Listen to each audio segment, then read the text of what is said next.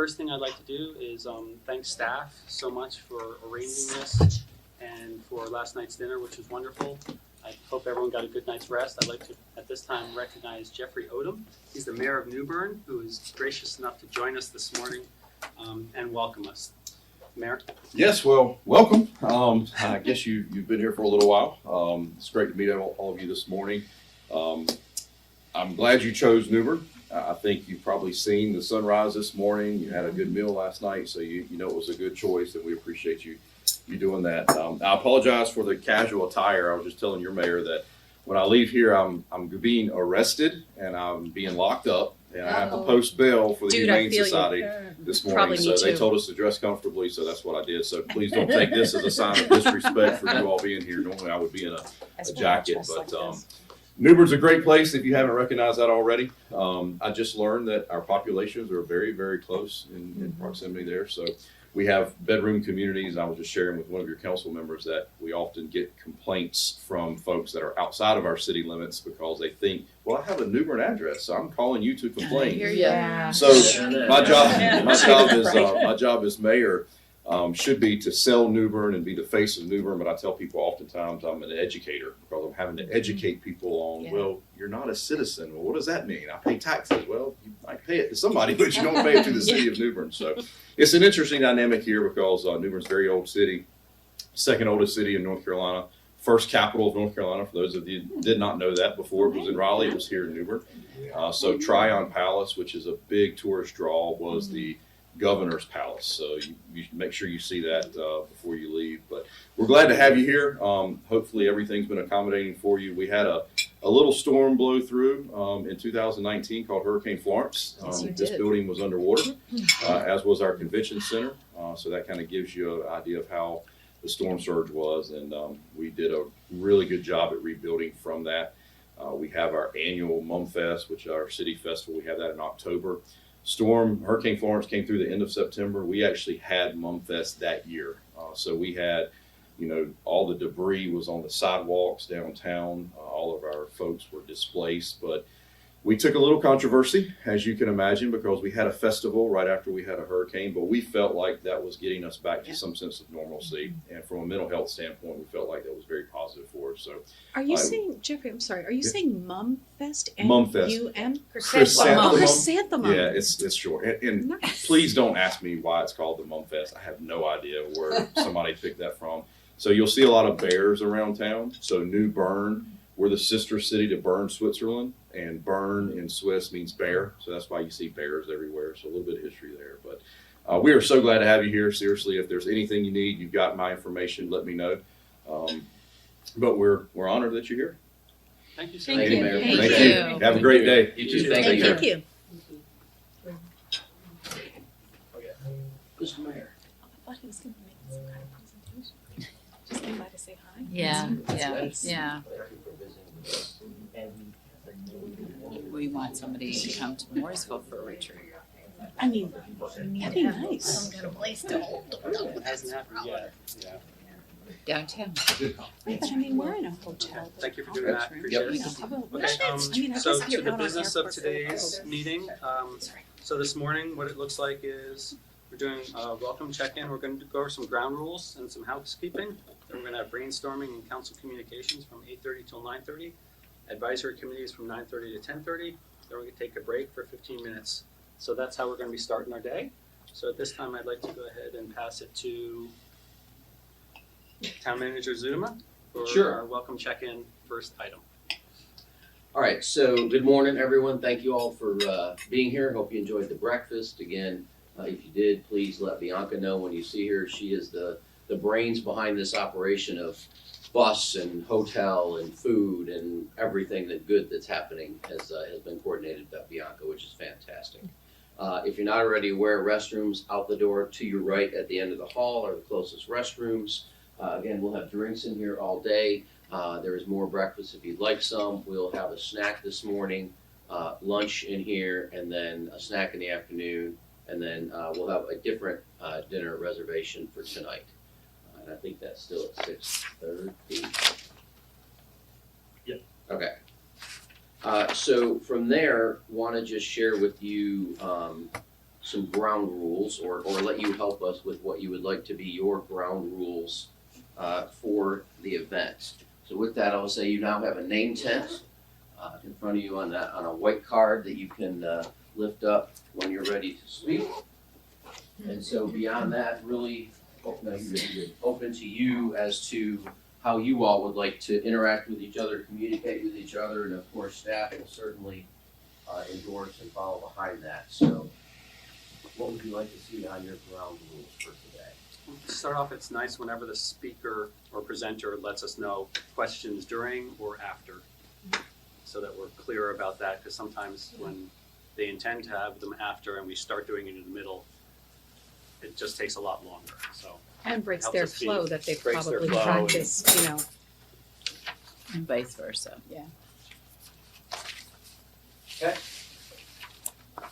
Just shout it out, what you guys feel is important for us. Let's use these. Okay, use the name tags. Yeah, I'd like to be, I second that. That's me, I totally jump on all the time.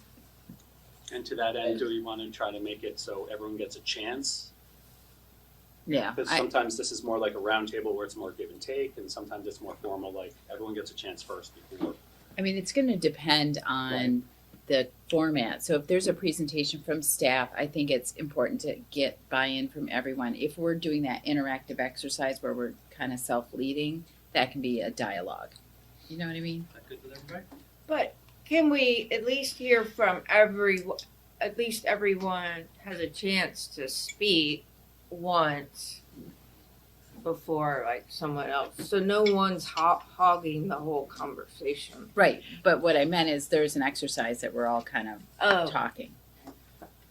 Even in the roundtables, though, I think that it's good that we get a little bit more relaxed about like asking a clarifying question in the middle, like can you give an example or something like that. I think that's Right. all fine, but making sure that everyone has gotten a chance to make their main point and say what they feel about the issue at hand before we, Dig I in. think that's important. Yeah. So with that, Mayor, do you want the presenter to handle that interaction with staff, or do you want to acknowledge staff? Or excuse me, council member, sorry. How does the council want that Presenter. to be handled? I think the presenter has a better view of everyone and when the card has gone up. That's fine with me, yep.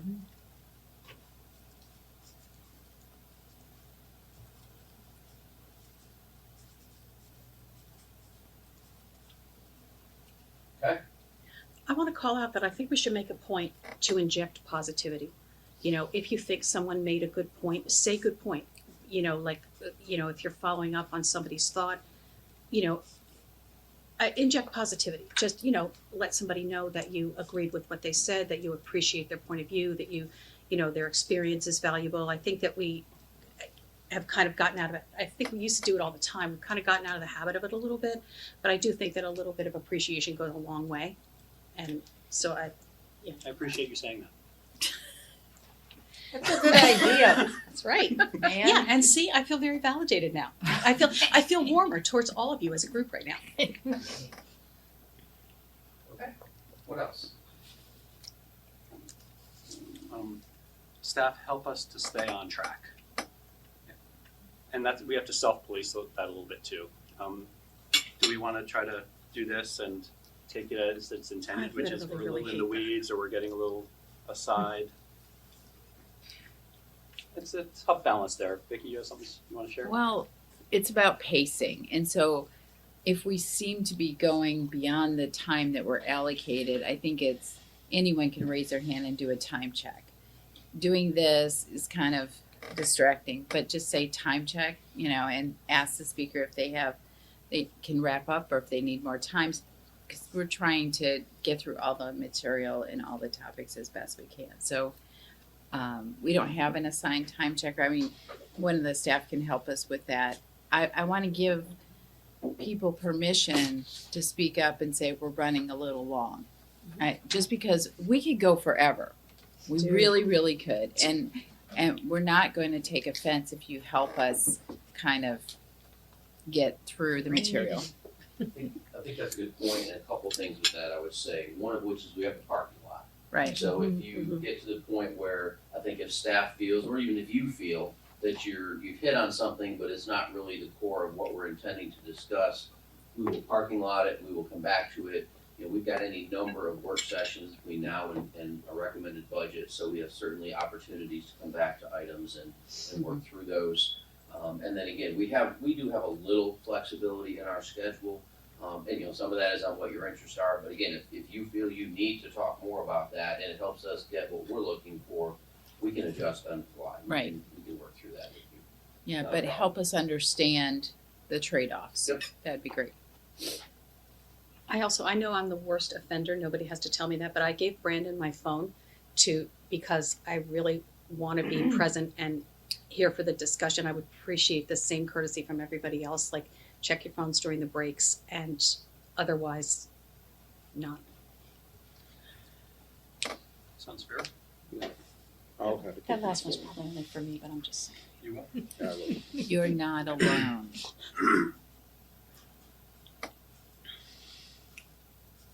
Does staff have any suggestions about how to keep this efficient and effective? So I would say, again, use of the name tag tense, the name tense, easy for me to say. I think it's important to be respectful of one another. I think, you know, particularly when we get into this sort of form, it is a little more relaxed, it is a little more loose. Everybody's got a lot to say. I think you all want to hear each other.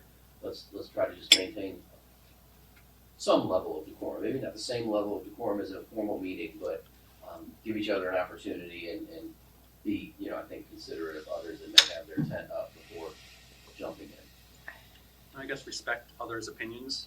We're not going to agree on certain things, and we come at it from different perspectives and different ideas, and just say, yep, okay, I understand that.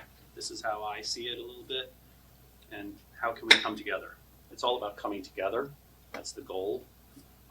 So I think one of the things we'll do is we're gonna start a second sheet that's gonna be a council follow-up. So we're gonna have a parking lot where we need to do things. I would also like to see us start a list of what we need the seven of you to have some conversation about outside of a meeting perhaps, help come to some consensus. And there are times when people help you do that, but honestly, sometimes that is best done amongst the seven of you to get yourselves to a consensus around some of these larger items that really could end up directing, you know, how we manage and develop a recommended budget. Okay. And I think late on Sunday, it'll be important for us to try to come together about what success looks like for this weekend, and did we meet it? And if not, what are the next steps? So that Can't we talk about that now since Yeah. we're doing ground I was rules? just gonna say Because that. it's like, Sure. I mean, I there's a appreciate you joke. chiming in. There is a joke that says, I have no expectations, and this week has exceeded that. So, but I think we could do better. I would like to have a basic understanding of the key issues for the town as we go into this budget cycle. A deep appreciation for those issues.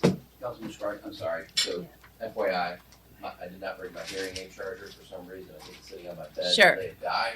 So bear with me if I don't hear you. I may need to ask you to repeat something. Yes, My it was bad. brilliant, by the way. Yeah, that was was really, brilliant. yeah, that's too I don't bad you think missed that it can be because duplicated. that was I got a plan, scintillating. right? I got a plan. Could you repeat what you said about what your goal is? I apologize. My expectation is to have a deeper understanding of the key issues that relate to the fiscal year 25 budget. Thank you. And on those issues, I would really like to understand where the points are, where there's disagreement that we need to follow up with each other and resolve. And so could capture that on that second sheet? Council follow-up? Well, I guess they Well, could. Yeah. But we don't know what those items Yeah, are. let's Right. be But precise. that's part of the goal to. Yeah. Oh, I thought To that be was that for place. staff, but okay. No, Well, the yeah, left we can for capture it over staff, there. the right for us. FYI, for presenters, I grabbed this on the way out the door yesterday at 5. Nice. Oh, very good. If that is helpful, let us know and we'll throw that up too. Is there a card when somebody on council's getting a little long in the, Yeah, I you was know, just is there gonna like say a we purple need- card? I do not have anything. That's what this I was. think we should We make need one a of. we need a gong sound.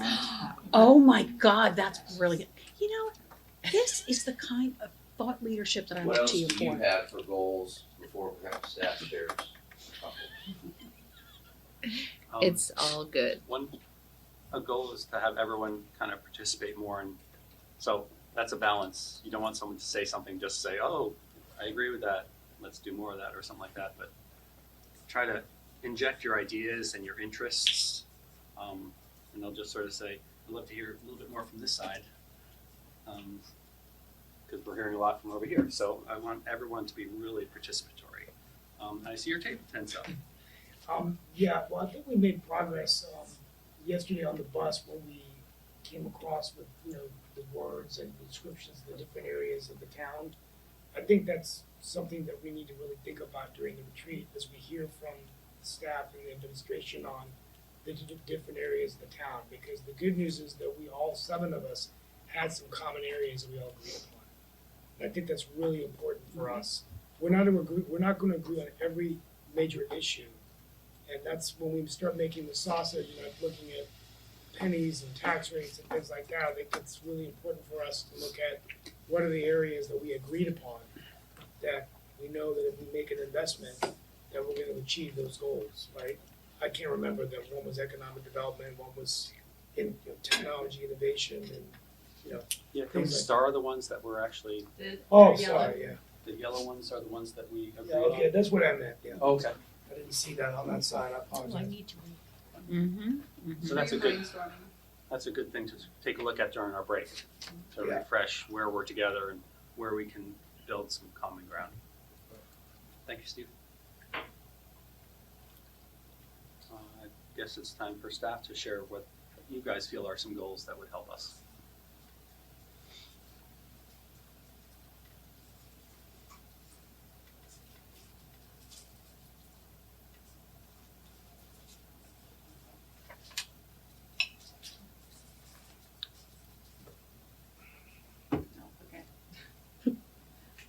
So I would say guidance on FY 25 through FY 27 guidance.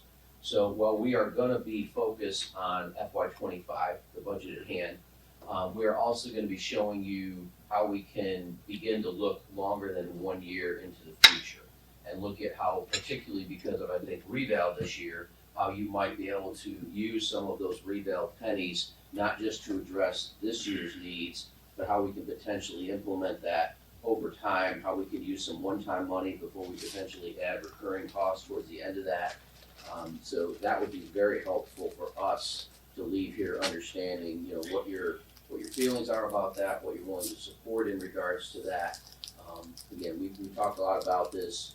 We recognize that, once you do reval money this year, that's gonna probably stop any other tax increases, perhaps, for a year or two after that.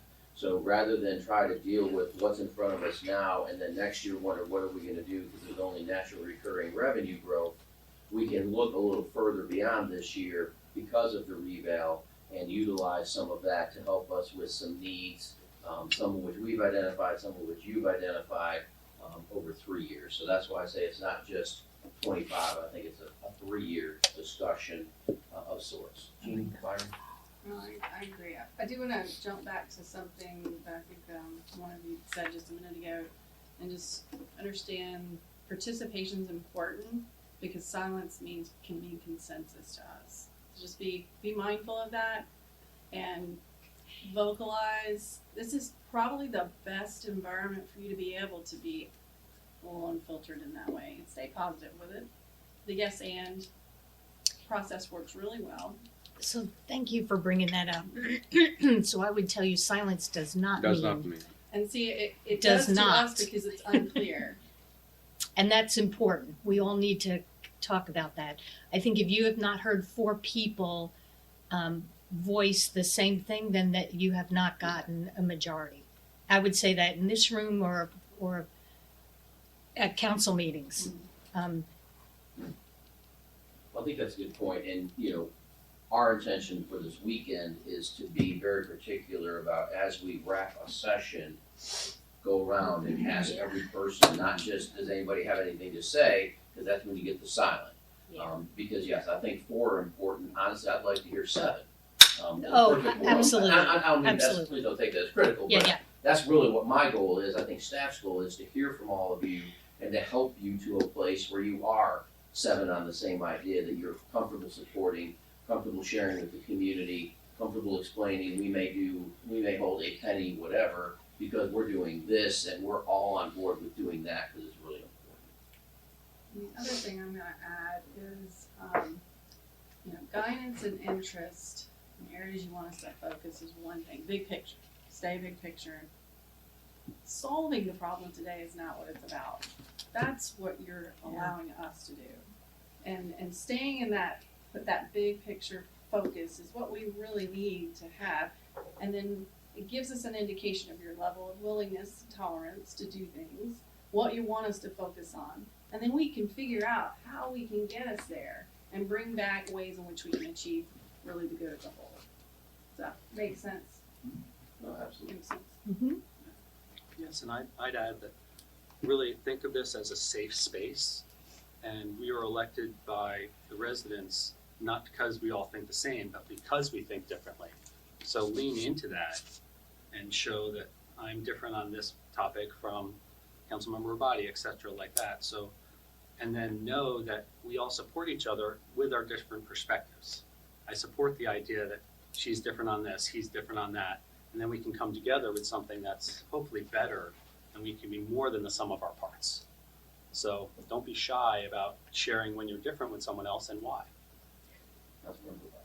Agree with the proviso that in a recorded meeting that can, to my mind, be accessed through a I forget, public records request and distorted for any reason. I have always thought of the retreat as a safe space, but frankly, I just want to make sure that we all remember that discussion from yesterday, because I think we've all been on the receiving end of that type of manipulation. And so, yes, safe space in which we carefully choose our words and make ourselves super clear. Fair enough. It's a balance. I mean, I'm saying, but Staff, any other suggestions for goals of the retreat? And I don't want to oversimplify it, it's a pretty broad category, but I think ultimately that's really what we're hoping to come out of here with. I will say the other one that's a little different from that is committees. Mm. Mm. Thank you for the collective.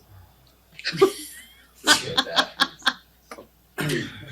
One more thing. We're I think aligned. What does that say? I need more coffee. Okay, good one. It's hard to write that.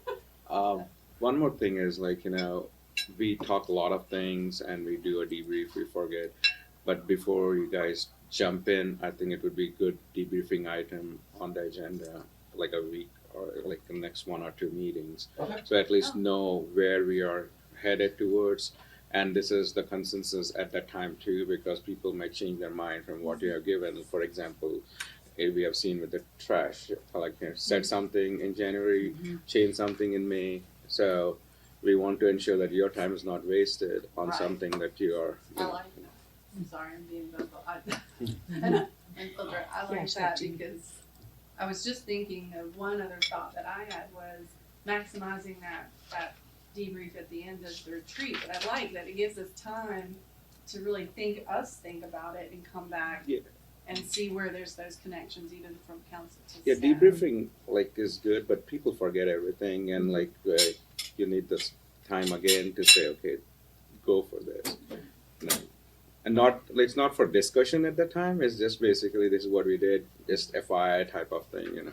I think that's a really good idea. It's a really good, let you think about it, let us think about it. And then sort of it's a check-in to verify, this is what we heard. Mhm. Is everybody still there as we start digging into, what are some of the topics that get additional discussion? How do we start framing a recommended budget, a budget message for the community? I think that's a good point. I would add, if I may, Brandon, there's gonna be a handful of presentations that you're gonna hear where staff is gonna ask you for direct feedback or a decision. I would offer, don't ask for more time. If staff has put that together and said, this is what we need, it's because that's where it's gotten to.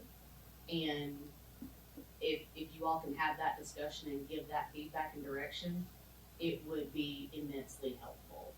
If you need more information, certainly understandable, but if you can give that direction during that discussion or, you know, today, tomorrow, whenever, it would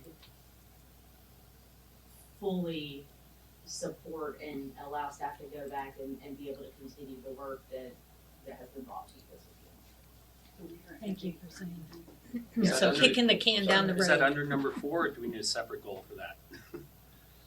I think that's under number 4. Okay. And again, I think it also, it particularly relates to committees. I mean, I think we have a really good presentation and some information for you to hear, to make a decision at least about 2 committees while we're here. That's gonna be relatively important. Again, giving us guidance on economic development is gonna be important. We have some information, not a ton of new information, but we've done a little more work on that. I think that's gonna be important. You'll hear again about affordable housing. Would be really good to get some guidance. Now, again, we have some of that picture, we don't have that whole picture because of habitat, but additional information in terms of, you know, really need to know if you're gonna fund that or if you intend to fund that in 25, because that's a chunk of change that comes out of there, things like that. So I would give you permission to remind us of that. Thank you for bringing that up, Aaron. I would give you permission Thank to you. remind us of that, that this is one you should not kick down the road. Yep. And force us to remember Happy. that. I think most of the presentations, we gave you prompt questions that were pretty intentional to try to get that Mhm. kind of information, a collective, and building consensus. That doesn't mean we wouldn't try to kick it I down the know. road anyhow. Rein in that impulse. Any other questions or thoughts about ground rules or about goals? Because I think we're probably It's a good Right on start. time. a little over. Yep. Sorry. A minute, 2 minutes? Okay, if not, we will move into the brainstorming. Now, again, this is really your session. So you can direct and guide this any way you want to. I would note that Jeannie was up very early and has done a really nice job of putting together your thoughts from the bus yesterday. So that is on the board.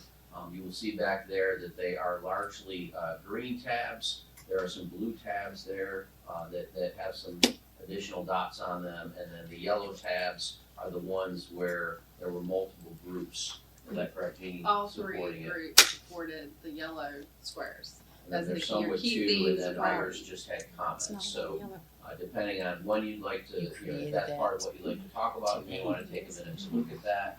But again, this is your session, we're here to support you in however you would like to brainstorm.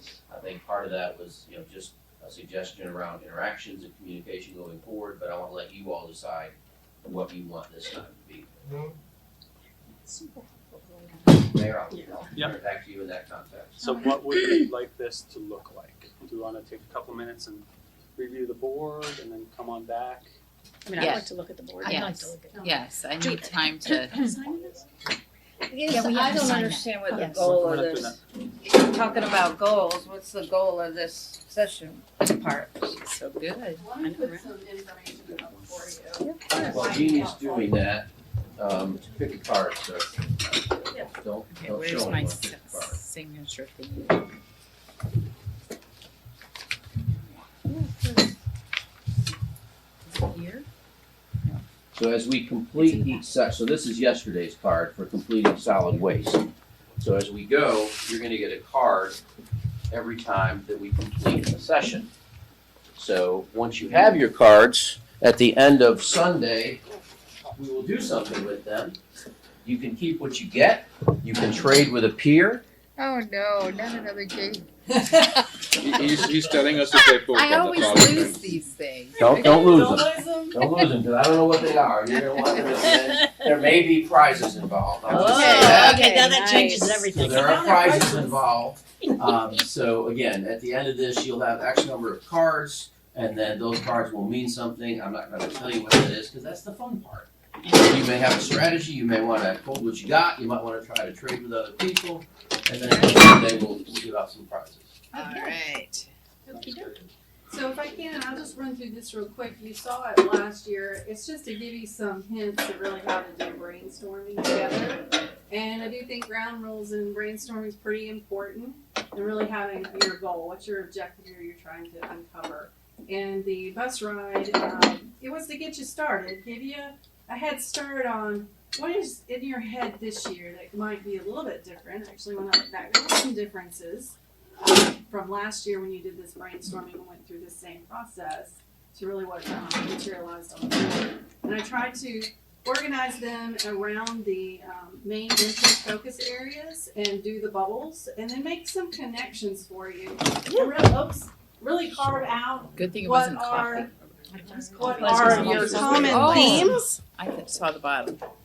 We don't miss a beat here, so there you go. I didn't know Um, this Here. thing was a. So really carve out your key themes.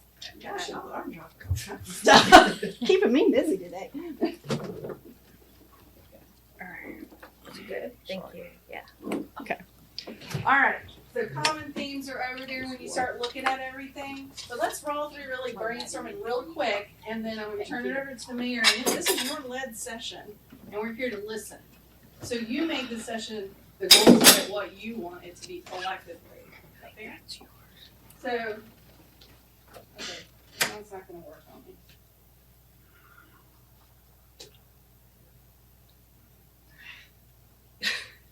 It was a I'm gonna clapper. advance it from here. Is it a If clapper? you pointed up the projectors, does that make any difference? You can use the enter. So there was battery issues yesterday too, I think. Do you want to give it to me, Jeannie? I'll advance slides for you if you want. It's okay. I can sit here because I'm not gonna be here very long, hopefully. All right. Oh, yes. That's a to-do. Something's happening. Heading in the right direction. Okay. So just remember brainstorming. It's big, it's not small. Stay out of the weeds. Keep it high up. Just gonna go through some concepts here. Identify strategy, agree on the ground rules, and focus on topics that you wanna talk about. So these are things you can see in your slides. I'm not gonna read them to you, but things to think about. Process is always important as a place to start. What do you wanna do? What do you wanna do with that? What's the time again? 1 hour. 1 hour. Simple tips, being open. We talked about that. Those are on your goals. Listening. Again, I'm hearing some of that for your goals as well. Variety and just creative license. Give each other that ability to do the yes and, share different thoughts and talk through what it means to you versus what it means to you and find some common ground. Keep it simple. Discuss those ideas, build consensus, and prioritize. Prioritization is important to us because limited resources and to us solving that problem, creating solutions for you, priorities are important because you're going to have a lot of things you want to do and might not be able to hit them all, but we can hit the ones that matter most. Pitfalls, don't be disparaging. You talked about that in your goals. Be positive. Make sure everybody's got a place at the table. If someone's being quiet, how can we draw their thoughts and ideas out so we can hear from all? And we talked about what silence means, sound of crickets. Don't let that happen. When that stalls, somebody restart it. Hey, what did you think? What do you think about that idea? What does it mean to you? Somebody get the engine going again in the conversation. And then I just gave you we did the brain cloud last time, the mind mapping of what you said. And I just thought I'd give that to you as well so you can see where you've come from in a year to where you are back there. All right. The key themes that I heard through your voices? I like this. If you could leave this up while we're doing I will. some exercises, I certainly think will. that would help me. And I'm hoping, honestly, I love doing this stuff. I'm hoping at the end of your brainstormings collectively, I can go back with staff. We can align really staff thoughts and ideas to really what your thoughts and ideas are at a high level and really come back with this again. Thank you, Jeannie. Mhm. To get back to Donna's point, Mm-hmm. what output do you want from this hour? It's kind of what do we want out of this hour? Well, she needs to take it back, so we can put it into whatever format we want, but I just need to know what Or she you're needs. asking me. Yes. Is it to synthesize this, I think this data? Is it a list of priorities? I don't know. I'm not sure what I'm driving We're towards. supposed to brainstorm, but what are we supposed to brainstorm? I would say everyone put whatever they feel like in a paper, like items they want to discuss, and then we can rank them to talk each one to how each one feels about it, and then move on. Or that will mostly synthesize with many of these things too. Otherwise, if we don't have a list of what you're going, it will be all random. Like I'll talk about land acquisition, someone will talk about something else. So we'll be going back and forth on areas. So unless we have a structure, put all your ideas that you want to talk about and then streamline it. So giving you a little bit of a jump start there, and the key themes here is just me synthesizing your voice and what I heard. And that is potentially a place that you can start. What does this connectivity mean to you? Because actually through your words, connectivity means a number of different things. It's about bringing people together. It's about technology and how you create accessibility. Investing actually means a couple of different things to you. It's not about just what you want to invest in, but who you want to invest in. When you guys put this brainstorming on the agenda, what was your intent? So that was in part something we were asked to include, was to give you time to talk first each morning. So again, that partly is for if you feel that you have something as 7 that you want to discuss about, how the council's working, functioning, you can certainly do that. I think you can also, this is a good opportunity to go back and look at some of the ideas that are up there. I think as Jeannie has alluded to, which is to say, okay, here's in these buckets, but there's some really different concepts, for example, in sustainability or in some of the others as Jeannie shared. It may be a time to look at those and say, hey, I think I need to ask, why is such and such in sustainability? Or why is this listed in economic development? Or maybe you start looking at the ones that also you didn't all support, because there's some that received 2 dots. There's some that didn't receive any dots out of the 8 that were placed by you. So I think that's also an opportunity, because again, this is sort of the basis of how we're going to work towards that budget, that recommended budget, outside of base budget, but in terms of what are focus areas, what are priorities. So I think that's an opportunity for you to, when we're not on a specific topic, to speak more globally around, oh, I see this, I have a question about this, who put, and you can see who put what comment. The team initials are up there, the first name of everybody to look at. Mayor Pro Tem? Jeannie, remember yesterday you said who were got the maximum number of there's this commonality. Yellow. Where is that? Yellow. That's what So those are your yellows. Those are the 4 yellows out of the 12. Oh, that's a good start. So the interest here is to make sure, is this what you think as a group? Is to get you to the consensus building together of these individual or small team themes, and how I've perceived them from your voice, where your common interests are, kind of force you to prioritize.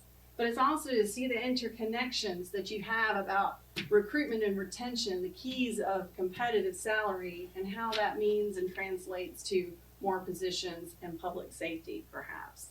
So talking through, is that what you mean? Is that your collective voice? It's getting to consensus so we can know where you're at, and that there's not 5 or 7 different thoughts still, because that's not giving us clear guidance. It's trying to get to clarity for us so we can take away what those core common values and interests are, and really align resources and themes to get them done. And what do Bring them to the fruition. arrows mean?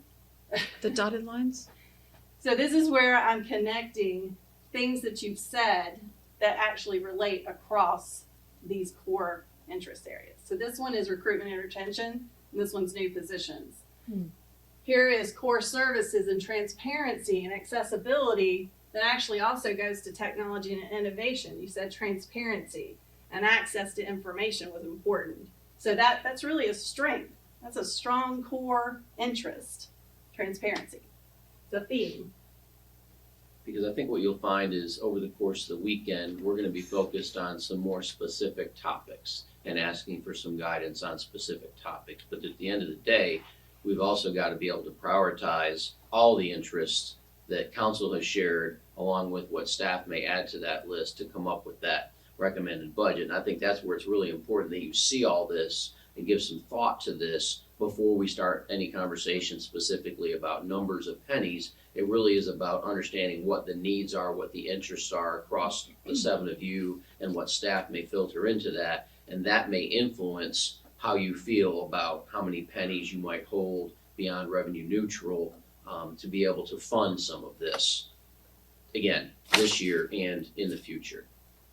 Councilmember Bender. So can I, sorry, Liz. Liz was first. I'm sorry. Sorry. You're doing exactly what we're talking about. I'm absolutely not watching.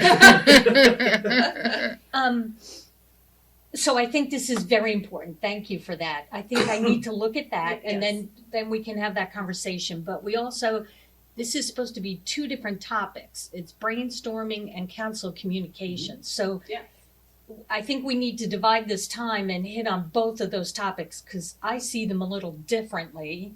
Sure. And the council communications, I think, is important that the 7 of us talk about how we're communicating, but clearly we need to have a conversation with staff about how we're communicating to you to make sure, because you just said it before, silence means consensus, and that is not how I view it. So I think we need to really, communication is the key to everything. And if we're miscommunicating and we're all not on the same page, I think that's important to have that conversation here now. I think that's an important point, and so we have one of these again tomorrow. Yes. That have yes. similar, no particularly different designated topics. So if you want to jump into communication first this morning, we could certainly do that. Then you could be looking at this over Yes, breaks and over yes, time, I and like then that. we I could do like spend that. some time talking about it To tomorrow morning. digest it. And that goes back to what your question was, Yeah. Councilmember Fennell, but what's the purpose? Is that was asked for communication, but you also have your tab up, ma'am. Well, now, I was gonna suggest we just talk about this so we can keep moving, but now that Liz has spoken, let's just talk about her topic so we can. Yeah, I don't care whether we do which today or And we tomorrow. can look at but this at lunch. Yeah, or- let's Yeah. talk Okay, let's do about that. That's a great idea. communication and go. Any other Let's questions do on this. this? And I'll go sit down. You good? It's great. All right. Thank you so much, Jeannie. So for communication, I think Brandon alluded to, it's important for the council to communicate with each other outside of meetings and stuff too. So that's something I'd like to lean into a little bit more and try to have us do that more. I know some of us are already doing that. What do you think there's value in more of us doing that more broadly, and how can we do that? Or what other topics would you like to discuss? Where's my thing? So I agree we need to have more chatter, but we have to be very careful about how we engage each other outside of a public meeting because we do not want to have the confusion that we're holding what should be public meetings outside of public meetings. So it's a careful balance. I think talking in no more than 3s on certain topics at any one time, maybe we go for coffee, maybe we go for a walk on one of our beautiful greenways. But I agree we need to strengthen our awareness of each other's positions and issues and share insights. But we need to be careful. So Since we don't have staff presenting, I'll try to facilitate. Councilmember, can we go by first names today? Is that respectful enough to everybody? Just making sure. I would prefer that. Okay, Anne, go ahead. I would always prefer that for what it's worth. I think that's a really good point that Vicky just made, and I also think that it's really easy to get in a habit of communicating outside of council meetings along comfort zone. So like Donna and I are good friends. It's easier for me to pick up the phone and call Donna than it is to pick up the phone and call Steve, for example. But I think that it's important to break out of that. And if you're just looking to like get your thoughts out, or I think it's think about picking up the phone and calling somebody that you wouldn't ordinarily talk to or you wouldn't ordinarily agree with, and that can be, in my opinion, a more fruitful and productive conversation, just because you get more insight that way. You're not in an echo chamber, and so that's something I have that on my list of things that I'm going to be intentional about this year anyway. So all of you that don't hear from me all the time, expect to start hearing from me. But but I just think that's important. And I think that the more that we collaborate outside the meetings, the easier that it is. The more you build up trust and friendship and camaraderie, the easier it is to go into a meeting and have tough conversations. Thank you. Liz? So I thank you for saying that, Ann. I try to be really respectful because I know some people work full time, and so I try not to call people during the day, and I think about that. And I appreciate that. So I guess where I'm heading is maybe we each talk about when is the best time to reach me and when is the best time to contact me. Should I text you? Should I call you? I also think about that. Instead of just picking up the phone and calling somebody, sometimes I'll text and say, you have some time to chat, or or is email better? I don't know. So maybe that would be helpful if we all kind of shared what is a good way to contact me and when. Could we do like a round of that? That would actually be really helpful for me too. And That would honestly, be very helpful for if me. staff could capture that and distribute it, that would be super helpful. Like, don't call me on Mondays because that's the worst day of my life, and and I'm making that up. I know you are not. Yeah. Okay, great idea. Why don't you start? So my team is in California. Mornings are really good for me to communicate. So I can give you an hour at 7 or 8 a.m. and you will not get an hour any other time of the week. So mornings, very good for me. And don't email me. Just don't do it. Honestly, just text me. It's so much better. And if I hit the decline, I'm going to call you back. So, if I can't talk right then, if I have a missed call from you, I'm going to call you back. So mornings generally, if you need to reach me in the afternoon, if you text me. And I don't mind talking in the evenings. I know some people do like to have their evenings free. I respect that. I don't mind talking in the evening if I'm free. And Tuesday nights are bad for me because I either have council or trivia. So I'm not going to talk to you on Tuesday. I want trivia. Yeah, trivia's fun. So I work full time, so it's kind of a juggle. If you text me, that's very helpful because I don't check the town email more than or one time every 1 to 2 days, depending on if I'm triggered to go check it, I will go check it. So texting is great. Tuesday through Thursday are really bad days. Those are my active working sessions. I facilitate meetings. I'm actively managing things. So Monday and Fridays are probably the best. And evenings are available on Tuesday through Thursdays, except for game night or any of the off Tuesdays when I have council obligations and such. Liz? So it's funny, Ann, you said, I will always call you back if I have a missed call.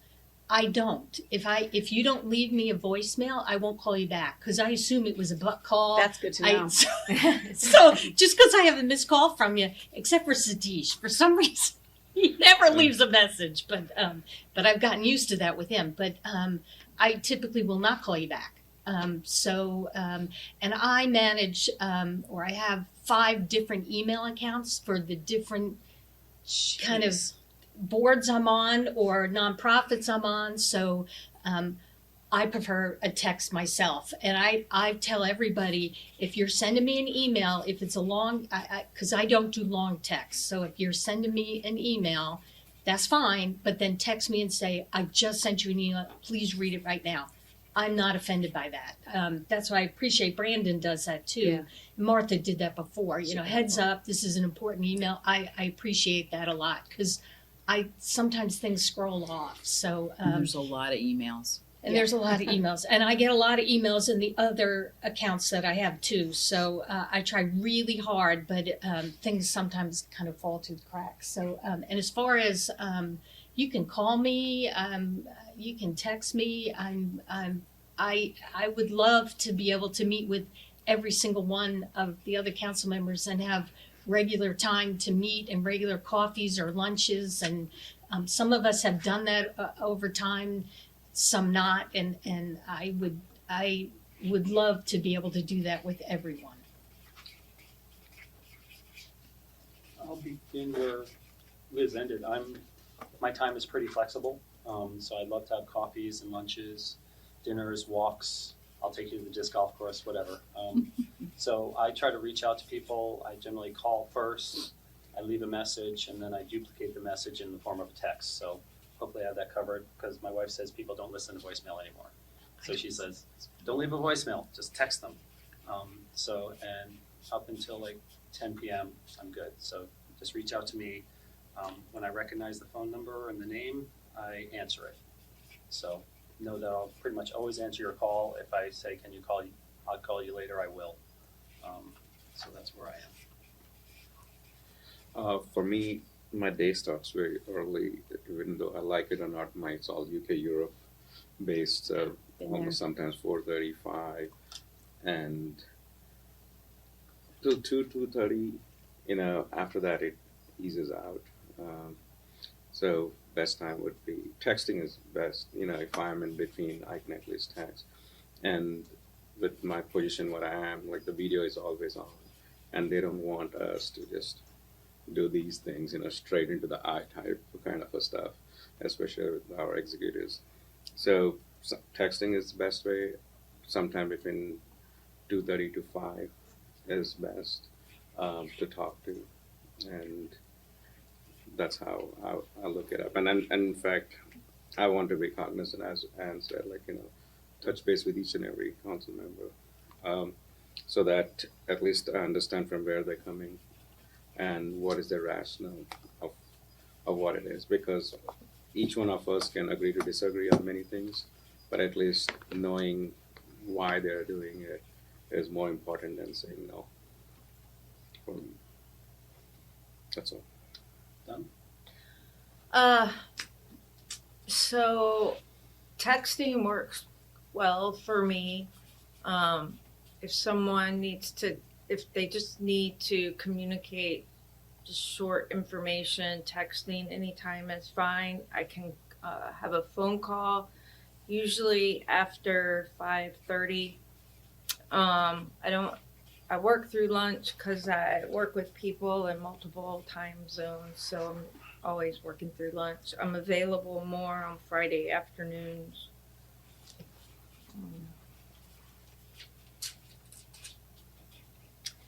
I will say though, my phone, I have it so that it goes on do not disturb, I think at 9.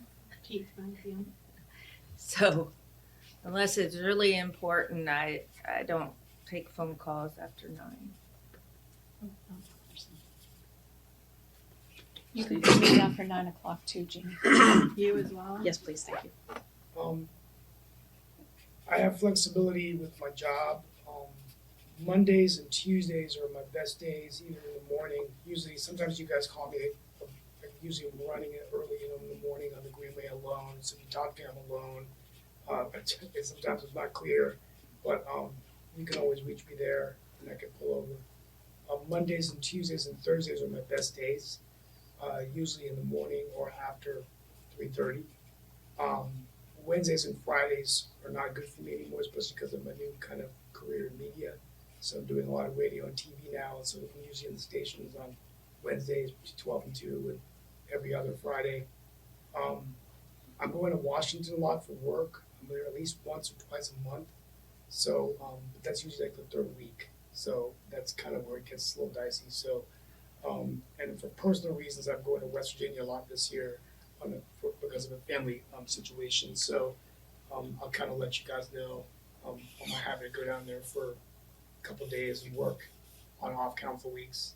So, but I would just say Monday, Tuesdays, and Thursday is my best day, morning or after 3:30, and text is good.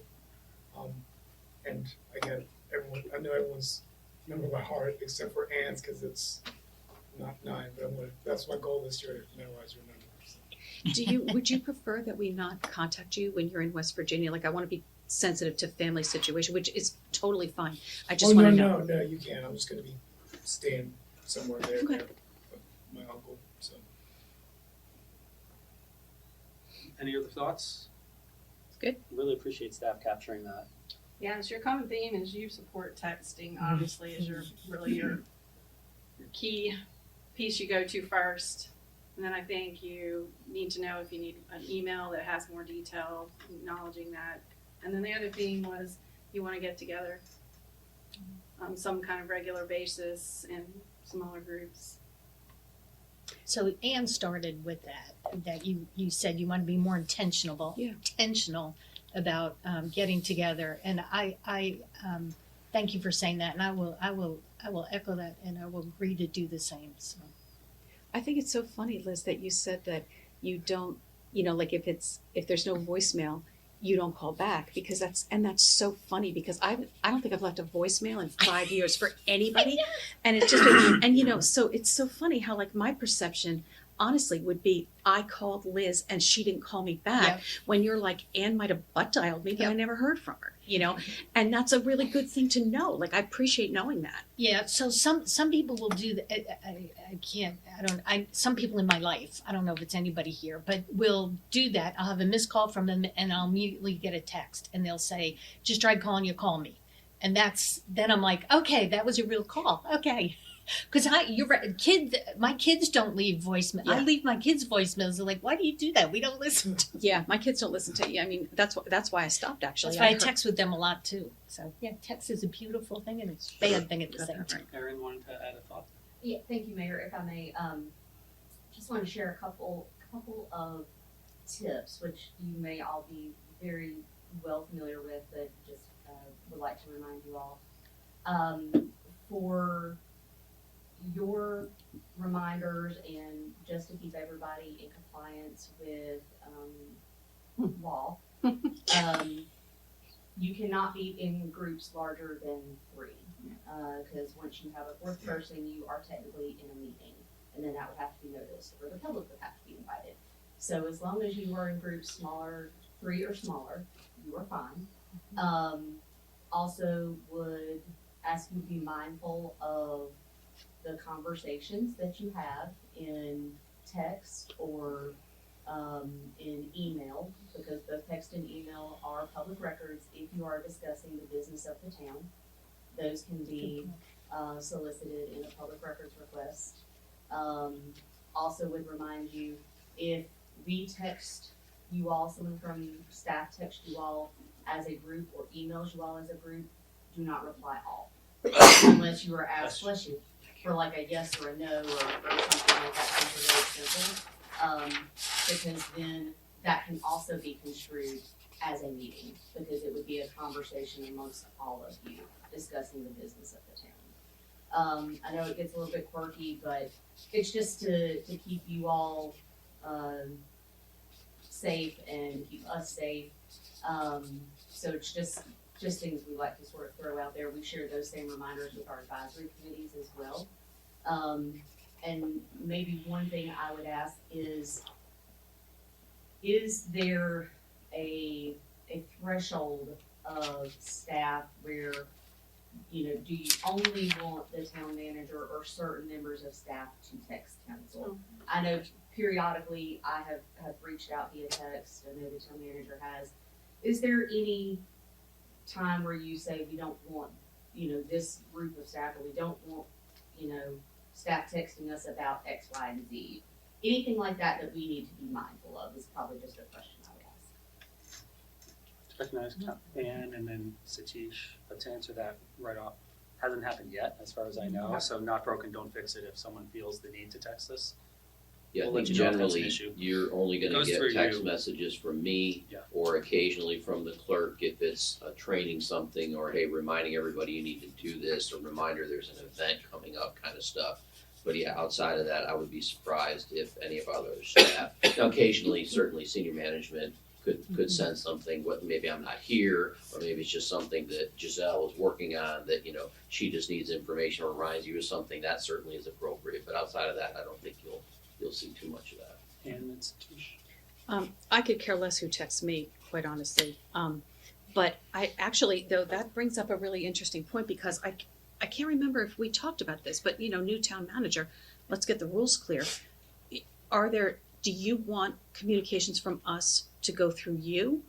Or because like if I want to know something from, for example, Michelle, I personally have never felt comfortable. I know some council members do, which is fine. I've never felt comfortable like picking up the phone and calling Michelle or texting Michelle because I've never known if that was appropriate. So I would be really interested in your thoughts on that. Yes, I prefer that your communication go through me for several reasons, not because I want to, you know, hold on tight, but several reasons. I think the first reason is that communications from council, regardless of how you may attempt to innocently frame it, can be perceived as direction to staff. And respectfully, it may be perfectly legitimate, but it may not, depending on what we're working on. So I think it's important that that direction clearly comes from senior management and not from council. I think the second thing is you may think that the person you're reaching out to is the appropriate person, but it might not be. Because, you know, we have a lot of cross-pollination of projects and other things where that might not be the right person. And then it may be also a situation where the person you're reaching out to doesn't have all the context.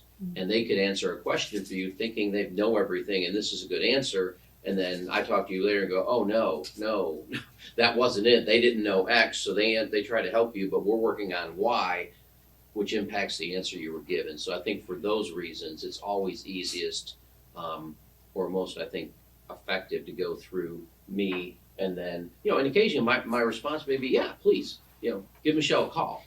But sometimes it might not be. Does that help? Yeah, thanks. Satish?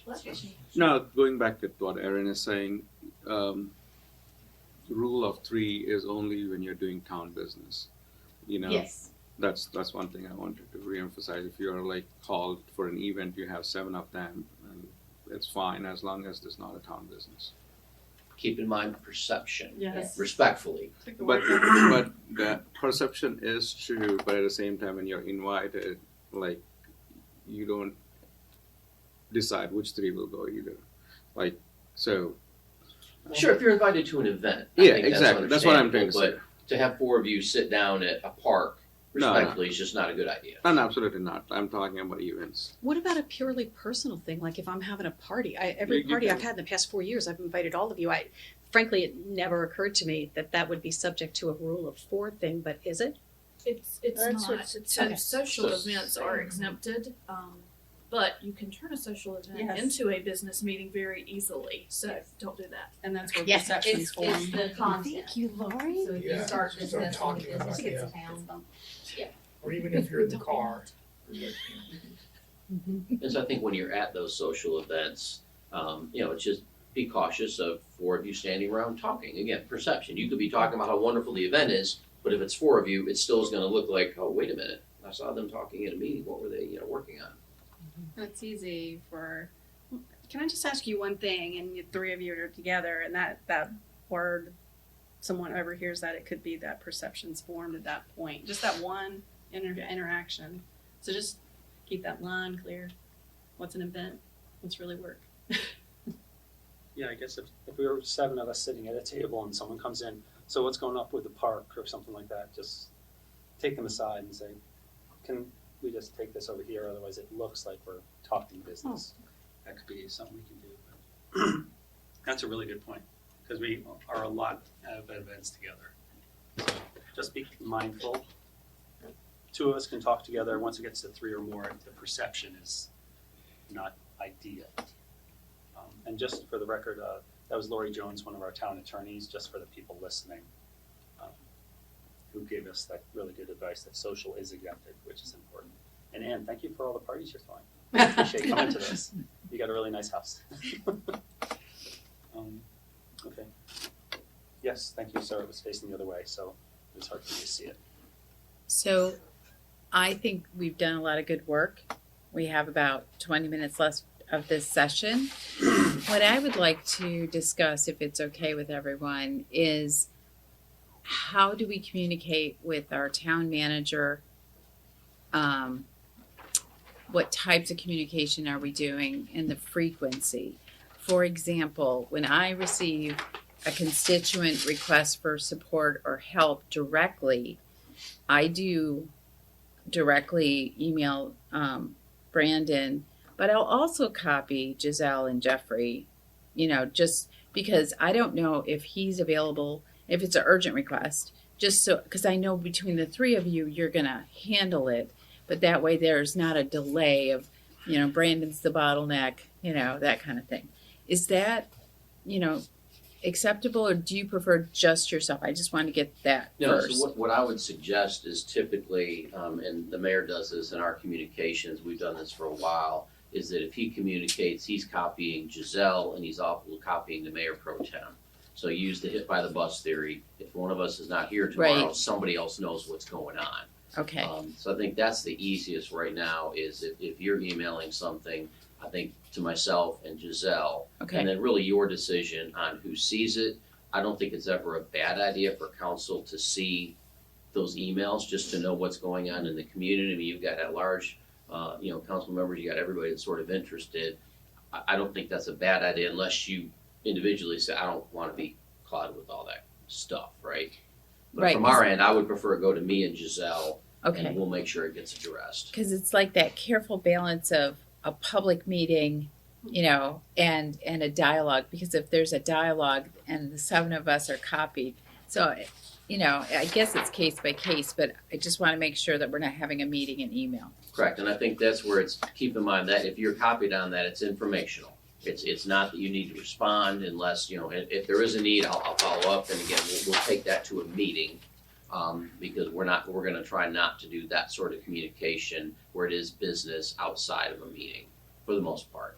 So I think if you choose to copy others, just recognize it's FYI. You may wanna put that, that, hey, sending this to the manager, but FYI for council. That's your, I think, preference of how you'd like to do that, but. Right. Also, if there's just general things like that need to be done, like I walk the Greenway behind the Walmart and Georgina's every week, and sometimes I notice that there is damage due to storms or whatever. Should I be emailing you that I see that there's a trail railing that's off? It's an example. Or should I submit that through the ticket system on the town website? It's like we're eyes and ears, and we're hyper aware Sure, of course. what's going on. That's a good question. That is a good question. So the report of concern, which is now repaired, if you tried to use that the last week, we had a little challenge there. And had to dig deep into stuff that I don't begin to understand, but it was broke and now it's fixed. So I think if it is something that is just as simple and straightforward as Public Works would just need to go fix that, I think that's appropriate. When we start talking more about suggestions or, hey, you might want to think about this, or hey, I saw that and it might look better a different way, send that to me. Okay. Because if it's not perfectly clear for the staff who receive it that it's just a repair to be made or a correction to be made, I don't want them having to try to evaluate and filter through that. So yes, if it's a clear, this stop sign is down, Mm-hmm. you can send that to report of concern, and that will immediately trigger staff to go out. If it's, hey, I was looking at that bridge, I was wondering when we repair, or when do we paint that again, or Yeah. when does something happen, I think that's best going to me, and I can, educate you about that. Or tell you, that's a good idea, you're gonna need to talk about it, because it might be a budget request, or it might be a maintenance issue. That's what I don't want that. Because again, when you do a report of concern, it goes to a dedicated staff member, depending on which categories you elect.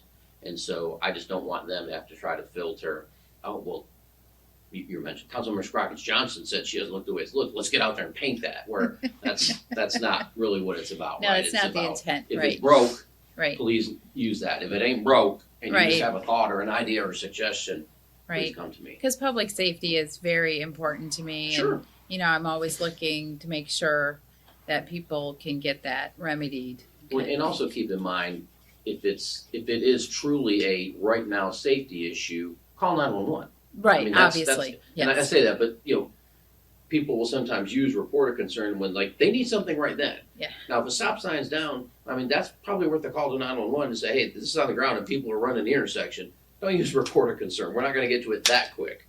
But if it's, hey, there's a street sign down that looks like it needs repair, that's something we'd have to address. If it's, hey, I don't think the post doesn't look right, or I prefer we do a different kind of post or something like that, that's a contact me and we can sort through that. That's great. Is that helpful? It is helpful because it establishes boundaries and guidelines. So that's very helpful. Thank you.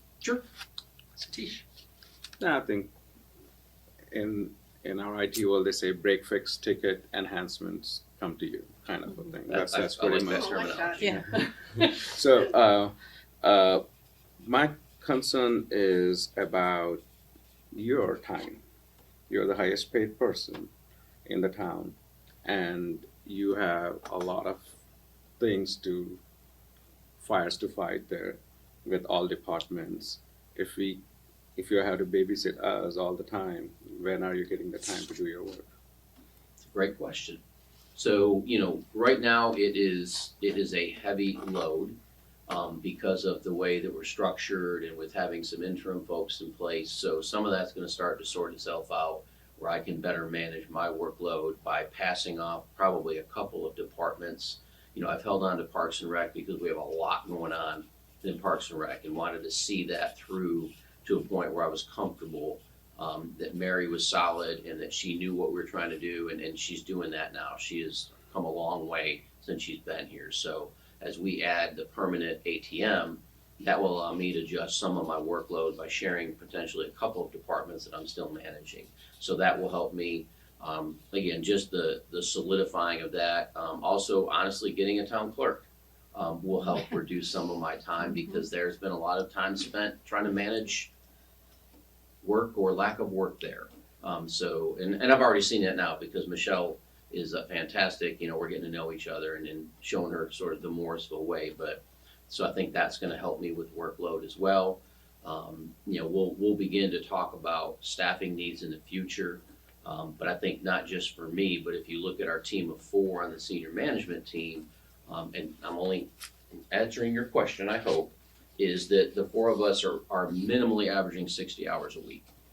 So that adds up, if I'm halfway good at math, at 240 hours. So theoretically, that's 6 positions if you wanted to look at it. Now, I'm not saying we need 6 positions, but I'm saying you will see a request to add some support to that team. Because what ends up happening is, particularly for the 3, for Jeannie, for Jeffrey in the role he's in, for Giselle, is they have a job to do that takes up their time. But then we have projects that need to get added on to that. We have things like an advisory committee investigation come up. Well, that takes time. Somebody's got to do that. We have, we're starting to talk about different things that Jeannie's getting involved with. Giselle's managing the Language Access Collaborative that you're going to see a presentation on. All those things have work. And so we just end up, and that begins to take focus away from other things. Now, that's what we're here for. Don't get me wrong. And I get it. And part of a key part of my role that I need to be able to make more time for is working with you and helping you with questions like that and managing some of that perhaps more efficiently than has been done. But yes, I think that there is a way, and again, I think we're going to come back and we are going to talk to you about roundtable as well on the 27th of February. And I think that's another opportunity to talk about and understand the value and benefit of that versus the workload that potentially comes with some of those suggestions, how some of those suggestions potentially impact budget, and are we discussing that at the right time? So we're working through that. I think that, I hope you don't feel that you're not getting the support that you need from me. And I am working proactively to better manage my time by offloading some of the responsibilities I have. No, like when I asked the question, in no way was to say that you're not responding to us. Okay, that's not the question. The question is more about, do you want to take all these things, like, even the suggestions, why can't we have one of the assistant town managers or someone else or the clerk to take those things, because I want you to focus more on the job, what we have. Then we don't want to say, oh, this project is taking forever. This is like delayed. This is something where you have a better handle to get things which are, have time bound. And if anything urgent, like I said, then I think let's have it in our focus of our council, stop fix tickets. If it is more urgent, yes, it needs to go there. It's suggestion. You don't need to get into all the suggestions, let it go to someone else so that at least once in a week you can look into it or not just bogged down with every day. Well, and I will say that, some of the suggestion emails that I get sit. They don't get an immediate response, depending on what's involved with those. Sometimes they're suggestions that have a clear connection to something, and all I'm doing is forwarding them. Hey, so-and-so, please take a look at this. It might be something your staff could be interested in. And then other times it just may have to sit for a while because it's not a priority, respectfully, versus the other work that's going on. I'm cautious. I'm sorry. No, just on that point, right? Like the reason you want us to email you instead of directly your staff is because they will be on guard and start working. So when you send that email to your staff, have a look at it, they'll take that as a priority. So I want to ensure, how is that taken? But they don't necessarily take it as priority. It depends on how I message it to them. So I don't just send an email. I'll send an email and say, hey, this might be of interest to you, or take a look at this when you get a chance. Or I might say, hey, I need information about this right now. I'm definitely managing that. And I think, the other reason I'm a little hesitant, I don't want to put even our senior management team in the position of having to have that direct interaction with any of you and need to say no, or we're not going to do that. I want to make sure that I'm involved in that conversation to share with you. If it is, I'm not going to do that. The why behind that's really important. And so I think that's important that we have those conversations versus you working through a deputy or an assistant manager or the director of management services. Because it sounds like it circles back to you anyway. They bring it to you and say, well, in some cases they do, or would. Yeah. But yeah, again, I think that it's also about, appreciating that when it's suggestions about, how to change things that are already in existence or suggestions about new programs, that's the kind of thing that probably belongs in a roundtable discussion or in a budget discussion. Because I get a little concerned that it could be perceived as trying to bypass sort of the process that might be out there to accomplish something new. And we just need to be careful about that and that'll go back to our discussion about roundtable, is just making sure that we're not trying to bypass existing processes to do things sort of out of cycle or mid-year, because that's not a smart way to work through our budget. So that brings to me a question, if it is amicable to everyone, if you have certain things that you really like, put it in some portal, hey, you came up with these suggestions, so at least everyone can see what suggestions they are. And then it's up to you which one you want to bring it. If we say 2 items to be brought in the round table, so you are most welcome to bring those. If I didn't have anything, I'll be more than happy to advocate for the other one to do it. But it would be good in the spectrum point of view, what all are put in there to say, oh yeah, I really like what Ann put, I like what Donna put. I think it's better than what I have. Then I'll step back on my priority on that, because emails fly all the time, but I think it's important to see a big picture of what is getting put in.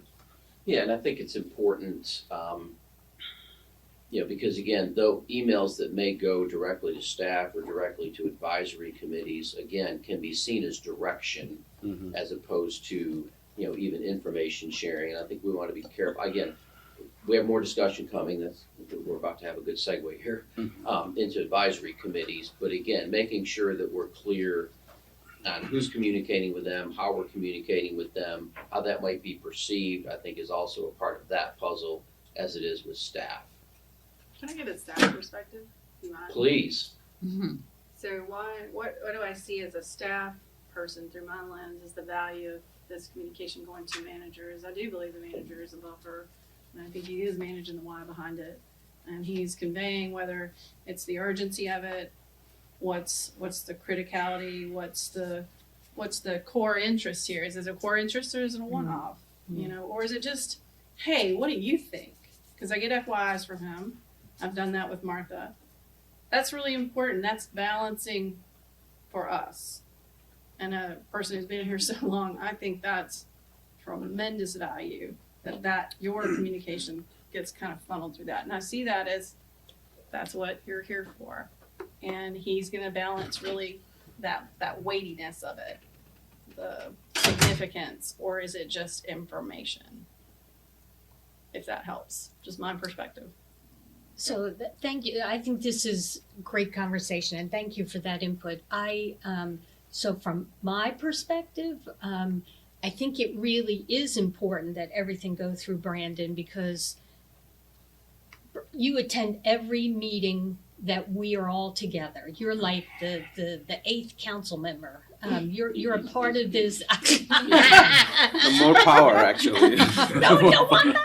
So no, but so, and you talk to each one of us in our meetings, and so you're the most in tune of anybody on staff, and then because of that, I'm relying on you to kind of manage all this and make sure that that I'm not influencing you to change your priority or do something out of sequence because it's important to me. I'm relying on you to say, you know what, Liz, that's not appropriate. Council is not going in that direction, or you need to go get buy-in from council. I am for me, and I'll just, hopefully we're all in agreement. I rely on you to do that because I think process is very important to me, and consensus and buy-in from a council is really important to me.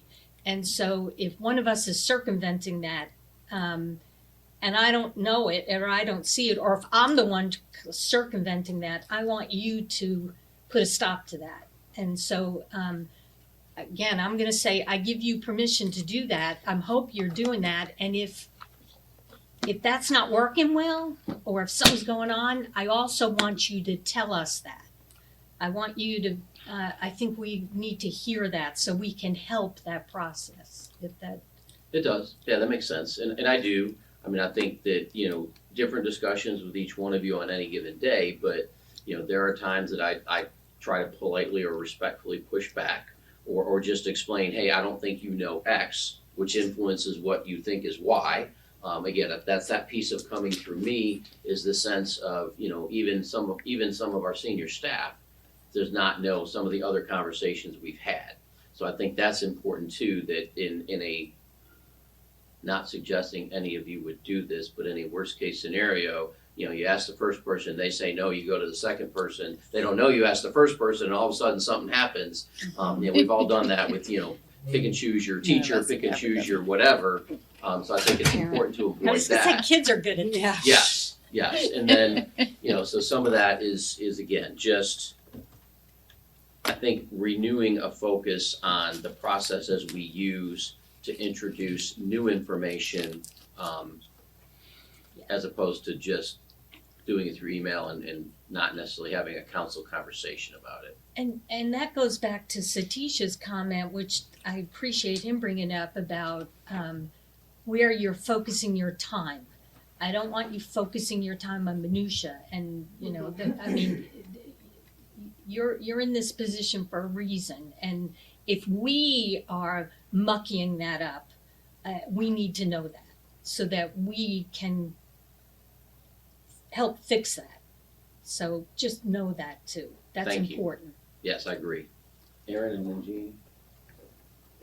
No, Erin Erin was just just saying. she was just doing the We're one. running out of thing. time. Okay, sorry. No, I'm You tell good. me I'm the just same thing. acknowledging, really you're checking out the collective significance is what I feel like he does. If you reach out to Rick Ralph and you ask him to do something or make a suggestion, Rick has a very planned out workload and he is getting things done as a result. But when that one outreach comes, it stops. And we have to start asking the question back to the manager. Okay, where are we at? Why is this important? What do we need to do? Is that a collective consensus? Because we function on the collective. We function through the direction of the manager, from council to manager. So just a couple of thoughts, and then So I think maybe the council follow-up might be, I like Satish's idea, maybe we'll talk about tomorrow morning about having like an idea board or something that's kind of like a free roundtable space for lots of great ideas. That might be something that's really good. I think I've tried to be more efficient with my communications to the management team, and Satish, she's seeing them by using that drop-down menu to schedule things. Like I have an idea at like 9 o'clock, or I get an email from somebody, and I want to make sure it gets forwarded, so I schedule it for like 9 a.m. the following business day. So I think that helps them a lot, because when they're on weekend, we want to respect their time and things like that. So that's been really helpful. One thing about report of concern, now it's able, on the phone at least, to be anonymous too. Because sometimes when we send things, I think the impression is that when council says it, it should get higher priority. But when any report of concern, I think we're just regular residents. So I usually use that as an anonymous. So I don't get follow-up on it, but I know that I've given the stop sign is down. Well, the keep right sign is down. The stop sign, it sounds like we should call 911. Correct. So I just want to share that, because that makes it easier for staff to just prioritize it as it should be, rather than meeting the needs of a council member. Jeffrey. Yes, sir. Thank you, Mr. Mayor. I just wanted to say, sometimes we get report concerns in that are not clear. Mhm. And if it's anonymous, we don't have any idea to get back to whoever that individual is to get clarification, because we don't know exactly what the intent was. Good point. So I think that just be careful if you send an anonymous one, just make sure it's clear and concise, that somebody can read that and understand exactly what needs to be done, because sometimes it's challenging for us to get that, and we're like, we don't, what's this mean? And we go look at it and we can't figure anything out, and it might be in a different location that they've given us, and so just be aware of that aspect of it. Great point. Ann. I just wanted to quickly say that I think that if staff is might be reluctant to email me back, if I'm giving them a suggestion or sending an email that's going to require work, I would rather that they send me back an email and say, and this really should go through Brandon, and not take any action on that, not copy you, just go through Brandon. And I think that's really a training issue where they might be reluctant to do that, but it's better for everybody if we streamline this and make it really, really clear that that's a thing they can do. So that's just an idea that I don't know how everybody else feels about getting that email back from a staff member, but I think, I think that it's kind of a two-way. I think that training or that permission might also help. It could. I think you're gonna have staff that are just gonna be reluctant to do that because of the position you hold. And I think that's, again, I also wanna make sure that I'm aware of what those requests are that are going to staff, because again, there are cases where there are emails sent that could clearly be perceived as, well, we should do this, or you should change this, or you should do something outside of what we normally do. And that's where I need you all to, respectfully be careful, because you're not a resident. I mean, that's just not how you're gonna be perceived. It's gonna be perceived differently. And that's where, my responsibility is to work with you and to say, that's not how that's supposed to work. You need to go through, your peers, particularly when it's for new and different. The report of concern, even emails, is not respectfully the way to do that. It should go through your peers. We can talk, I think, about that more with roundtable, but it also, some of that becomes a budget request. And no, I'm not talking they're all, hundreds of thousands of dollars, but there are things that get suggested that could be thousands of dollars, and we need to be very careful about the lean budget that we already have. And more, I think, equally importantly, is just being respectful of the process and of your peers.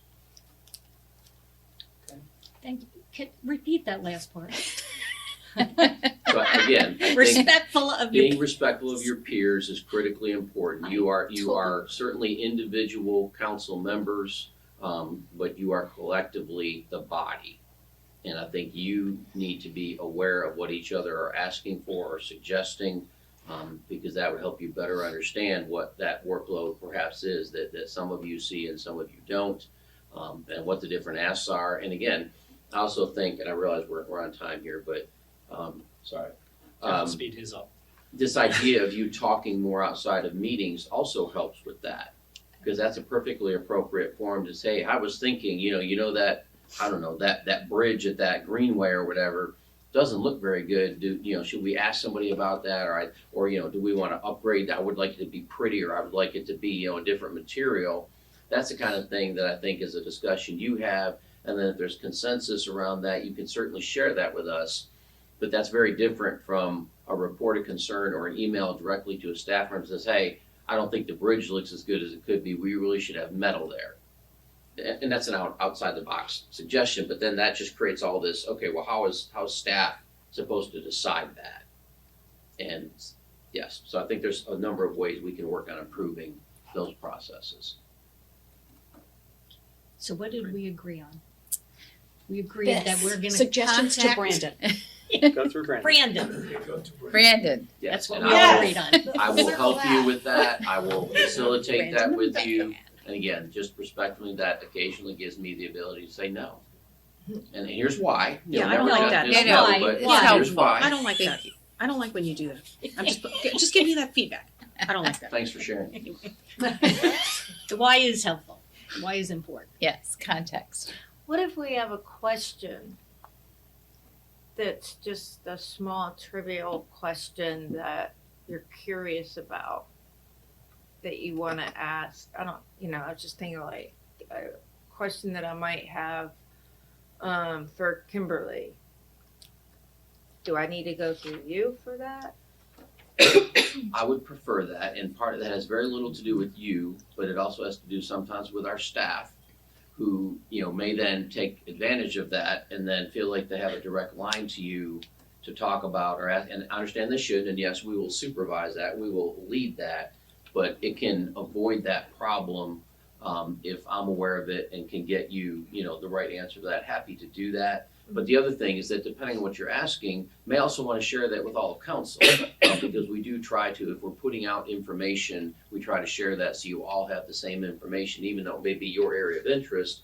I don't want, I think it's important that you all know what each other are asking about as well. I think that goes to that cohesion, that goes to that information sharing of what priorities may be. Okay.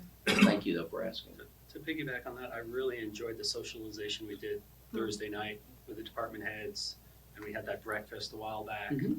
And those are really good opportunities to learn more about the departments, what they're working on, and things like that. So if it's the will of the council, we can try to do more of those and find the balance between having individual interactions without giving direction, but having good dialogues, because I'd love to hear directly from Jeffrey or from Kimberly about what they're excited about, because then we're more likely to support them rather than just getting presentations. It's nice to be sort of in different environments learning that stuff. Anyone have any reaction to that? My only reaction to that is that I appreciate that, but what they think is a priority may not be my priority, respectfully. And so you've got people doing really good work, but before we get to the point of developing a budget, I've got really tough decisions to make. I use our team to support that about which priority is a high, it's not apples to apples, it's apples to oranges.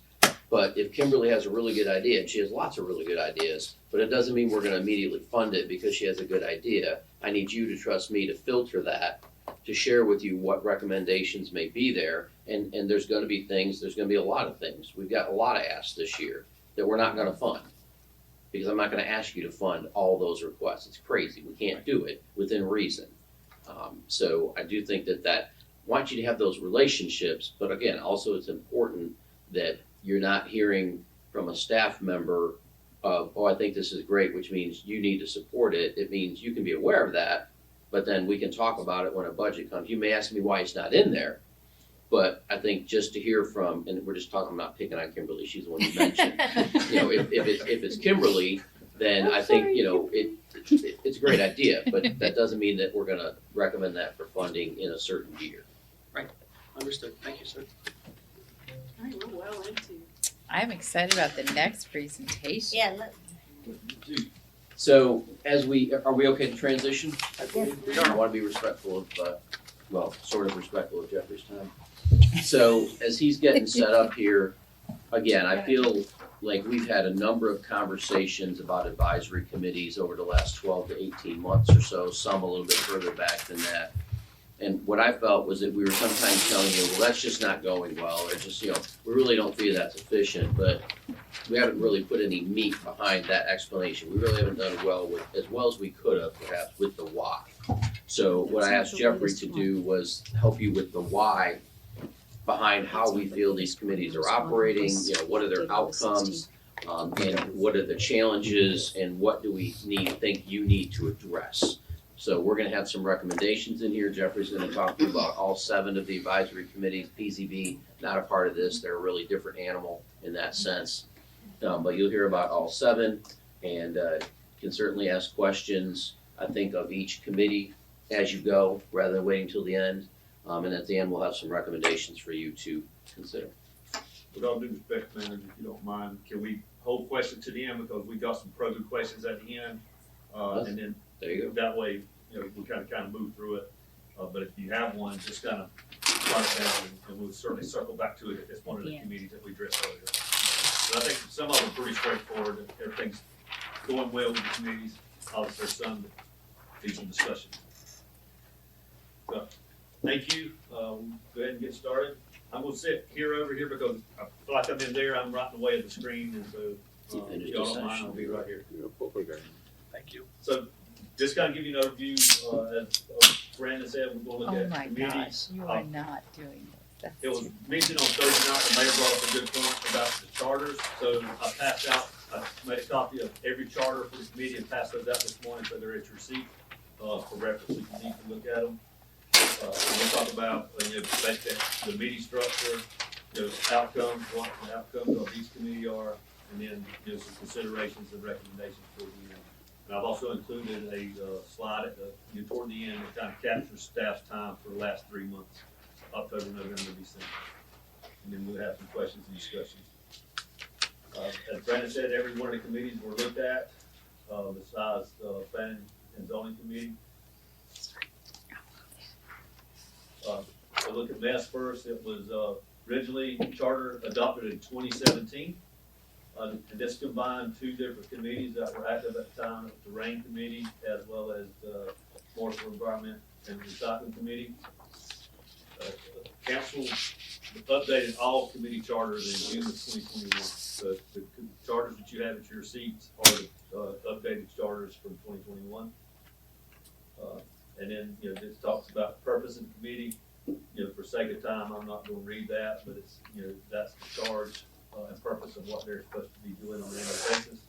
Right now, we have 11 committee members, and there's no vacancies. And Public Works is a designated department to lead staff support for that committee. They meet the first Wednesday of every month, except for January and July. In the last 2 years, they've only failed to meet quorum twice. The members not being able to be there. They collaborate annually with the towns of Cary and Apex. They have similar committees. And agenda items are typically developed between the staff liaison and the committee chair. Here's basically some outcomes at the committee or the MES committee.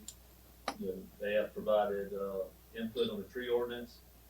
They were instrumental in developing and providing feedback on the master sustainability plan that was adopted by council in June of 2022. They work with Public Works annually for Green Day events. They pretty much run the student art contest, a poster contest that we have in the fall of each year.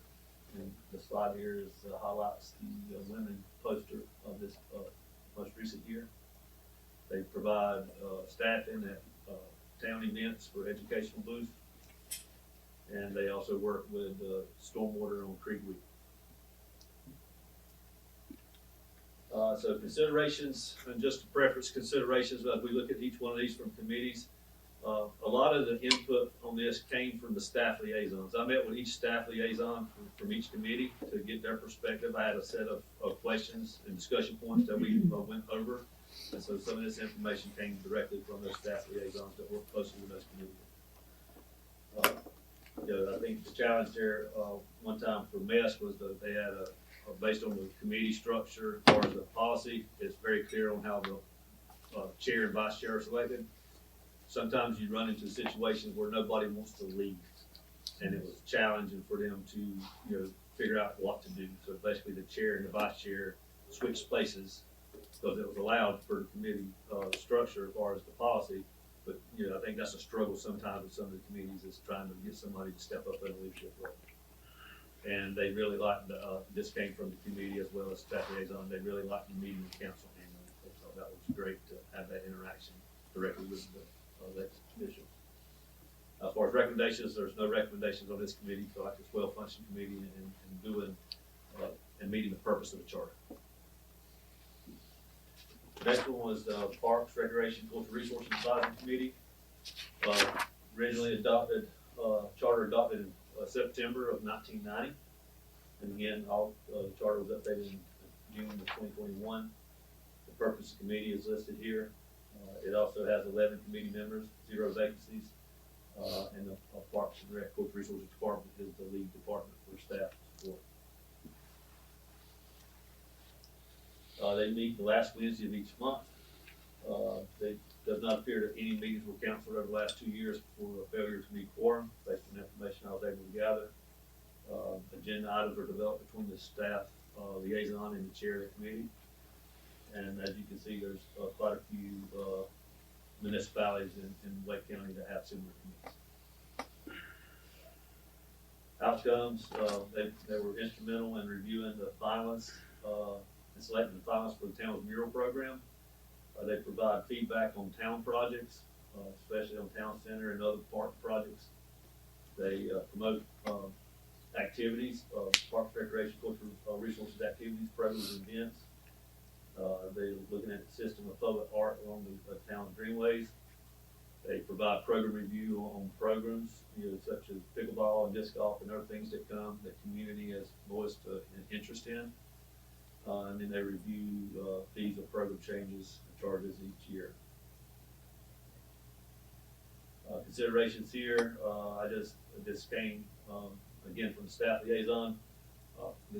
Mary said when she came on board, she felt like there could have been some more formal training for her stepping into that role as being a staff liaison. She felt like she just kind of got put into it. So I think that's something to be noted from our standpoint moving forward, make sure that we provide adequate training and support for staff liaisons as they go into these committees and lead these committees. Again, the recommendations felt it was a well-functioning committee. This is the senior. I got a question. Do we have to We're wait? gonna hold them. If you could just write them down, it'll just help the flow. Okay. Thank you. Thank you, Mayor, for that reminder. This is a senior advisory committee that was adopted by council in March of 2004, again updated in 2001. Purpose is defined here. Again, 11 committee members, 0 vacancies, and Parks and Rec Cultural Resources Department as a staff support for this committee as well. They meet the second Thursday of every other month. Agenda items are developed between the staff liaison and the committee chair, and towns of Apex and carried out similar committees. Outcomes, they review fees associated with senior programs. They collaborate with staff to look at activities for seniors. They assist in distributing information at town events. Community outreach through HOAs and personal contacts, making sure people's aware of the center and things and programs that are being offered at the center. And they assist with events at the senior center, help staff. Considerations, again, formal training for staff liaison, working to find roles and responsibilities, given new staff are involved. Again, when you have staff turnover, you got people that come in, to those leadership roles in these committees. We just need to be more intentional about training and expectations that we expect from them. And Mary also felt that the committee could be more effective if they met monthly versus every other month. Recommendations is continue to work with the committee and staff to maximize the potential of this committee. But, a good functioning committee, which is few changes could be more beneficial. This brings us to the Smart City Steering Committee. Originally, charter was adopted in November of 2020, then updated in 2021. The purpose is outlined.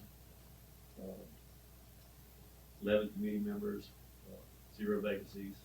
Designated IT department is the lead department for support.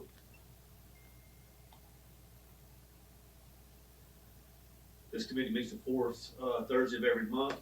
Only twice in the last 2 years have they failed to meet quorum. Agenda items again are developed between the staff, liaison, and the chair of the committee, and the town carry has a similar committee. Outcomes, and basically, they sound, the committee serves as a sounding board for smart city initiatives that the IT department is leading. They provide beta testing for the mobile app and different things, so it's kind of like almost like a think tank for these individuals to come together and provide support, and IT is leaning on them to provide feedback on things that they see as important or recognize that the town should be moving toward from a technology standpoint. They provide presentations on various types of initiatives that they bring as committee members, that they've seen something that they think the town should consider, and then they'll bring that to that committee and have them evaluate it, and then staff evaluates it. They, on a recent RFP, they provided insight, reviewed that with town staff, and then provided insight on who those vendors maybe could be potential vendors, so give IT ideas to reach out to during that process. And again, they talk with community members at town events, which seems to be a common occurrence with a lot of the committees, the successful committees. Consideration, again, more consistent training.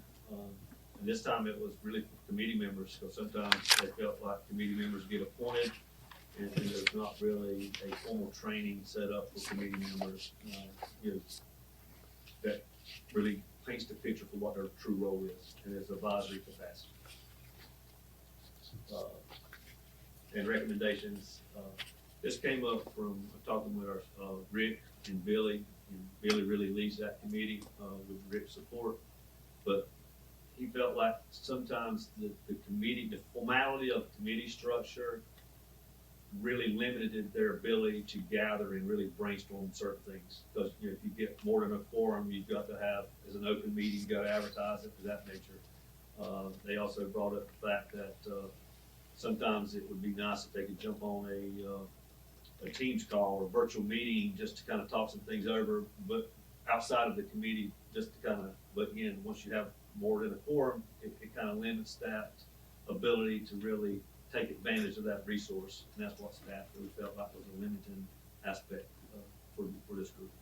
They thought it could provide more content and be more beneficial moving forward if it had a little less formality associated with it.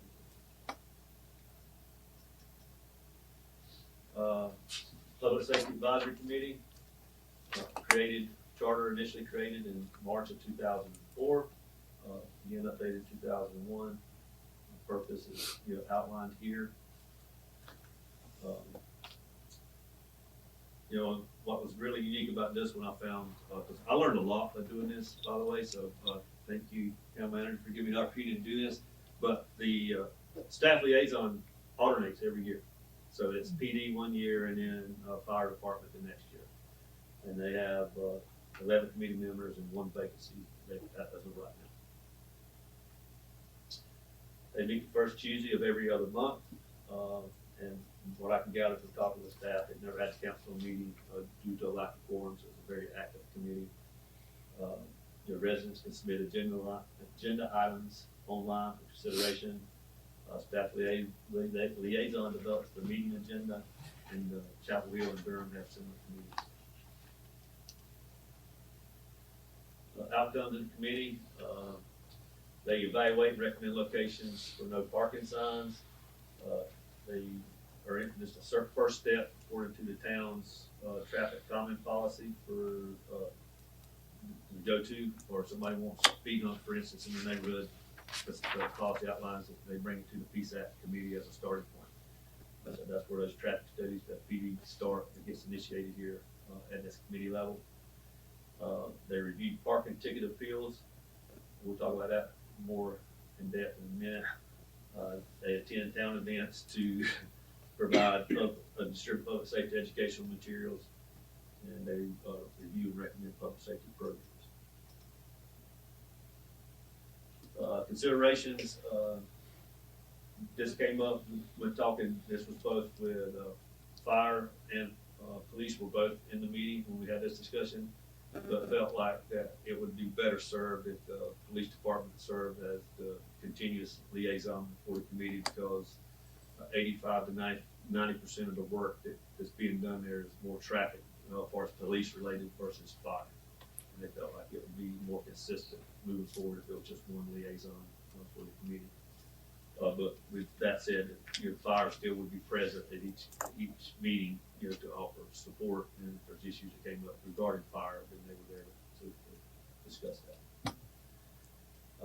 Review of parking ticket appeals is not within the committee charter, and I've been to a couple of those meetings, and they spend a lot of time reviewing parking ticket appeals. And the accreditation process that PD went through over this past year, or in 2023, was that the International Association of Chief of Police recommends that the town review the legal risk associated with PSAT participating in the parking ticket adjudication process. So I'm going to bring that to your attention. So recommendations, we felt that update the charter to have PD provide lead support to the committee would be a step in the right direction. Did not see any issues or concerns with that request. Then I also asked to allow staff to identify an alternative process to bring back to you at a later date as to what's the alternative. It's not this place or this responsibility of this committee to do it. What is the process? Let us kind of research and identify what that will look like, and then bring that back to council at a later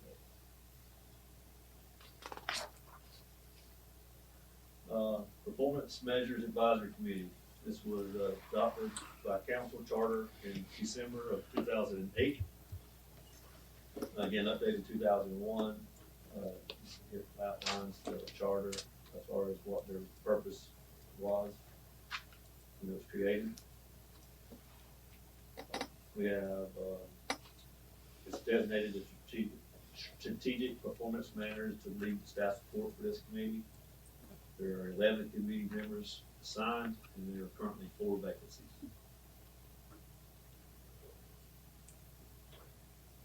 This committee meets the second Wednesday of each month. In calendar year 2022, the committee met 4 times.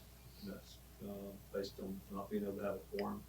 Either they knew ahead of time they won't have a quorum and didn't hold a meeting, canceled a meeting, or they had a meeting, scheduled a meeting, and then they didn't have a quorum showed up, so they couldn't actually conduct it.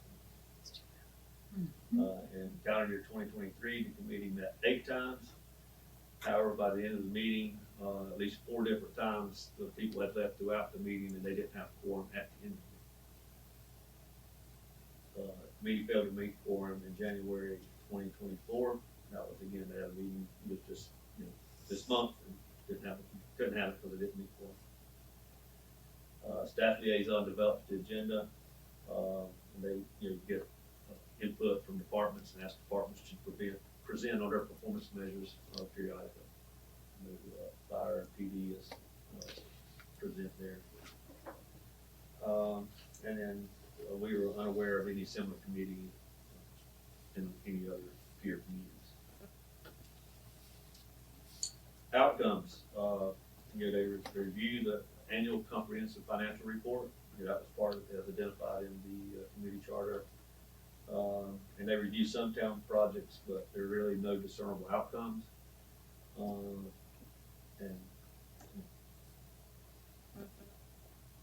this wasn't intentional, it's just that there was no other outcomes to report that this committee had. So, considerations, recruitment and retention of committee members obviously is a concern.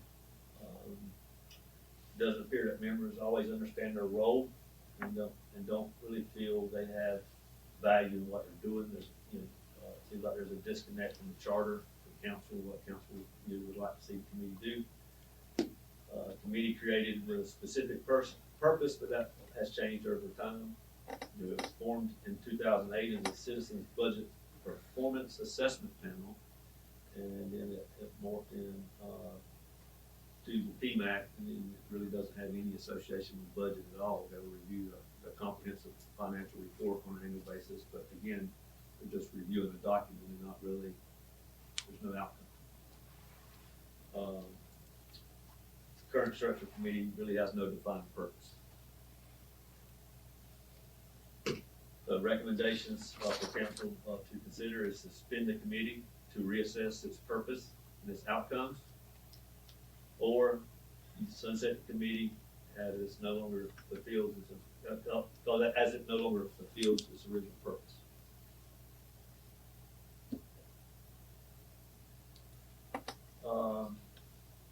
Education Advisory Committee. This was created by council in February of 2019. Again, the charter was updated in 2021. Purpose has been identified in this committee charter. There are 12 committee members on this one. Currently there is one vacancy. Again, per the committee charter, it's designated as a strategic performance manager to be the lead staff support. But Judy Walker in communications has been serving as the lead support staff for this committee for about 4 months. But it's also important to note that She's leaving. She's leaving. She is? Correct. Oh, no. Where's she going? Julia Walker in communications. She is going to a nonprofit. I can't remember the name. Yeah, it's Planned Parenthood. Very good. Wow, that's cool. So she'll leave, I think, at the end of February. Hmm.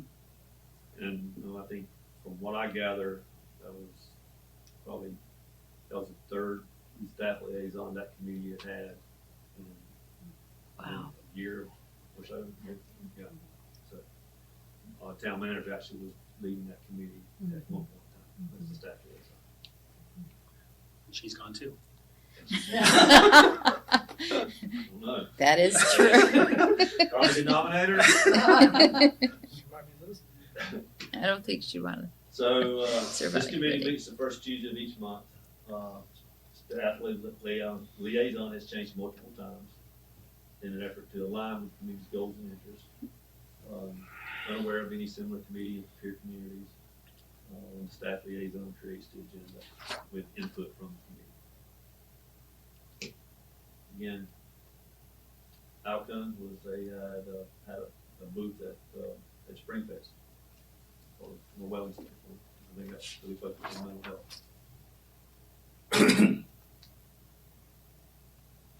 Considerations, committee struggles to find purpose and lacks focus. Committee has produced few outcomes as indicated in the previous slide. The committee seems to have a lot of disagreement on their role versus their charter. The original intent for the committee has been addressed. It was really, I think, formed to look at trying to promote getting schools in Morrisville. Seems to be a disconnect between the more tenured members versus the newly appointed members. It seems like members have focused on their own personal agendas as opposed to focusing on collaborative efforts. Staff have put in considerable efforts into supporting this committee, but have not effective positive change. So recommendations is suspend the committee to reassess its purpose and value, or council can sunset the committee as it's fulfilled its original purpose.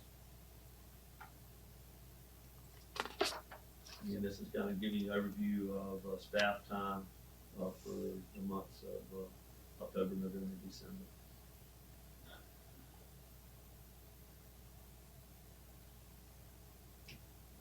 kind of important here, kind of wrap up from a consensus among the committees, and what I was able to gather. Additional training for chair and vice chair as appointed would be beneficial. And enhanced orientation and training for new members.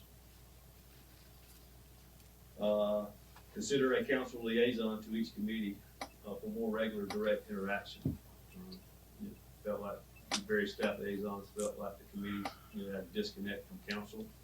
And so this is certainly one option for council to consider to provide more direct feedback. They support continuing annual meeting with council. That was very productive and very interactive, and we'd like to continue to see that move forward.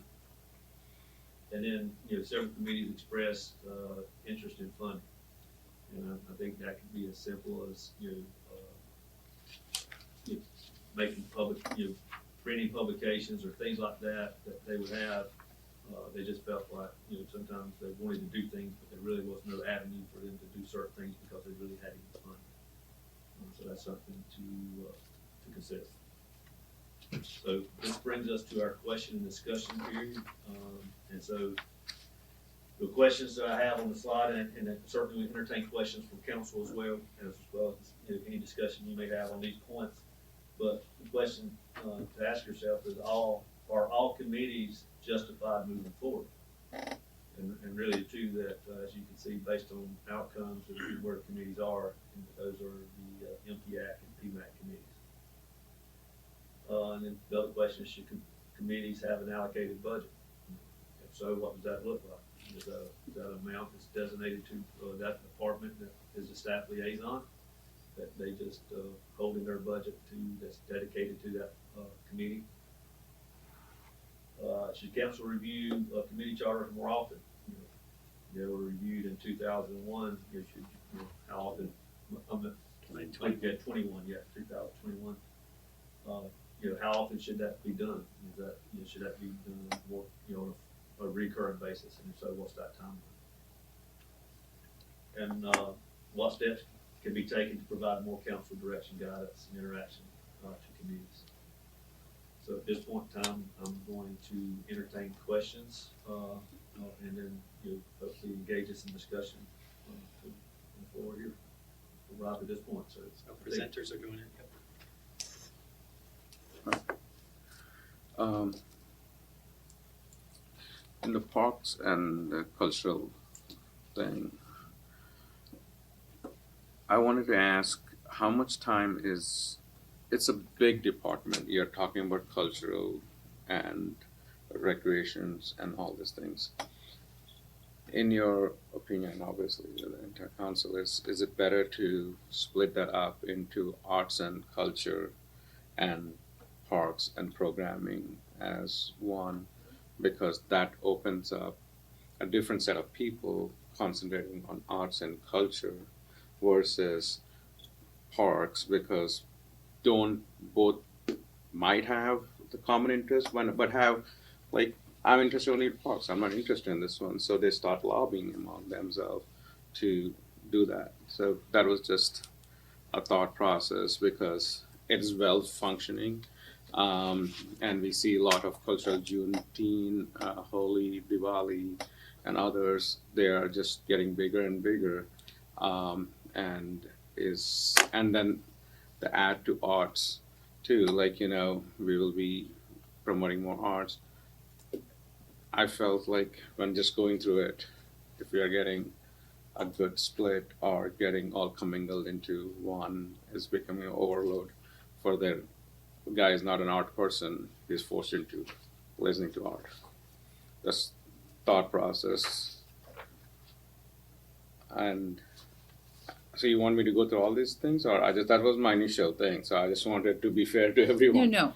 If you could just weigh in quickly, I think that'll Okay. be more efficient. I would say take both of them out, because both the committees, the intent of any committee is, if they are not performing based on what the charter is, and it's a continuous noise that is being created, and personal agendas, as you're saying, is overtaking the charter. That's not the whole intent of why a committee should be there.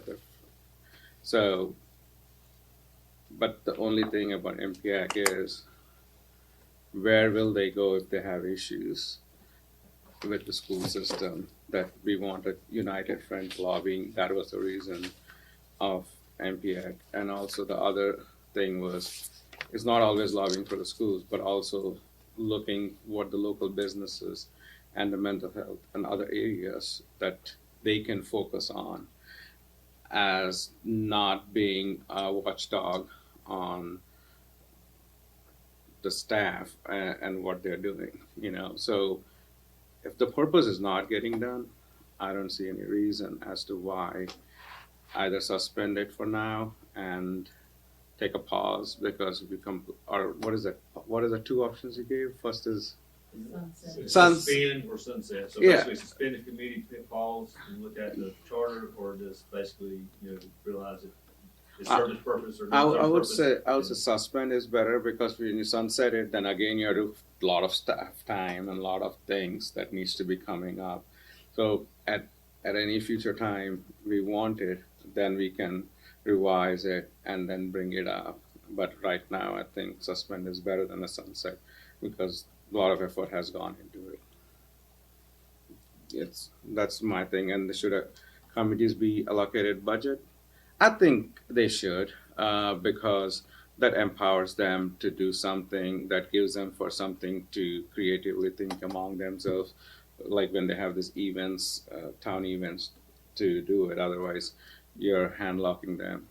Could I take a moment just for a second to be more efficient? Would it be possible for Jeannie to maybe chart these responses as our initial thoughts, and then we can discuss each one, so people aren't locked into what they're saying at first, but then we'll have an opportunity to see where we're at, where we have commonality. Especially might with help the this. committees, Yeah. right? Yeah. So that would help to sort of those 4 questions, sunset or suspend for the first 2 on a chart of some sort. Okay. I hope, I'm sorry to No, interrupt your no, thought so- process. so I think fine. that might help us come No, together. that's a good It's a Sunset or good suspend. process Yeah, improvement. for the first part, and then capture our thoughts about budget and et cetera. Yep. Thank you. Good job. Okay. Should council review committee charters more often? I would say only if it's not working. It's not needed every time we have to do it, or the recommendation is coming from that committee saying that, hey, like you have talked about a smart city, we need to add something, or those kind of things. Then only it's worthwhile. Otherwise, it's a lot of time getting spent on all these committees again and again, then drafts and all those things. So that's my take on it. What steps should have been taken in that direction? And you said budget. Yeah, some budget, so that it gives them something to play with. So can we go back to, just for clarity, I think you first said end MPAC, you said end both, but then I think you circled back. Are you saying end MPAC and bring it back in the future if it's needed? Because I think when we say suspend, just for clarity, I think we're saying suspend it to review it. Whereas if it's not functioning and you don't see value in it now, I think you sunset it, and if there's a need in the future, you create a new charter that maybe is for that need, and create a new committee that maybe is not necessarily MPAC, but a version of MPAC. I just want to be clear, and I think what we're asking you. Okay. So pause and end might be clearer. Correct.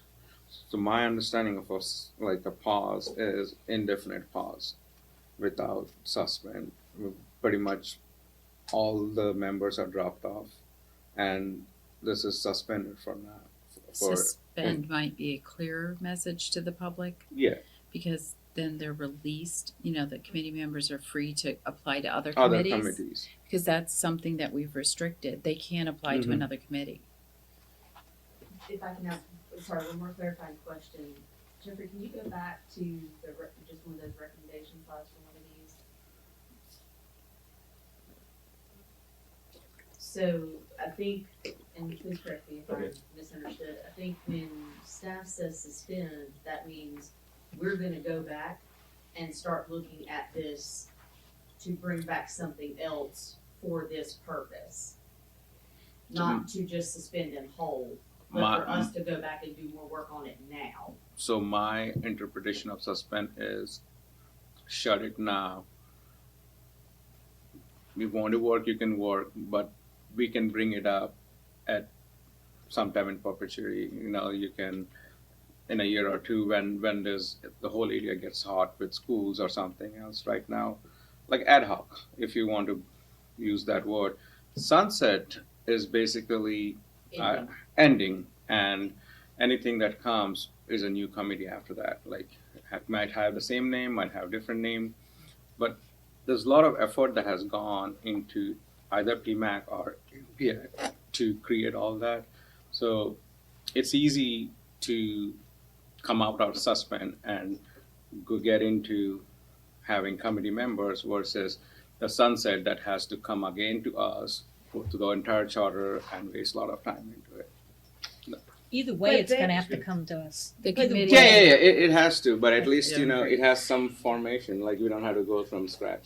Sunset. But their Sunset. suspend, Okay, that's fine. Satish, their suspend is a more active, Right.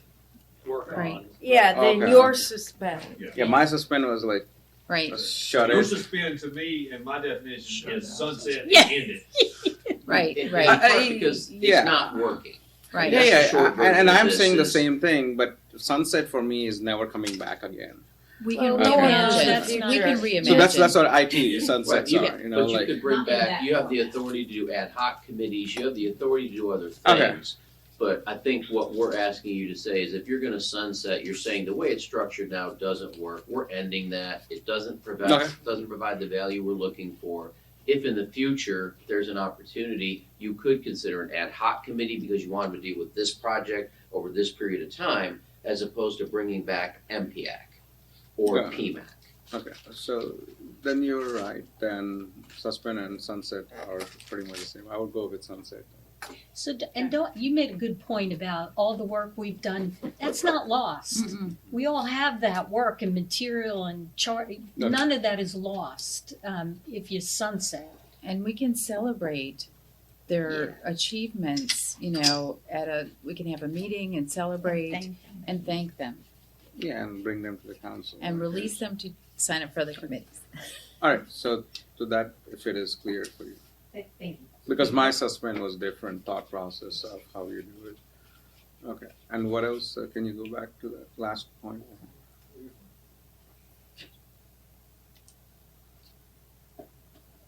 Steps. I don't know about that one, like, you know, You can come back to I it. can come back to it. Well, we can circle back, Councilmember Scroggins Johnson, I think you're next. Thank you. Yes, I want to say very quickly that I agree with the sunsetting of MPAC and PMAC. They have been very helpful in the past, but just from your presentation, their work plans are very thin. The quorum, there's issues, and we have secured schools for Morrisville that are coming up. Once those schools have a little more traction and there's more construction and there's more issues that we can have as a town discussing, then we could reimagine an education advisory kind of forum. But at this time, I think that committee is specifically struggling for purpose and delighted that we have the schools coming online. Should committees have an allocated budget? I think that we can authorize the town manager to have a certain amount of spend that could be allocated, like $500 or something. It's just a thought. The other thing is if we have suggested in some of our meetings this year or 2023 that if a committee is very passionate about a certain program that's a nominal couple $100, they could come to the council meeting. But in hindsight, after I thought about that, they could put it in the consent agenda for requests for money or at the discretion of the town manager. If I can interject on that point. Yes. Sorry. I think if we can allocate the budget, if we have the sponsorship or that policy in place, so this committee can go and get some sponsorship if they want to with some of the companies or any company to basically come to the town, funnel to them so that they can use it. I think that's a very separate conversation that I have some hesitation about. I appreciate what you're saying, have some hesitation that maybe the sponsorship is a parking lot issue, I think. It's Because we're not- complicated. We're Is not it council or ready to staff? bring that to you yet, Does but I staff- understand what you're saying. Does the staff? Yeah. Okay, sorry. So I'm gonna jump to the last question about the steps to provide more council direction and guidance. Now, if you one comment, I apologize Sure. about budget, just, Yeah. you're mentioning a few $100.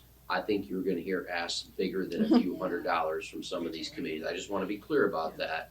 And so, just think about that as you think about Okay. how this might end up structured. So I would suggest that if you think you're open to doing that, we need a budget line item that will be for advisory committee spending. Because I do think some of those are not gonna be $500. Okay. Just for what it's worth, just wanted you to have that Because context. I'm heading towards another point. Okay, sorry. But I completely agree. If you give somebody $100, they want 500. It's just human nature. It's like, how much can we really get? And who kind of gets thing. 500, who Yes, gets 100, who gets yeah. 1,000. So at this- Smart city will So get- that's Go gonna on millions. take more discussion than just today. So one of the things that I noticed in the senior advisory committee review is that you didn't identify, because nobody's really putting it in paper or other places, is there is a recurring decorating committee led by the senior advisory committee with additional volunteers that every month change the decorations in that center. That's true. It is, so that needs to go as credit to the committee. Also, the funding for those decorations comes out of the town budget, as it should. Some centers would just have the town staff do the decorating and funding of the decorations, but I think the senior committee really feels and part ownership of the theming and the design, and they love the creativity. It's an outlet, and somehow we need to, credit them or acknowledge them. They need to put it in their work plan, basically, because it's hidden. It's so hidden. But I don't think it should rise to the level of charter, but it should be part of their work plan, because at some point in time they might not want to do it, kind of thing. So that's one thing.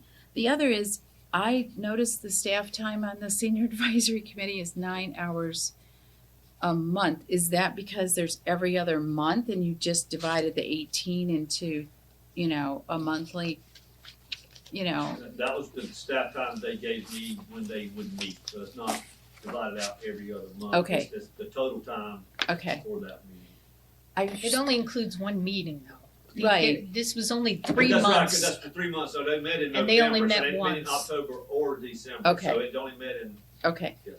The charter for the senior advisory committee is packed. And I think it would be great if we had every month meetings because of their body of work, and understanding that it's probably more of a burden on that population, but the body of work really is large. Can I add Sure. something? I agree, but I think they talked about that as a committee, and the consensus was not to meet monthly. So I agree with you, Vicki, but I just say that because I think we tread lightly and carefully But on we that. should ask But again. yeah. Because now that we've had this conversation about the committees and looking at, we can say, the I council agree wanted with you to revisit the question again, just so we're sure. Yeah, timing is important for them too. Yeah. Right, exactly.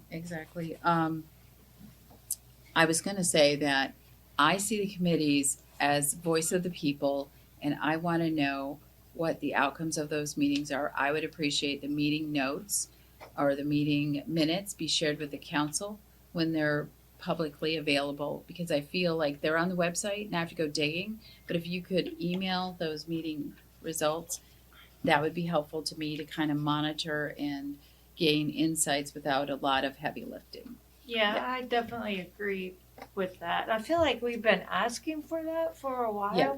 Yes. We used to have that, by We the used to way. have- We used to have that, and- and it stopped. And I would say even get a rough draft for us, because many a times these committees meet every other month. Mhm. And if some controversial hot topic happen, I have no clue what it came out to even like address that. So a rough draft would be better, at least to understand what happened, than waiting for an approved stuff, you know. And for the senior advisory committee, it'd be 4 months before you got Exactly. it. Right, Well, right. 3 months. Right. That's really good point. Mhm. Are the meetings recorded for the They're advisory? typically not recorded. There are minutes taken. Keep in mind, and we can help provide this, but keep in mind that there is an agenda that gets posted for those committee meetings, just like council meetings. If you go to that council page, it's the council and advisory committees. There's always an agenda posted. Typically, it's Friday, at least by Friday, the week before the meeting. So you have that if you want to see what's going to be discussed. Now, again, they could certainly bring up new business, but generally speaking, there's an agenda. And then, yes, we are working to get those minutes shared with you. That's going to be helpful from a new town clerk. We have 5 minutes for the whole topic? Well, this one was scheduled 9:30 to 10:30. That doesn't mean you have to stop your I conversation. think we're gonna have to push this one a little into our break. We have time to shorten up cricket. That's fine. I think this has more weight to it. Great. Let's keep going with this one. It's So important. I wanted to say, I don't think the ticket review should be part of the PSAC I'm sorry, committee. The ticket review, Parking the tickets. parking ticket review. It was not part of the remit when I was on the committee. I don't know how it ever got there or why it should be a citizen managed activity. I do think that Public Works is a key component to that committee, and I'd like to see them recognized a little bit more in the overview, because that relates to our road safety. It relates to, like, we were looking at speed management, and pedestrian safety. All of those things are also part of the PSAC, and maybe Public Works hasn't been as active as they were when we were on the committee, but I really think it's not just police and fire, but it's also very much Public Works. I would say great point, and Public Works is at every meeting. We have a staff liaison that's there as well. But I simply just gave you an overview of what's in the community charter. Well, And I think that's a great point, so you I called out would- Public Works, so thank you. no, but I would be so bold as to say, what about having Public Works be a liaison as one of the rotating, not just fire and police? That way there could be a little bit different insight and agenda development, because the liaison has a lot of influence on that development of the agenda. Thank you. So just to clarify, Mhm. PD the only one, or PD, FD, and Public Works being rotating I- liaisons? I think they can rotate, but I would like to include Public Works on the rotation. And it would lessen the impact on fire, because there would be 3 departments versus just 2. But the request for it to just be PD, from my understanding, came from the committee. But they didn't think about Public Works. Right, no, I'm saying, fine, add Public Works, but I'm saying it doesn't have to be PD Fire Public Works, it can be PD and Public Works. We could I ask. think what the suggestion there is more consistency in how that's managed. So what I think I'm hearing is that it really, as long as we have a liaison that is involving police, fire, and Public Works in agenda planning and in topical discussion, not necessarily important for them to be one of the 3 rotating send out notices people, but to be directly involved in the construction of the meetings. Is that? I would like to see Public Works be a liaison one cycle. Because I think because we're moving away from parking tickets, that's very police driven. If we want it to be not so police driven, Public Works is a great department to kind of balance that. So you don't want PD to be the lead? For the next cycle, it'd be helpful to have Public Works, because they've always had 3. But they're not, they are asking for PD to be the lead, period. Because it's PD and fire in the charter, they never even thought about Public Works, even though they're Understand. part of it. Understand. So I want to introduce the concept to the committee of, hey, we could also have Public Works be a liaison. What is your thought that. So we'll be collecting this as part of Right. everyone's input. Right. And then we'll see where we all land. It's like adding the arts and culture Right. committee out of Park and Recs. It's a change of structure that's outside the charter that no one even thought about. No, I don't disagree with that, but Yeah. okay. So I have next is Councilmember Rao and Councilmember Rabati and then the mayor. Councilmember Fender also has her ticket up. Okay. I think I'm last. No, I'm last. Don't fight over it. Everybody gets Everyone, oh, trust me, we'll all get. And As keep long it as we get the same amount of time as everyone as you want, else. yes. Councilmember Rao. Thank you. I think I'm in favor of sunsetting performance measures. When Mayor Satish, when Satish came up with the idea of education committee, I really liked his ideas about the reason we were doing it in terms of advising schools and careers, like emerging careers in tech, which I think are really relevant today, given the AI and everything going on. So I was actually thinking sunsetting it and just giving it a pause for a while and reassessing after things continue of whether there'd be a way to bring it back. Because I'd hate to just eliminate it, but I understand the concern that it's not meeting its purpose. So that's where I stand on that, because I really did like his idea, well, all of our idea, but he was the one who brought this, led the efforts on that. I don't, Before you get away from that, want to make sure everybody stays on the same page. So I think what the consensus is that we're asking to either sunset it, which is thank the members for their service, it stops meeting and it's ended. And then if there's a need in the future, it could come back. oh, Or option two is pause it, suspend it for now while we actively work on revising the charter to determine the need. So just to make sure we're looking for guidance in one of those two directions, either end it for now. I think And bring it back if it's needed. Sunset it both then. Okay. I apologize for that. Thank you. Didn't really understand that. I don't believe committees should have a budget. I think that they can, I think you get into really difficult situations when different committees are gonna ask for different budgets. I know they have needs, we've had great meetings with them, but I think, whatever advice they give on the committee that would come before the council, and whether we're making investments in things like senior centers or different things like that, I think that's probably a better way of moving forward, because it gets us out of the business of getting budget requests from individual committees. I think the charter reviews are important. I think we should do it more often.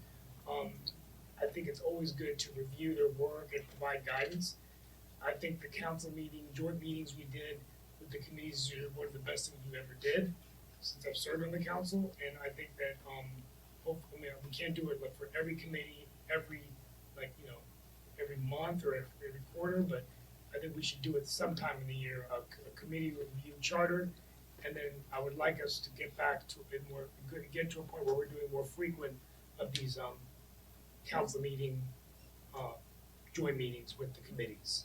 Because I think all of us, from what I've spoken with my colleagues, I think we got a lot out of it. The one thing I'd say is I've always thought, like other towns, and this is something we could have staff look at down the road, they have council liaisons with things. And I actually have always thought that would be a good thing for us to do.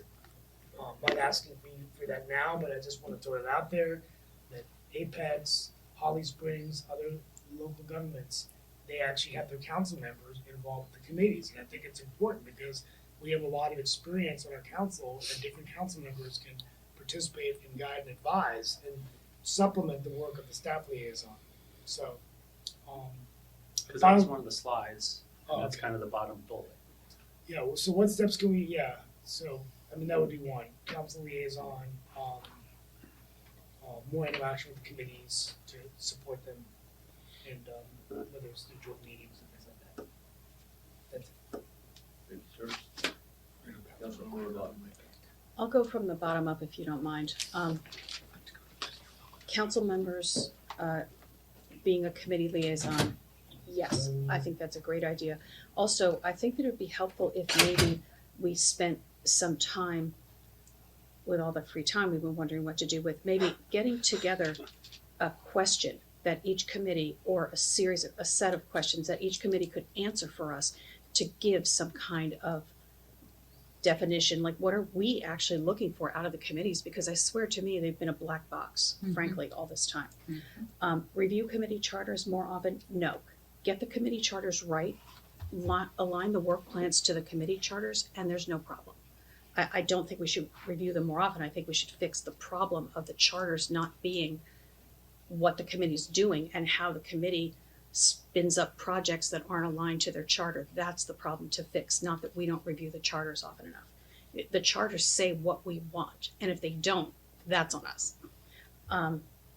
Committees have an allocated budget. Yes, I'm fine to work out the details later.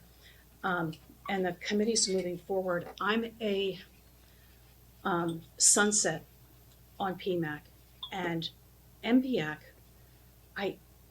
I really think that at the last meeting we were at, now this is not, I don't think we talked about anything related to their charter at their meeting the last time, but there were some good ideas coming out of that committee that I would like to see come to fruition. The anti-bullying program, they had an idea for some traffic calming at one of the schools that has a higher percentage than the others of cars and walkers. We don't get that information anywhere else.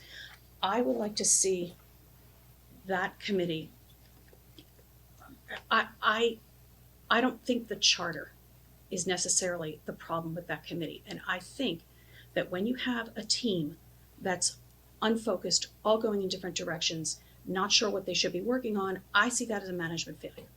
And I think this committee could be viable, and I think that it could provide valuable input to council. I would prefer to suspend that one. I don't think that's happening right now, but I would prefer to suspend that one. I also have a couple of macro questions. One of them is, how did we get here? Like, we have two committees that for all intents and purposes have been non-functional for 2 years.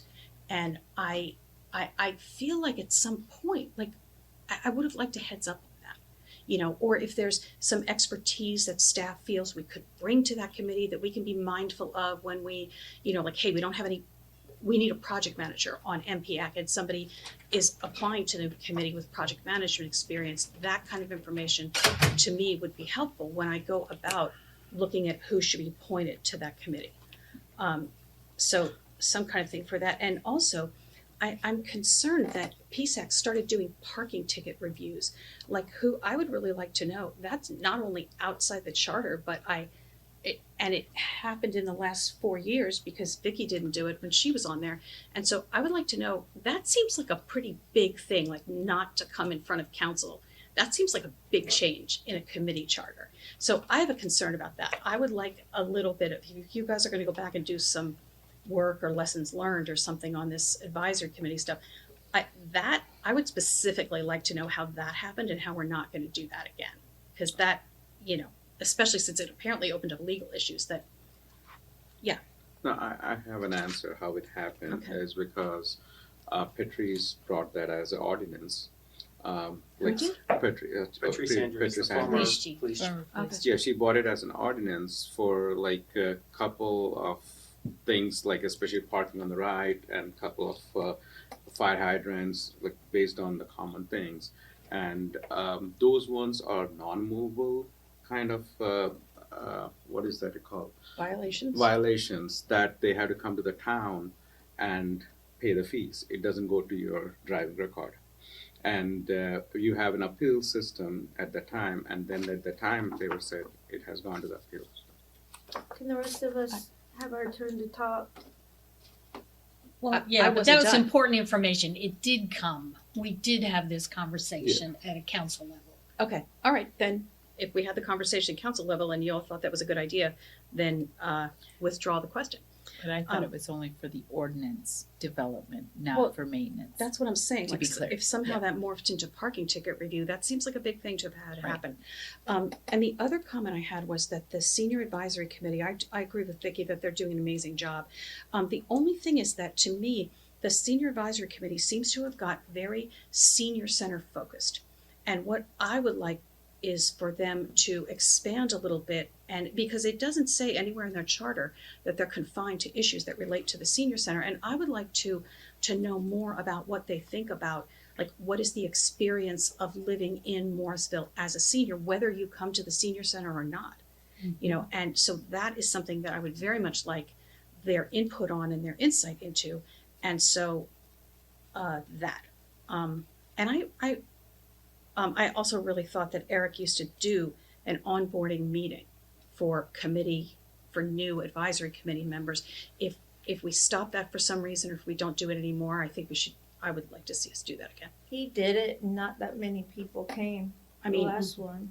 you know, that's, Yeah, I think but that's a not very great. valid point. You know, he had it, and very few people showed up. So I mean, Yeah, but it's one meeting, one day, Right, one so I time, think we so can look it's, at doing something different to Yes. provide opportunities to have more formal training for, especially for chairs and committee chairs and vice chairs, because the meetings I was able to attend, it was all over the board as far as the way they operated and ran a committee. And to their defense, if they've not had any structured training, then that's on us. yeah, but each individual should have some kind of onboarding. Right. And that should be a focus, and it's not. It's like, here's this one meeting a year, come. And to Donna's point, 10 people show up, and because I was there. And one of the problems with that is that they get into the committee, they've had no training, they don't know what we expected. And then they get that information from other committee members, some of whom may have their own agendas, some of it, like there's no, so if we tell them, the committee chair makes the decision of what the committee's gonna work on, then if they go to a meeting and somebody says, hey, I want you and me to work on this, they say, well, don't we have to ask the committee chair? If they go to a meeting and somebody says, hey, I wanna work on this with you, and they haven't had any training from us, then they're going to be like, oh, somebody on the committee already wants me to work on a project. Yay. And, get off track. So those are my thoughts. Thank you. That's more the time that I meant to spend. Thank you. Sorry. We have mayor and then councilman Sanders. Okay, starting where she ended, the senior advisory committee, I would love them to talk about health and well-being for the entire senior community. So if we can focus them towards like the Luther Green Meals on Wheels, that group is not as involved, things like that. For the parking tickets, having a resident oversight committee, I don't think that's a terrible thing. It could be probably done more efficiently. The idea of getting a parking ticket that you think is not right, it's nice to be able to go to someone other than the police who gave you the ticket to know that you're being heard. So I see that there's maybe some value in finding a way to let the residents know that, okay, there's someone looking at it from your perspective more than from just enforcing a rule perspective. It's my understanding they don't say yes to many of the appeals, so it's taking a lot of their time for a lot of not much value. But I think it's important for us to recognize that there is some value in a resident knowing that they can go somewhere other than the police officer who gave them the ticket to appeal the ticket. Because that's maybe what they might think a little bit. Do you have a reaction to that or not? You're looking at me. Yes. So I agree they should go to someone other than potentially the police department. I disagree that it should be a citizen group. It's theoretically a quasi-judicial process that involves a fine that has to be paid. I appreciate that residents are interested, but citizens, residents, people that are not trained, educated, familiar with the process should not be the people that make that decision under any circumstances, respectfully. So respectfully, if there is some way to provide that and not having PSAC do it, I listen to that. Yes, that's what we're gonna come back with. Committees justified moving forward. I hear a lot of sunset and I hear a lot of pausing. If those are the only choices, I'd like to pause because I think MPAC isn't really empowered right now, and I think adding a town council liaison will help that. Because as was said, it's kind of a black box, so if you have a council liaison that can bring us back ideas and what they're working on and help them be more focused, and I think they'd maybe be more polite to each other if there was a council member there trying to oversee. They wouldn't be the chair, but they'd be helpful in that space, because I think MPAC could really help us with upcoming redistricting, if they're willing to attend some DAC meetings, track events. that this could be a committee that could really be the connection between the residents and the council. Because we don't have a lot of interaction with the schools, they could really serve that purpose. And it's not just about getting new schools, which we've been really successful about with their help, but I think there's always different issues that can be happening. So I think they just need a little help to function well and to feel empowered. Because I remember early on they asked, okay, can we go to a meeting and speak? And we told them, no, you can't really do that as a group. But if there's a council liaison, there's an opportunity for the council liaison to bring it to us, and then we can take their suggestions and maybe interact more positively with Wake County School Board. So it's just something to explore. It's not a yes, no, but I'd like to pause that. For PMAC, I think that we need to empower, I would like us to see us empower our committees and give them something that they feel value in doing. Like just reviewing a report, why would I join that committee? I don't think I'm helping the town or my fellow residents. But if we have something like we used to have metrics that were taken for the town and we tracked them, and we didn't really find a great way to do that. But I got, we were presenting at the Mayor's Association something from Nightdale about how they have matrices that they do every year, and they have their performance management plan. So if that's something that, I sent that to all of you guys when I got it. I'm not sure if many of you got a chance to look at it, but if I could send it out again and you take a look at it and see, do any of those 40 make sense for us? Would we like to task the PMAC with taking a look at that document and seeing what would work in Morrisville and give them direction to create a matrix of metrics that will actually help us make decisions as a town? I think that would be helpful, and have that committee really have something that they feel that they're adding value to. If they ever get a quorum. Mm-hmm. Well, I think part of not getting a quorum is, why should I show up? What are we doing? Why does it matter? And I think this could be really something that I would be excited about as a resident, to help develop the things that we're measuring the town on, because we don't have that so much right now. So I'm kind of throwing that up in the air as just a thought to pause that one and have us all take a look at whether or not those are things, or if we want to direct staff to maybe explore doing that in some other way. So I'm just very interested in that for transparency and things like that, and I'd like to recognize town manager. Can I offer, I would suggest it's a cart and horse. I think that, you're respectfully, I understand what you're saying, and I know there's an example out there, but what I'm hearing is that you want to find a way to make that example work to give PMAC something to do. I think instead of that, I think you as a body need to have a discussion and come to the point that you feel metrics are more important than what we've been doing, and then use that consensus to consider, do those metrics come from staff or do those metrics come through a committee? Well, the metrics have to come from staff.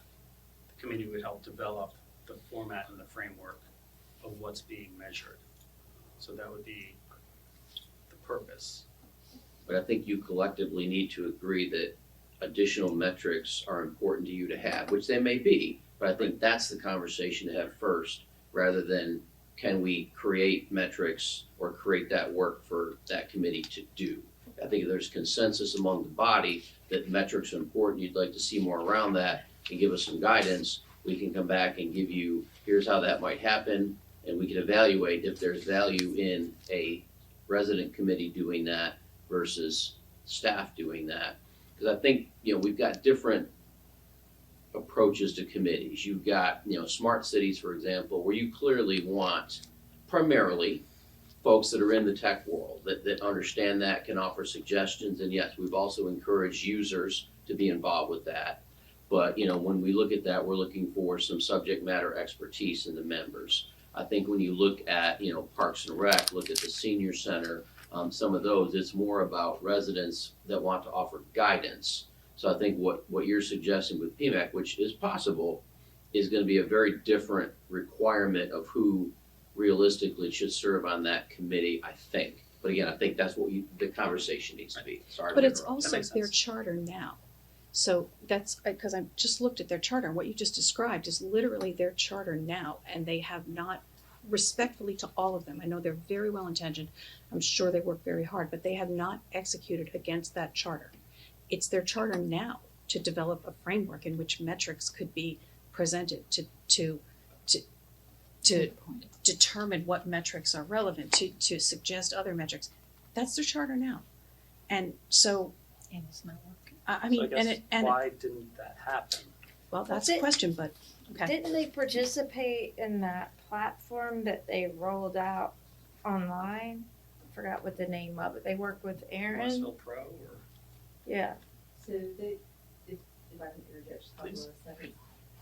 So they've done a few things where they have offered insight and feedback. They've served alongside IT as beta testers for the app, things like that, because you're correct. They have a wealth of knowledge and experience, and you've got some really great people appointed to that committee. However, what I think they have experienced is what the example you provided requires work outside of that hour and a half, 2 hours they might meet once a month. And that's where the rubber meets the road, and that's where it's just not lining up. And if it's not something that can be done in that meeting, and when you don't have a quorum or only 2 people show up, it's just not matching up. So they've really struggled in what they've been able to accomplish, because if they've been given homework, as it were, to do and bring back, if no one shows up, then you're a month later, and then a month later, and then a month later. And that's just something that has trended with them at least over the last couple of years. So, long story short, I think pausing each of those committees, allocating a town council member to help them and give them, I think they would be excited to know that there's a council member in there helping them, gives it a little bit more weight. I wouldn't be interested in doing that for the other committees. They're all functioning fine. So that's maybe a balance either way of why are we treating them special, because they need help. Moving on, should committees have an allocated budget? Yes, I think that would be good to have a budget line, and then they would make requests against that and what their values would be, and then that would be up to staff to determine whether or not that would be appropriate. I don't think that we need to decide everything, just give a flat number the first year from staff's recommendation, and then that can change the following year or something like that, because I think that would help them feel valued and be able to do small things like have handouts and things like that that they can create. Should council review community charters? I thought we did that as part of our work plan review. If we're not, I'd suggest we can do that. It's kind of a not broke, don't fix. And more council direction guidance, add liaison to the 2 committees that are struggling. Other things that we went for individually. For PSAP, I'm fine with it just being police department. I went to that meeting where they discussed that. They also decided to go once a month. So I thought that's a positive thing. If senior advisory committee wants to go to once a month, I'm fine with that. Training for smart city, if there could be a 1-pager created, that'd be great, especially for that committee, because I think that's a little bit of an outlier for everyone else. I would hope that the committee chair could reach out and give an update and sort of an onboarding, maybe before their first meeting that they attend or something like that. Splitting the arts for Parks and Rec, instead of actually making a separate committee or something, maybe a subcommittee of people who are really interested in the arts might be good. We didn't talk about any subcommittees, but that's something that can happen. It's sometimes a little clunky, but that might be a thought to address that concern. And I was gonna ask Satish, where did that come from? Did that come from committee members or? No, like I mean to say, when we changed the charter for the master parks and recs, I'm seeing more and more involvement of the culture and other things adding up. If I am a sportsman and I wanted to contribute to more of the programming, I'm not interested in arts. So why should I be spending my cycles on arts and culture when my interest is always on programming and sports? Okay. So it's like they're not helping each other if the purpose is not there. If it is a cultural thing, I'm asked to vote on it, I don't care about it. I would just say no. So would we be okay with having subcommittees that have additional members in addition to the actual appointed members? But So- Do that? So can I ask something? So are you making an assumption, or do you know that for a fact? That's kind of why I asked. I think I'm not hearing that they're upset that they have to No, deal I'm not with saying- cultural programming and athletics. I'm not saying upset. I meant to say that it'll empower them to do more stuff without Oh. this one. We could ensure that we have some artists on the committee Yeah. because they would self-identify, I'm Yeah. thinking. Yeah, like Right now, we might have some embedded, but we don't necessarily know because the information we receive doesn't always have that consistently. Well, that always goes back to, I think it's our responsibility when we appoint people to committees to think about all of that. That do we have a broad spectrum of folks, and are they functioning well as a group? I think that's on us. I completely agree, but when I'm looking at a ballot, I'm looking at who I'm bringing on. I don't always have the ability to see or understand what that committee is currently comprised of and what their expertise no, levels are. And Liz, Valid, for the valid. record, Parks and Recs are doing an excellent job. Yeah. Nothing to do with that. Right. But just enhancing a different angle to look at it. So those were my thoughts, and thank you for the follow-on discussions. Thank you, Donna, for being so patient. She's about to.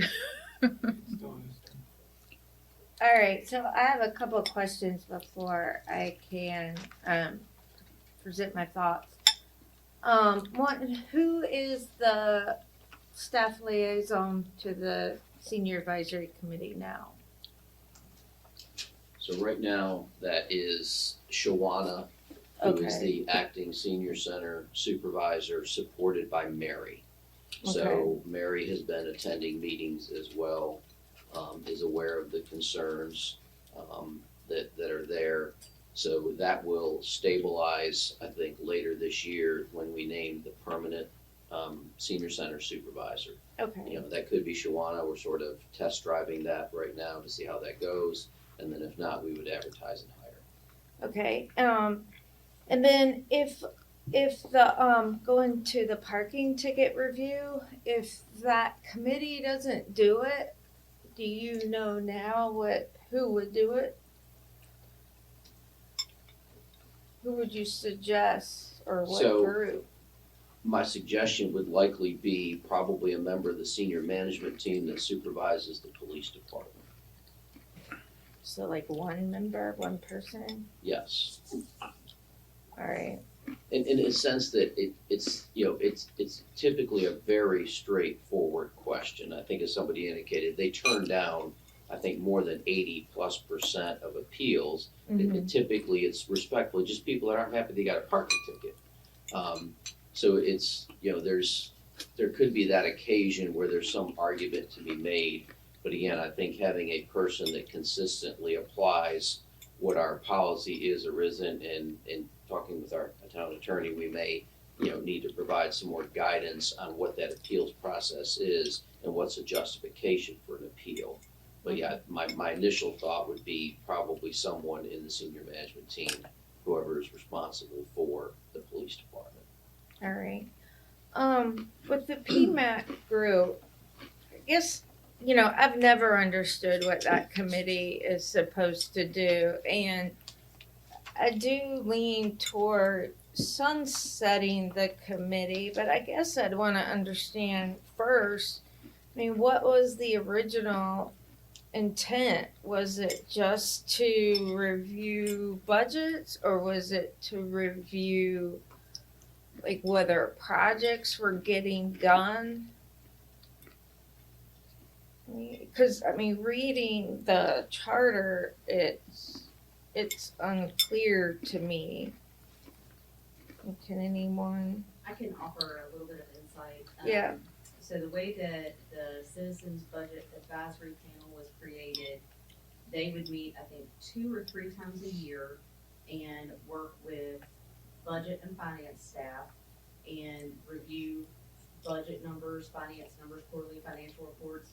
And they were actually tasked with creating and generating quarterly financial reports. Okay. So they were very much, more engaged with the numbers and very task driven. Mhm. When that work was reabsorbed by staff, when those staff departments had more capacity to do those things, there wasn't that need for the committee to do that. And then there, I think, was some desire to still have committee engagement in some way, and the charter has gone through several iterations to try to find the best way to engage them. It was Citizens Performance Measures Advisory, and then I think it was shortened to just Performance Measures Advisory.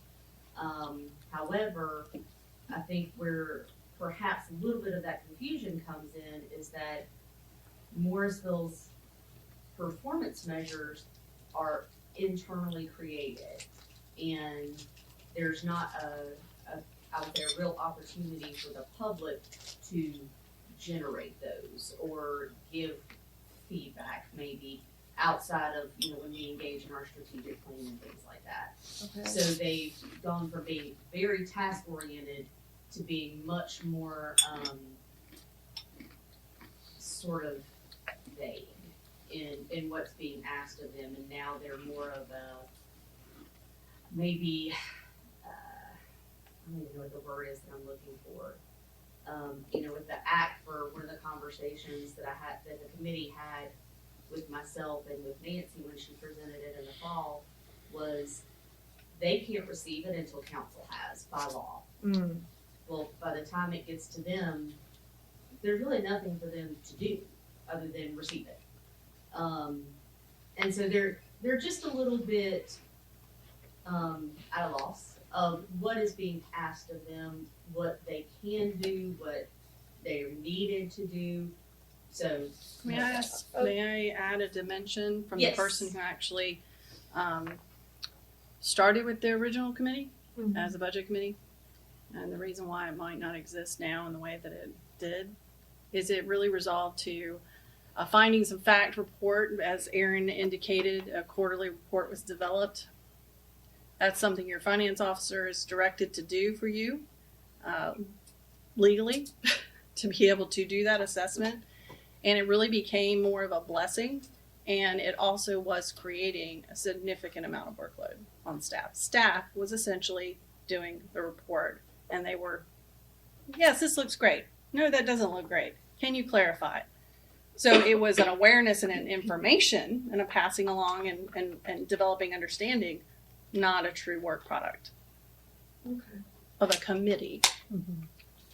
All right, so given that, I would be in favor of sunsetting that committee. The MPAC, I would be in favor of suspending and reviewing. I think as it is now, that committee is totally dysfunctional. I think they've gotten really unclear direction. I know other previous members have quit the committee out of frustration. I still think there's some good that they could do their charter says that they can advocate, but advocate on part of the town on reassignments, but I feel like their hands have been tied. So I think there's still some value in having that committee, but it needs to be reviewed and determined how they can be more effective. I do think committees could have an allocated budget, like more $500 to $1,000. I don't think council should review committee charters more often. I do like the council having joint meetings with the advisory committee at least once a year. And having a council liaison is a good idea as well. That's it.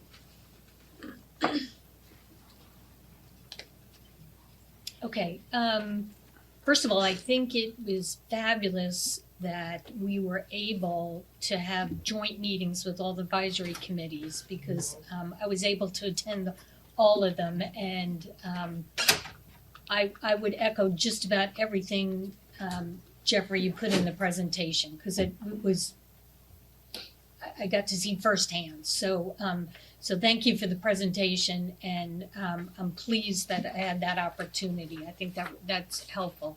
The other thing I'll just say about advisory committees, over time, we have had advisory committees and have sunset them because they've come to their conclusion for a number of reasons. And over years, we've created new advisory committees because of needs and priorities. So I think that's a natural progression of a town. And so I think in these two committees, they should be sunset for a whole host of reasons that we all talked about, that staff has suggested and or seen, and things that they've seen, and I think things that we've seen firsthand. I think it's important. I actually think it's very important that both of these committees are sunset.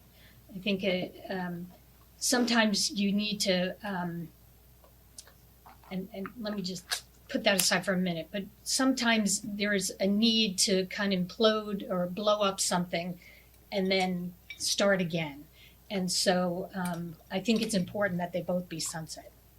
Not that the initial ideas and intents and work is not unimportant, but I think it, for, again, a whole host of reasons, we need to sunset both of them and rethink some things moving forward. I'm going to pause for just a minute. Before, I had some comments I wanted to make as far as the Parks and Rec and Senior Advisory Committee are, actually all the committees, they're not department heads that are the staff liaison, but Parks and Rec is the department head who's the staff liaison, but the Senior Advisory Committee is not the Parks and Rec director. So I just want to understand staff liaisons and how they're chosen. So it's not intended to be a department head. In the past, that was, I think, something that Jerry had selected to do with Parks and Rec Advisory. So I think with our new structure, as we fill those positions, that will not be Mary as the direct liaison in the future. Okay.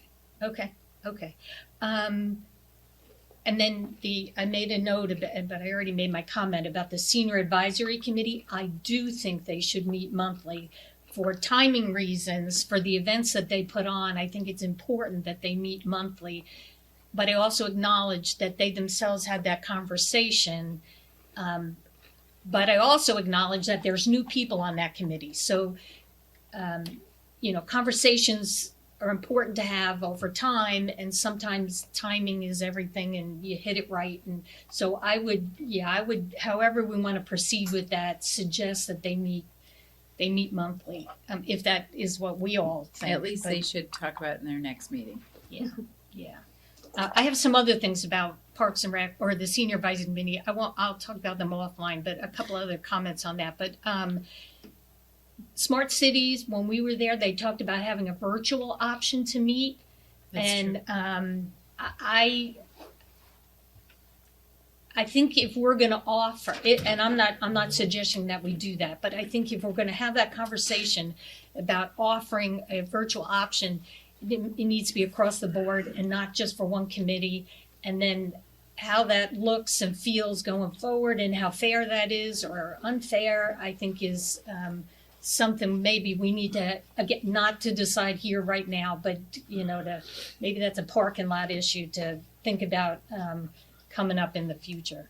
And their comment about flexibility, that they're too formal, I was at that meeting too when they kind of talked about that. They may have talked about it in multiple meetings, but they're a public body that has to adhere to the public bodies, so I'm not sure what they're asking for. And we even had that kind of conversation there, that you can't just meet ad hoc. You are, you can't just be flexible. You're a body that has to follow state, laws. So I'm not sure, and if you don't have to add now, but I'm not sure what that means. If it means they want to be able to have, other, subcommittees. Thank you. They can do that, I assume. But Yes. Beyond that, I'm not sure what flexibility they're looking for. So that kind of makes me pause. But anyhow, that's my 2 We'll cents here. follow up. Okay. And then, the PSAC with the legal issues. If that's a legal issue, you need to fix that.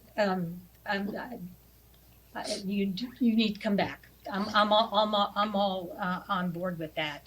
And then, should committees have an allocated budget? No. I see a whole host of problems there. Should they be able to request funding for something? I don't know.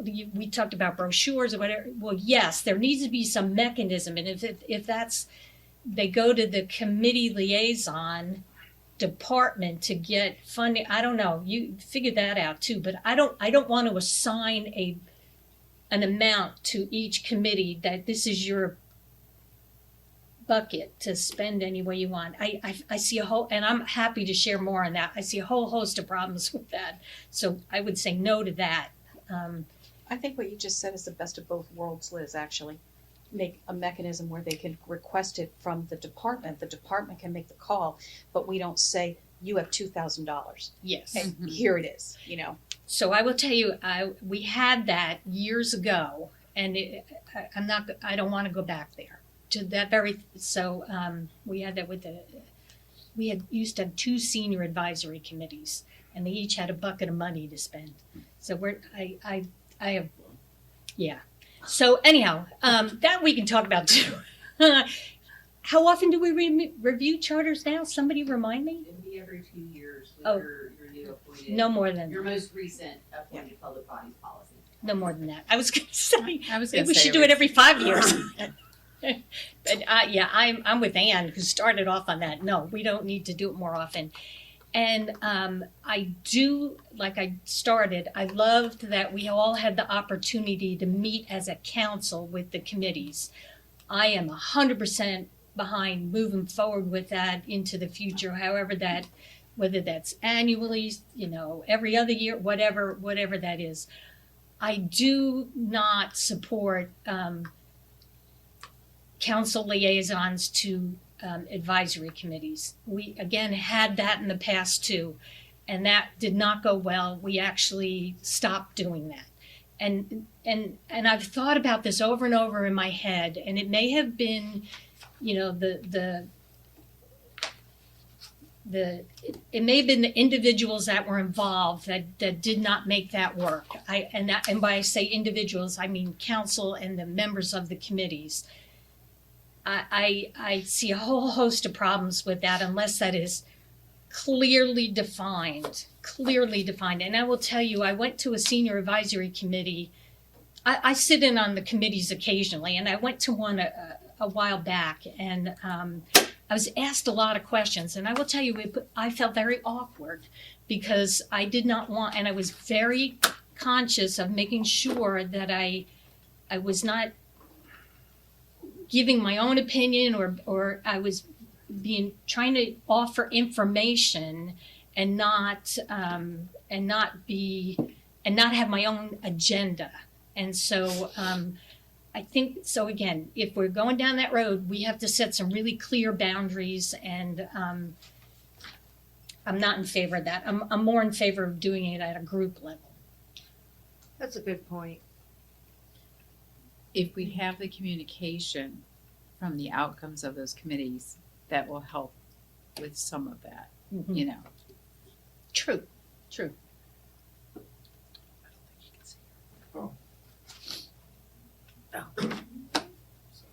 Councilmember Johnson, done. I am done. Thank you. Appreciate that. Councilmember Apple. Yeah, I had one, so I'm a little bit confused, so I just so what are you saying that if we sunset does that prevent us from coming back and reviewing it? Because I do believe that there's still a need in the education space, like what TJ is saying. I mean, I think advocating for schools, looking at careers, we initially started, but they've gotten off track.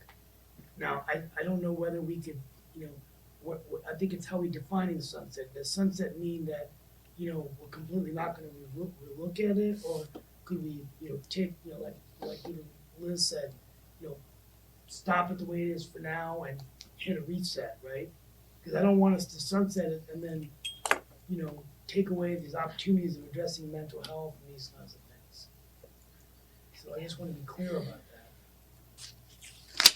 Can I say something to that? Yeah. So, because maybe this will help me where I am. I'm just. When I hear suspend, I say, I think that means that group is gonna hang out there and wait for us Right. to redo. I do not think that's appropriate for MPAC, And respectful. respectfully. I think we need to suspend both of these groups. Sunset, I'm sorry, thank you. Sunset. We need different words. I think we need to sunset both of these groups. And I agree, we should not, we need to capture that somewhere else. The idea of mental health, the idea that we all the other issues that were the original, I think we need to think about those in a new way I mean, and how to deal with And those. a Sorry, few- and I know. And a few years ago, Mayor Holcomb spearheaded the blue. It was called Blue Ribbon Transportation Task Force. Yes, And yes. I was actually.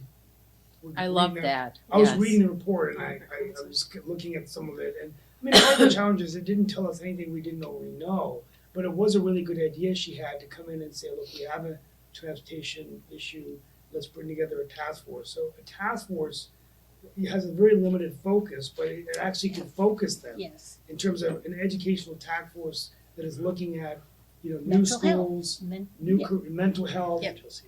new careers, right?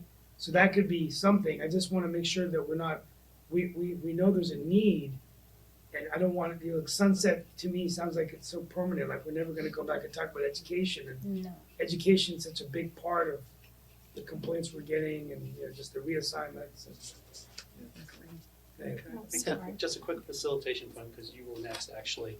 I think Then it'd why be- are you talking? Because I think it would be helpful, because each of us are going down different little rat holes right now, which is important to have the discussion, but if we could focus the discussion on those, is it the idea of the group that we can have Jeannie kind of summarize where we're at, and then we can discuss If we're each so of the happy. points, if we need to, on those. Like if she could just ask us, okay, looks like 6 want a sunset, 1 wants to pause, can we just say that this one's being sunset? Well, And then I we can- wanna clarify my position based on what Liz just said and Steve just said. So I think. Please do then. I think- wanna do that before Jeannie summarizes. Same So here. you're kind of changing Yes, what you said. yes. Well, that's helpful. We could do that as she brings up each point, or we could do that first. I want to hear what I would Donna like has to to hear what say. Donna has to let's do it now. Let's hear what you have to say. Yes. Yes, please, cause for MPI, I think based on what you two were just talking about, I think we need a third option, and that is like, to use Liz's words, blow it up. I guess I would rather than suspend and hold these committee members, you know, in what's the Limbo. what? Holding Limbo, pattern. limbo. Yeah. Limbo. I think we need to blow it up, and start from scratch. So not suspend, but still review, blow it up and review it. So that would be the third option. I would agree.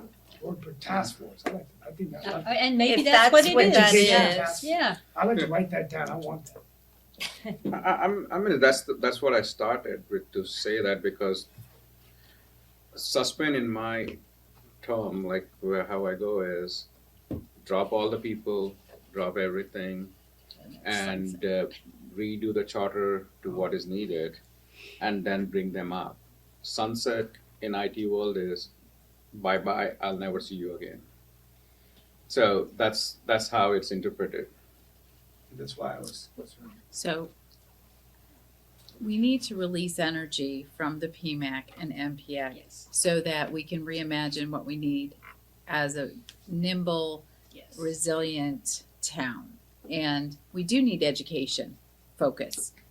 I'm not sure if it's fit for purpose at this time. I'm using all these IT terms specifically for Satish. I think it doesn't mean the original intent is not important. These are still important, but we need to reimagine how we deal with them. And this is not the appropriate way anymore. And that's okay. I'd like a point of clarity on the task forces. The task forces, if we did task forces, which I think is a really good way to approach specifically the issue of education, I just would like to know, are we saying there would be task forces made up of current committee members? Or we're releasing that out and we're looking for new people to work on new problems? They could reapply to could the. reapply. Yeah, Yes. of course, but I'm Yes. asking, is that the process? Okay, thank you, appreciate that. If I you would say determine yes. to establish task forces. Yeah, Jeannie, would you want to summarize where we're at, or do you want me to summarize what I've heard? I'm I'd like to okay. summarize what I've heard. You jump in. I'm gonna give it a go. Okay. I'm gonna start with that one. So what I think I hear you saying and coming to some consensus building here is you wanna not keep the people in limbo and let them go and they can move on and reapply while you consider not the committee MPAC, but really what your core value is of education and what that means to you and how you go forward with it. Mhm. Is that really what I'm hearing everybody say? Thank you. Are we all shaking our head? Okay. Yeah, I think that for me, there's still some action there by staff. Yes. If that's all right with you guys. So ideas, reimagine, reignite. What it means to you to carry it action, forward. but council too. Okay. Blue Ribbon So Task ideas. Force in education. But I agree with that. I think what we would be looking for is, MPAC ends. Yeah. MPAC itself does not come back. Those members don't automatically come back to anything. It's done. If you choose to revisit that, you could choose to do it as a task force. You could choose to do it as an advisory committee. Just call it something else. And that sounds like semantics, but it's not, because there's so much associated with MPAC that I would never suggest you start MPAC again. But I think the biggest piece for us is that we need to have time with you to understand what do you want a new task force or a committee to do, and that may help decide which one it is and how you either charter a committee or give direction to a task force and what that window is. So I think we're all on the same page, is that what we would do based on the guidance you provided is that we would leave here and we would communicate, or you can tell us if you want that to happen differently, with the members of PMAC and with the members of MPAC to thank them for their service, to remind them they are eligible to apply for other committees if they're still interested in town service, but that PMAC, it will no longer exist as a committee, and MPAC will no longer exist as a committee, and let them know that council is going to revisit both of those topics, but not those committees, if that makes sense. I think that's perfect. Thank So you. MPAC is also on the plate to revisit. Okay. Mm-hmm. All right. Because there was really clear consensus on MPAC to just stop that one. I'm PMAC committee. PMAC. Okay, PMAC. I get the two confused. Sorry. Yes. All right. You ready to move?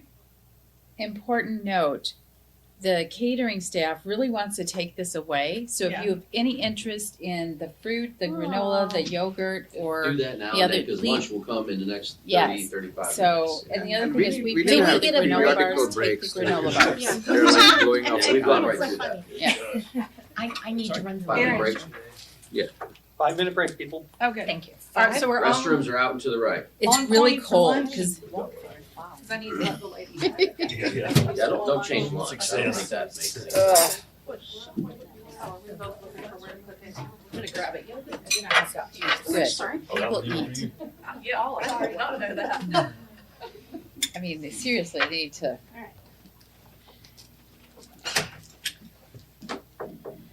How you doing? Thank you. Better? I just got some, Better? Yeah. You like how I finally at the very You're end doing cleaned really up good. his You words did. for you? Everything is on point, and you're making me, work it. It's, I think that, I think these things are good for us. Mhm.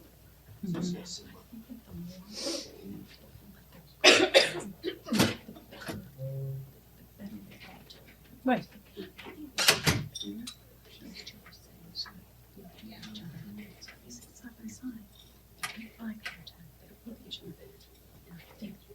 Okay. Want me to switch with Liz Yeah, at the I think after Jeannie lunch? still a little summary to do, but yes, I do think we owe them that I think, explanation, because they could get asked. No, I mean, you or I should switch. because, you know, We definitely need to Okay. do that. Okay, do you wanna switch with Liz? I'll ask her. no, I mean, I No, don't know, no, what do you I- think? no, this is not a dais. Correct. This is not a dais. Yep, I don't know, maybe it's that just would be something it. to do. I mean, it's honestly, Thank you. it's not on me to manage Yeah, I know. it, so, Right, you know, but,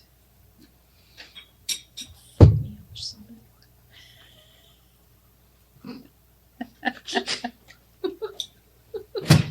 oh my goodness, oh my goodness. once the swearing starts, I feel like the wheels are coming off the bus a little bit. That's right, that's right. Satish, I felt like you made a really good point this morning, and I can't remember what it was, but I remember thinking, geez, that was a good point. I should have jotted it down. Yeah, really. Was it about debriefing before they start? I think it had to do with, let me see what I wrote down. I think it had to do with the,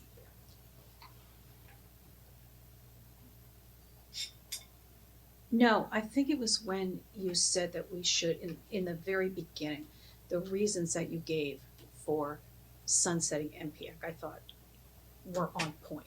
I still, you know, the thing is, I hate to let it go because there was so much good potentially You coming bring out a- of you that. But it's I not know. thriving. But You're you bring right, a very you're good right. point. It's about how to manage also. And the And- charters. And charter is one thing, and also the staff liaison or this one to be on point and basically shut everything off, which is going off track. Yeah. That is important. That has to be done no matter what, anything, you And know. on a more functional committee, you can slide, you can have somebody there from staff just to take notes. Mhm. But when a committee's really going off the rails, you know, if it's not a strong project manager, or at least a person that's empowered and, you know, can assume And in power and say. And in Or- fact, if they do not complete the training, they will not be allowed to attend the meeting. And I think it would be That we good should put it as a also, mandatory thing.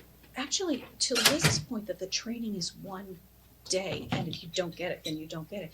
But if that was on video and they could self-serve, I think that would also be effective. Then that onboarding, Acknowledge and onboarding sign. turns I into- think when I Yeah. was in Stormwater, like I had to read something and then sign off. Yeah. Saying that I read it and I'm good to go.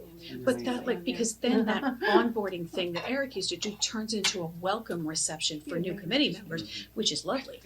But if the training was online, that might be helpful to them in the sense of being able to ask, So- oh my God, we didn't do that ethics training. I have Or you two probably did. solutions. One, we have an orientation after every cycle for 5 minutes at the top of every committee meeting. That way you have them there.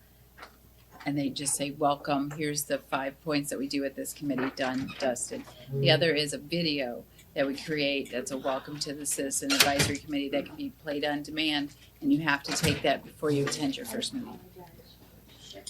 I'm glad they don't make us do that ethics training before we sit on a meeting, because I'll tell you what that is. Satish, did you do the ethics training already? Okay, good. I always, when I'm like Did you way take behind, ethics? when I'm way behind on something like that, I always start to feel like it's just me, like I'm a screw up. But Yeah. We had I a think lot you have of like a things. year, I'm always the don't you? last person to do anything. You have It several worked too. months. Oh, did you do your Ethics, money thing for the campo? What money thing? the ethics. No, State the employee. campo has Oh. a financial disclosure requirement for you to serve as alternate. I have literally never done that. That's right, you You will haven't. get dinged, make sure you do that. All right, wait, all right. But Brandon needs to make sure that, she needs to do the financial disclosure for the campo. I also need to know when they meet and exactly what I should do. Because, Because the last time I got a committee, it was right before COVID, and But I don't think they ever You'll be met on the again. naughty list unless you It's, do it's that. third Wednesday, and Danielle and I will make sure you're aware of That would really be helpful, thank you. It's just a busy time right now. Campbell? So I did that, oh, Sorry. sorry, okay. Campbell, yeah. You wanna summarize? I'm gonna go and finish. Everybody's okay? Bring us home. And Jeffrey's gonna keep me in check if I didn't hear it right. So, we talked through this one. Budget, you generally are a yes, however, yes and you want it attached to a purpose, a limit. So what I would suggest there is let staff help you with a structure to that. I think it needs to be tied to what I think I'm hearing you say is really work plan related. You know, your staff liaisons are working with these groups. They can make the ask, they can funnel it through a budget request, where it comes to you in front of you at different times. I mean, you don't have to do this through a budget process. It could be throughout the year, we could have a budget adjustment if that's necessary, and that way it gets in front of you. Would you mind if I just stopped you? Is there a consensus are you saying that like a request to use budget associated with an advisory committee would have to come to council? Because for me, It I would actually could. prefer that it didn't. I think that the department head should be able to handle that. Okay. That's what I think. I'm not saying, I'm just saying, I wanna put that out there. That's what I think we should do. But you wanted it tied to a purpose is what I think I also was hearing consensus of. Is that still an agreement? If I'm you, perfectly happy for the department head to make the call. I mean, you're talking about a couple $1,000s. Yeah, nobody should be given a bucket of money and say, here you go. well, T-shirt. staff's not giving a bucket of money. Yeah. So it's, We're okay well, with that. That's what it sounds like to me, so. So there needs to be some justification. I think Bucket there could of be a 5 process cents. we could recommend that would be okay. Yes, let's get Okay. a process, cause it may be that up to a certain amount, the department head can do that. But I mean, if it's a significant that might impact a departmental budget that wasn't planned, then maybe, let us get a That's a good The one that proposed pops up procedure. is really your smart city group. Could come up with Yes. something, and really the way Rick uses this committee is it is funneling through and justifying requests. He's using the committee in that way. That's why they're so successful. Yeah, that's good. Review Wait, charters. So a little bit of a theme here is that yes, on some level you want some review, and then some of you don't want to review them at all. However, there is a policy that says we review them every 2 years. Are you generally okay with the 2 years? Did anybody say we don't review them at all? Who said that? Somebody said no, get them, so you were saying no, get them fixed. It's not a charter issue, and it could have been that one committee that you were really referring to.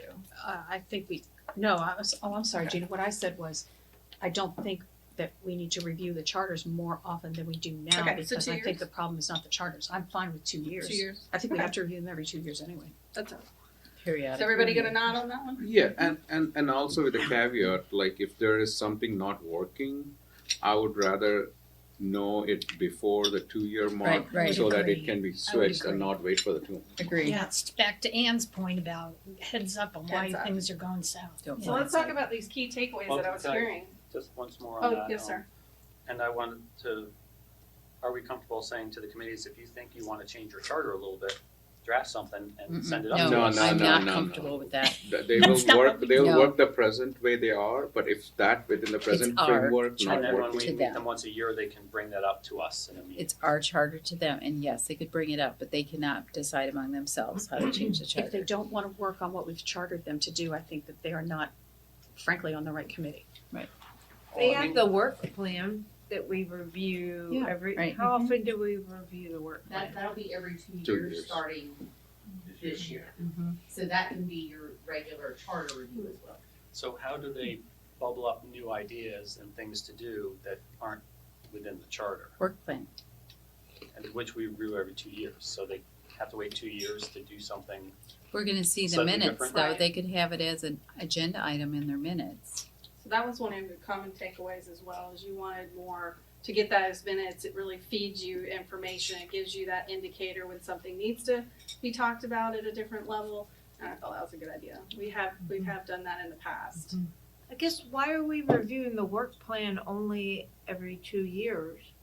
That committees now have an option to do a work plan on a yearly basis or every 2-year plan. So it's kind of up to the committee if they want to do an annual one or one that's 2 years. Per the policy that's adopted by council. And I think a lot of that stems from, I'm sorry, Yeah. I think a lot of that stemmed from because you do have several committees that only meet every other year, and because we've also Every other had month. some that had some challenge. Not, I Yeah. apologize. No, we knew what you meant. Sorry. It's okay. And then some that have had, some challenges with quorum, and they were trying to get some recruitment and retention going, and they wanted to have a little more opportunity to show some of the work they can do. I think our committees are where ideas bubble up, so I just want to make sure there's a process for them to be able to work on things that aren't strictly in the charter and have a way for us to authorize them to do that if that's what we require. So that's my goal, that's my interest. Right, but they should not be executing any work unless it's approved. So I think your sequencing of what you're saying is not quite where it should be. It's like, if they have a new idea, they can bring it up and request an adjustment to the work plan or charter as applicable, but not just go out and do the work and then see if it can fit into the charter later. You see what see how it's I different? believe we can rely on our staff liaisons to help guide that. Your committee chair has some responsibility in that sense. Again, that goes back to better training for those chairs. But we also have a staff liaison there for a reason, and that's to keep them within the boundaries of what their charter is, and as they adopt a work plan, what their work plan is. Respectfully though, Brandon, that did not happen in the case of these two committees. I mean, I no shade whatsoever on there. Clearly there was a larger issue that could be solved by a staff liaison necessarily. But I'm saying that if you're saying that the staff liaison is responsible for keeping the committee on track and not off charter, and that didn't happen. So how will we prevent that from happening in the future? Well, so I think in the case of MPAC, I don't see them as being off charter. It's not that they've gone out and done something that wasn't in what you chartered them to do. They've gone out and done, respectfully, nothing. So that's more about the performance of the committee as opposed to allowing them to do things, in my opinion, outside of the charter. Now, the PMAC's a little bit different, and we just have to have a better handle on what is going on there and how they're, how that changed over time, and we will be more present, we will be more direct with that as far as making sure that if committees were to try to do that in the future, we wouldn't allow them to move outside of what the charter is. Again, keep in mind, we've really only done work plans for the last three years, I think. So that's a relatively new animal that I think is helping us. So I think we've already got something in place that's gonna keep us from allowing that to happen in the future. So can I add from my perspective, that did kind of occur with PMAC over time, because Erin just told us PMAC started out one way, and then over time we did change the charter, and that did come from staff and discussion. So I think that did happen with PMAC, at least in the past.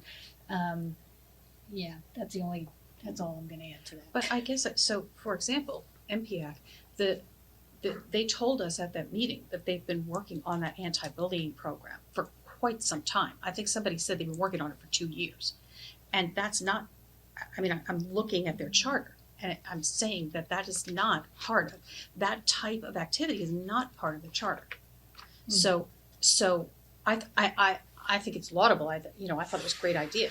Very happy about that, but I'm saying it's not in their charter. So, if that, I would have thought, frankly, that was a committee chair thing. But, if we're going to say that it's staff, that I'm just suggesting that possibly there's a breakdown there. Understand. Thank you. And I think part of that. No casting aspersions on anybody No. that's attempted. No, we're to monitor Brave that New committee. World. It's an opportunity to do things differently. It's again, we're going to provide this chair and vice chair training. We're going to provide better staff liaison training and clarify what some of those roles are, so that we don't have that issue in the future. And I captured these things that I was hearing you all say. So, different approaches to training and onboarding new members. There's a comment about forum versus task force. Show the value in their work is really important. How do we do that? I think we need to think about that in terms of messaging as well. If you're gonna shut something down or sunset it, messaging is gonna be really important for you. And I think also what, when we have committees like, and maybe MPAC, is really the evolving, changing influence. Did they finish something? okay, that's an evolving thing and keeping up with that. I think that speaks to really a little bit of what you were pointing out. Determine levels of thresholds and budget, show value of the work. Appointment to the committees, skill, interest, and balancing matters. I guess what I heard you say, some of you say, was who you appoint does make a difference sometimes in the makeup and what the product is. I think the Smart Cities group is an example of, you get the right people on there, look how successful they could be. Meaning skills, balancing the variation of skills. Meeting minutes, timely. I picked up on that word. That's important to you all, that you get them timely so you can pick up on the indicators. Discuss different approaches for committees to meet, be flexible. I think we got to define what's the rules around that, and is there any options and opportunities. And task force for me did come up, but actually that was an open public, that was designated by the charter as a specific thing. So they did have to follow open meetings law. I do remember that. Council liaison, there was a little mix there. If you wanted to do that, there needs to be boundaries. You were more comfortable with those joint meetings and that engagement as a whole.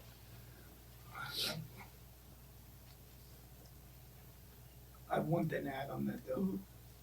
Mhm. I guess I can understand the point of it being hard to have a council liaison, but if we had, the way we've had it now, the mayor and the council member, the mayor is attending all of them and the council can attend, and we have one council member that's facilitating.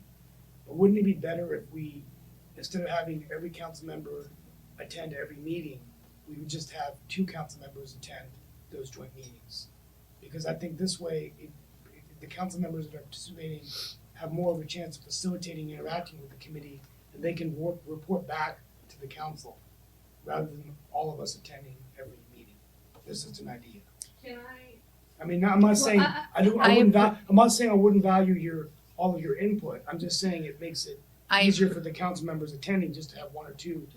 I appreciate that. However, I learned so much Seriously. from attending those meetings. I agree. I think it was appreciated too, and I'm not suggesting we all attend every single meeting. Right. I'm just saying, Just the joint meetings. the joint meeting, no, joint- you didn't sound No, like, but the joint meeting That's should what be he meant. facilitated by the council member designated to facilitate. Yes. The mayor, he's been going to all of them, but, I mean, it's just have the two council members at the table facilitating, and other council members can come and listen, but if all of us are there and we're all providing our input, I guess it's I don't know, I thought that's what we did. To be honest, Okay, when I I don't know. had facilitation responsibilities for one of the meetings, I took that very seriously. And I know, Anne, when I attended one of your meetings, you were the facilitator and I could sit back and watch. The mayor being there or not, he is, unless he's assigned to facilitate that joint meeting, he should also let that facilitation go. Yeah, and I have no problem with other councilors joining me, but I didn't feel like at the meeting that I was the designate, I didn't feel like I was facilitating that meeting at all. Well, then we can help you with coaching. You have 3 project managers here. So we put it on the follow-up because I think there's discussion for you all to have as far as how your joint meetings might work. But we also need you to discuss whether or not you want to establish council liaisons to our 5 now standing committees. And I think that's a discussion that probably needs to occur outside of right now. Yes. Mayor Protem. My question is, why are we not recording all these things? Because video video recording recording of all advisory of them, committee? period. Because we hear like there was issues in this meeting, like minutes I don't get it after 2 At least months. audio, right? Or something like, at least I can hear only like the only thing recorded is the planning and zoning. Why? I can give a little insight on that too. So all of our advisory committee meetings are held in a host of different locations. Not all of them have audio visual capabilities. Because as you know, we don't have a ton of meeting space. The reason PZP is they are a quasi-judicial committee and they have some different standards than the remainder of our advisory committees. And they meet in council chambers and they have audio visual capabilities. Outside of COVID, once that state of emergency ended, we no longer had authorization per the authorization that was given to council for remote meetings or streaming of meetings or recording of meetings of our advisory committees. You all have some different standards because you're elected, they are appointed. So if that's something you would want to extend to them, that would just take a little bit of work on restructuring who meets when and where, and getting some of those things facilitated. And then that's just something we probably need to know, so we have to work on that. So when I served on an advisory committee, they had 2 recording devices at the meeting, and we weren't in council chambers. We were just in a meeting room in one of the buildings, and that was used to help with meeting notes. And it also was to play back if there was a need to review for whatever audience And- that was. We can Maybe put it staff- as a, That's a staff parking lot to bring back information about whether or not we could reasonably, without too much extra effort, audio record all of the committee meetings. And make those Clarifying publicly facing, yes, please. Clarifying point, record them for council, record them for Public. public, If they're record them recorded, for. they have to be for the public, I think. Yep, they have to be public. Okay. I would say audio, just Just Audio. Audio. giggles. No, I would like to understand what it would mean if we wanted to do a whole, video. Audio, video. audio, video, video, visual. thank you. Visual, thank you, visual. Without it, you're What's that not word? gonna know who's speaking and you're not gonna know, I mean, It's So we've got that on the parking lot. I think that's something to check in with, and, you know, your committee members might actually have an opinion on whether they're recorded or quick not, question and it to could be a determine recruitment issue. How we research this, are you interested in trying to stream them, or you just want them audio and video recorded to post to the website? Audio Second to option. post. Streaming. Website, you want streaming? Yeah. see, I'm questioning what, before staff goes and does work on this, staff has enough to do. What problem are we solving? Okay, good, Because, good question. because one, the public is not clamoring for video recording of these meetings before we start moving heaven and earth to get them in a place where they can be video recorded.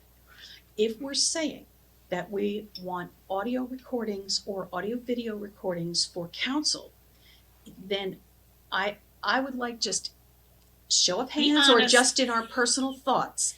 I have 75 meetings from my real job that I'm supposed to be going through and watching those recordings, and I'm telling you right now, that's never gonna happen. I'll die with those meetings still in my inbox. So if we're saying that we need to do this and that we're all gonna, listen to those, that they're gonna be helpful, then I'll try also to make time for that. But I just question, before we have staff go hog wild and try to figure this out, what problem is this solving for us? Can I add on to that? Sure. How many of us have watched a planning and zoning board meeting video? And when was the last time you did it? I haven't done it. During COVID, I watched every one. During No, COVID. I'm talking, do you watch So she planning, answered because how planning and long ago? zoning board is audio, is No, I don't- recorded now, so there's the test. Do you go out and watch that one? I read their meeting notes. The question of recording is not to watch, but if something happened, to play back and see what really happened and not wait for 2 months to basically get a Written minute. summary. Yeah, written summary on something. So I would like to know what really happened. I would go then look at it. I remember one of the PCVs, I did go because there was a lot of argument and a lot of things happened. I've And- watched and, often. I've yeah. actually gone based on the agenda and sat in the room, so. Right. Not everybody can sit in the room. No, I get But- that. No, I get but- that. I do look at, based on agenda, certain topics that I'm interested in. I don't necessarily watch the entire meeting, but it's very helpful to me. I don't think it's feasible for every committee based on location to have video, but audio would be helpful to me based on their agenda. And I think transparency is a value that we all have, so it just indicates our willingness to invest in transparency, even at the committee level. Because I do hear people ask, why isn't this recorded? Because they were so used to seeing things during COVID. When that went away, That's true, We used to only audio record our council meetings. right? Now we're doing video. I think there's people watching that. So if we create it, I think that will help our engagement and our transparency. So that's just something to think about. But to your Yeah, point, just asking the do we, question. do we, No, Good that's a, question. do we that's a want to good tell them question. to look into visual recording, or do we want to remove that because it's too much of a possible burden? It's a huge burden, I think, for all committees to be videotaped at this time, unless we go into a different discussion, which I'll take offline with you. So can we say, look into them and then make recommendations about which ones could, couldn't? I think we could reasonably look into audio. Audio's easy. Okay. Video, maybe not be that tough. It may just mean moving some meeting locations to have more people at, for example, Historic Christian Church, Yeah. where we could equip that for, I mean, you can do a Teams meeting and record that way off the TV, but we could do a little upgrade perhaps with cameras. I would suggest if you're okay, we don't pursue streaming. That's a whole That's a different game. It's other expensive. game. But let us, I think, look at audio and visual if that's okay. I think we can reasonably bring something back without a heavy burden on staff. We get head nods on that? yeah, and I'm Yeah. okay with audio only Okay. since I'm the one Okay. that brought up And the the al- visual In part. terms to answer your question of the problem solved, I mean, I just feel like it would be advantageous for the public for transparency reasons, at least to be able to see or hear some of the meetings. And for any of us on the council to be able to chime in and see it, so we don't have to go there physically right now if it's not P and Z. And be disruptive, potentially, if we're there. Well, I come, usually come to the back and just listen. No.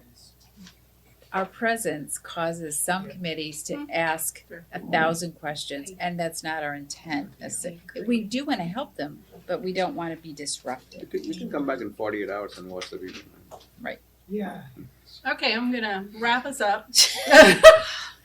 Thank you, Jeannie. I'll always tell you all the hardest discussions are probably your best discussion. And I have to say I appreciate this one maybe more than most of your discussions. It's committees, it's just been a question even in my own mind. How do we find the balance to make them work? Because you want your people, recruitment wise, you want them to feel valued. Yes. So, just two things. Other things that I heard is I did hear about the tickets. You really want to pass this to staff and allow them to create a recommendation, and that really could be a charter adjustment. So I'm just acknowledging that. I heard some agreement around that. Also heard some comments and agreement around senior meetings more frequently. That's a charter adjustment. I'm just making note of that, and that's moving over to staff to potentially bring a recommendation back. Okay? You should pat yourselves on the back. A tough discussion, but great discussion. How We'll have will one the- more item. One more? One more piece of this puzzle. I think it's handled because you're ending MPAC, but I think it's important you hear what Jeffrey has to share from a transparency standpoint Okay. regarding a complaint that's outstanding. Okay. Yeah, as you recall, you received an email on December 5th from Ms. Renee Providence that serves on the MPAC committee. And she had lodged a complaint against Brianna Hubermel and asked that she be removed from the committee. I met with both of those ladies individually.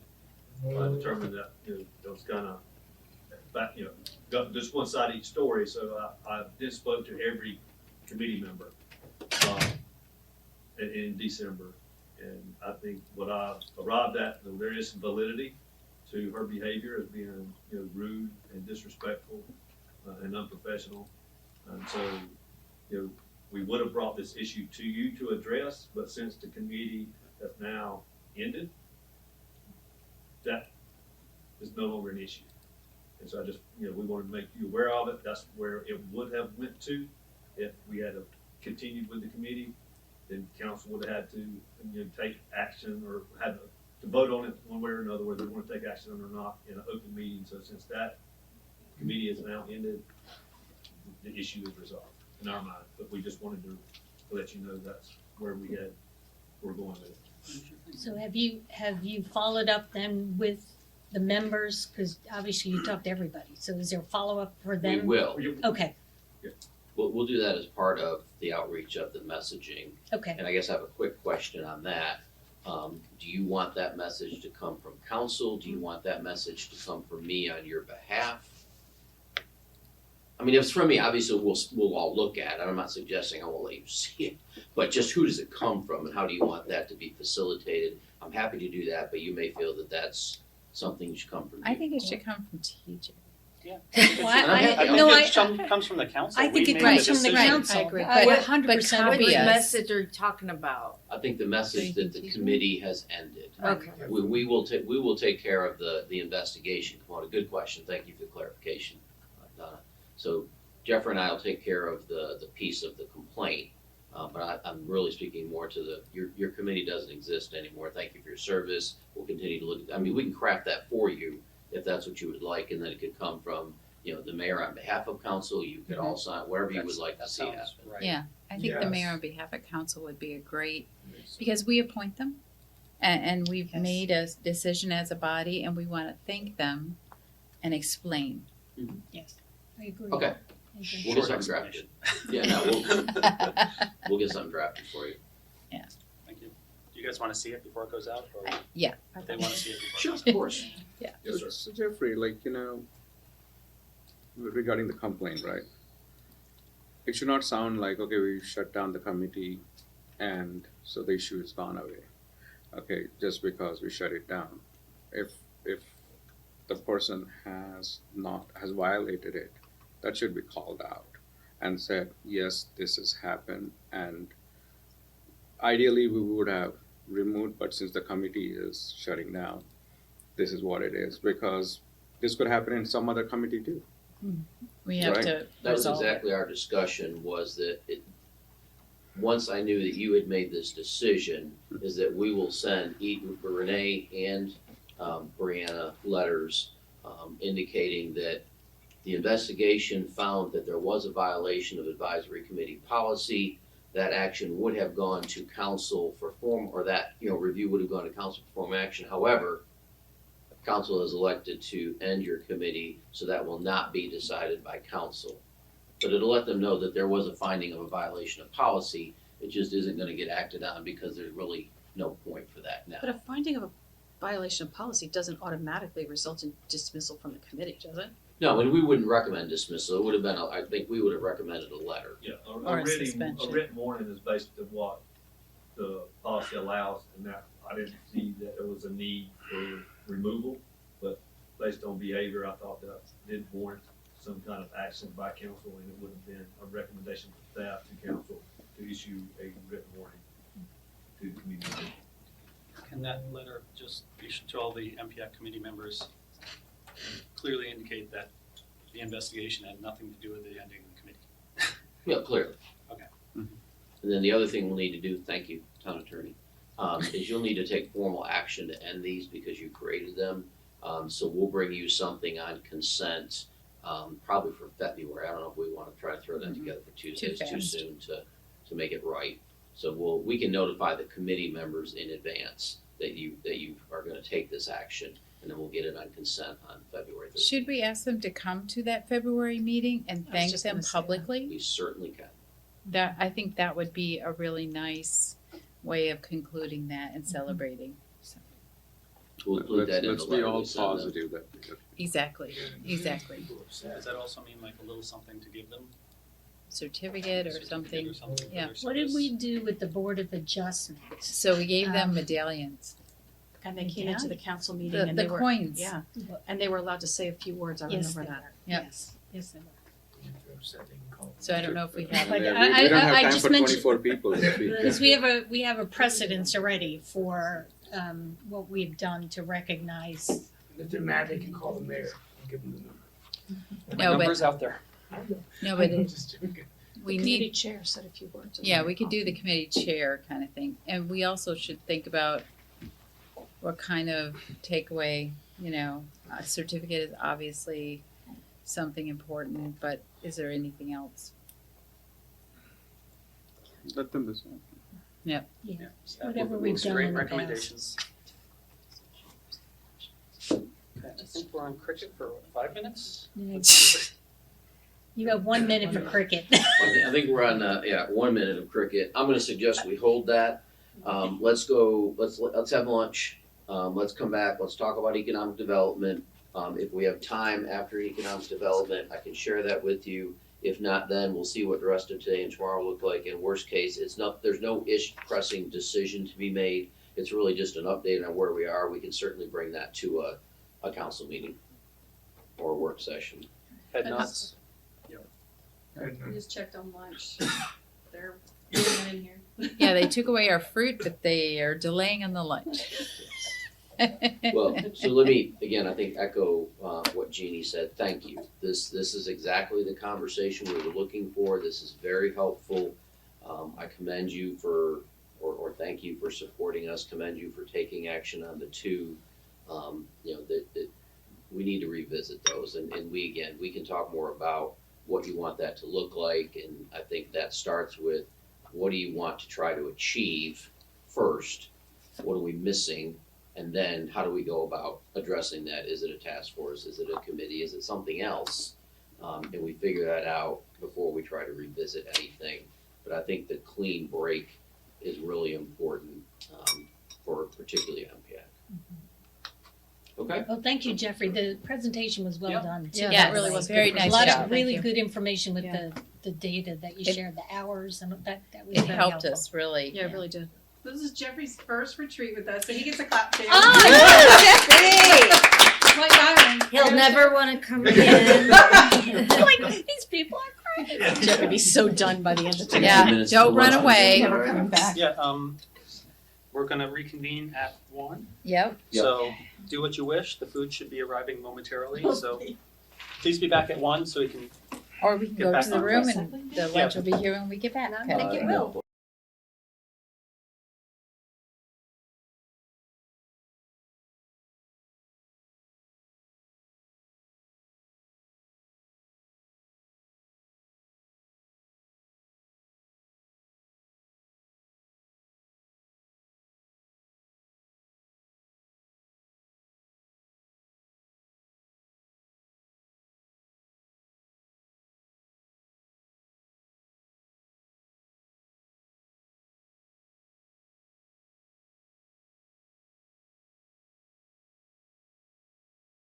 I just keep going on? Brandon.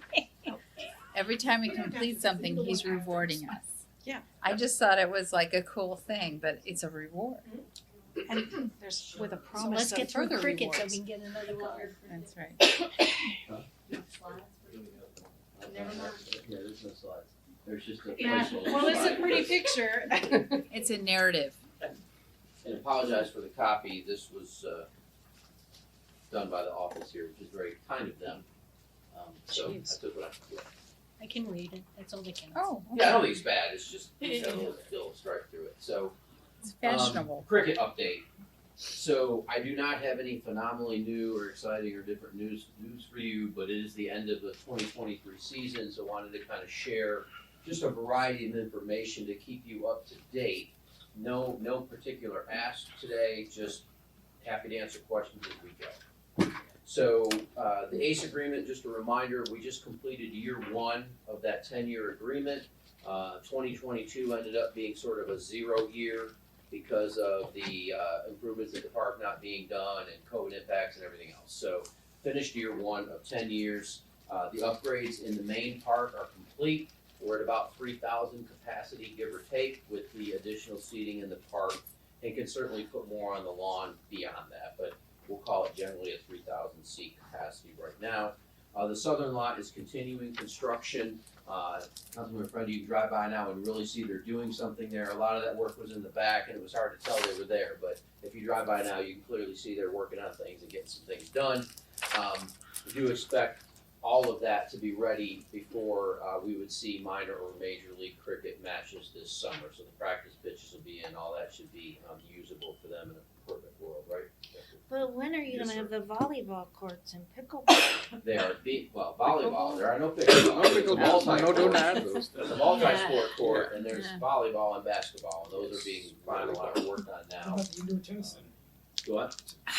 Indoor tennis center. We can't hear you. It's only gonna get worse on Sunday, so Yeah, let's let me, keep it focused now. Yeah. Well, let me add indoor tennis center to our CIP, that should be available in about 17 years. Okay, so when are we gonna have volleyball and basketball? You're gonna have that, I would say late spring, no later than early summer as they finish that up. Yeah, Okay. I think the holdup right now is the grant, the block for the building.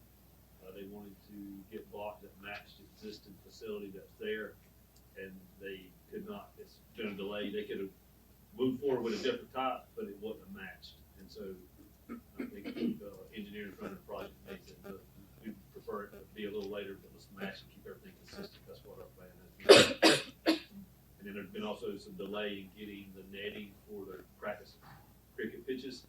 That's been some fiasco as well. And so just some things there, but you know, right now the plan is to have it done by June is fine. So, moving beyond that, the 2023 event summary, as you recall, the agreement assigned 10 weekends of the 20-ish playable weekends to use through the agreement. They essentially used 4 of those 10 weekends. We saw 7 matches with Major League Cricket, 5 matches with Minor League. There were an additional 3 that were rained out. So they used some of, but not even half of the time that they had intended to secure. Fortunately, TCL filled a lot of that time as soon as they know it was available, because they have lots going on that they could do there, and we'll talk about that more in just a second. So the 2023 revenue share, we just got that a week, 10 days ago from ACE. We have some follow-up to do with them because it's lacking a lot of detail. It is a very, in my opinion, generic, simple spreadsheet that's not satisfactory in terms of sharing information. However, the short answer there is that the revenue share for 2023 is 0. They show a net loss of $425,000. And again, I need to see more details in what that was. I'm not at all surprised by that. They were hinting at that through the year.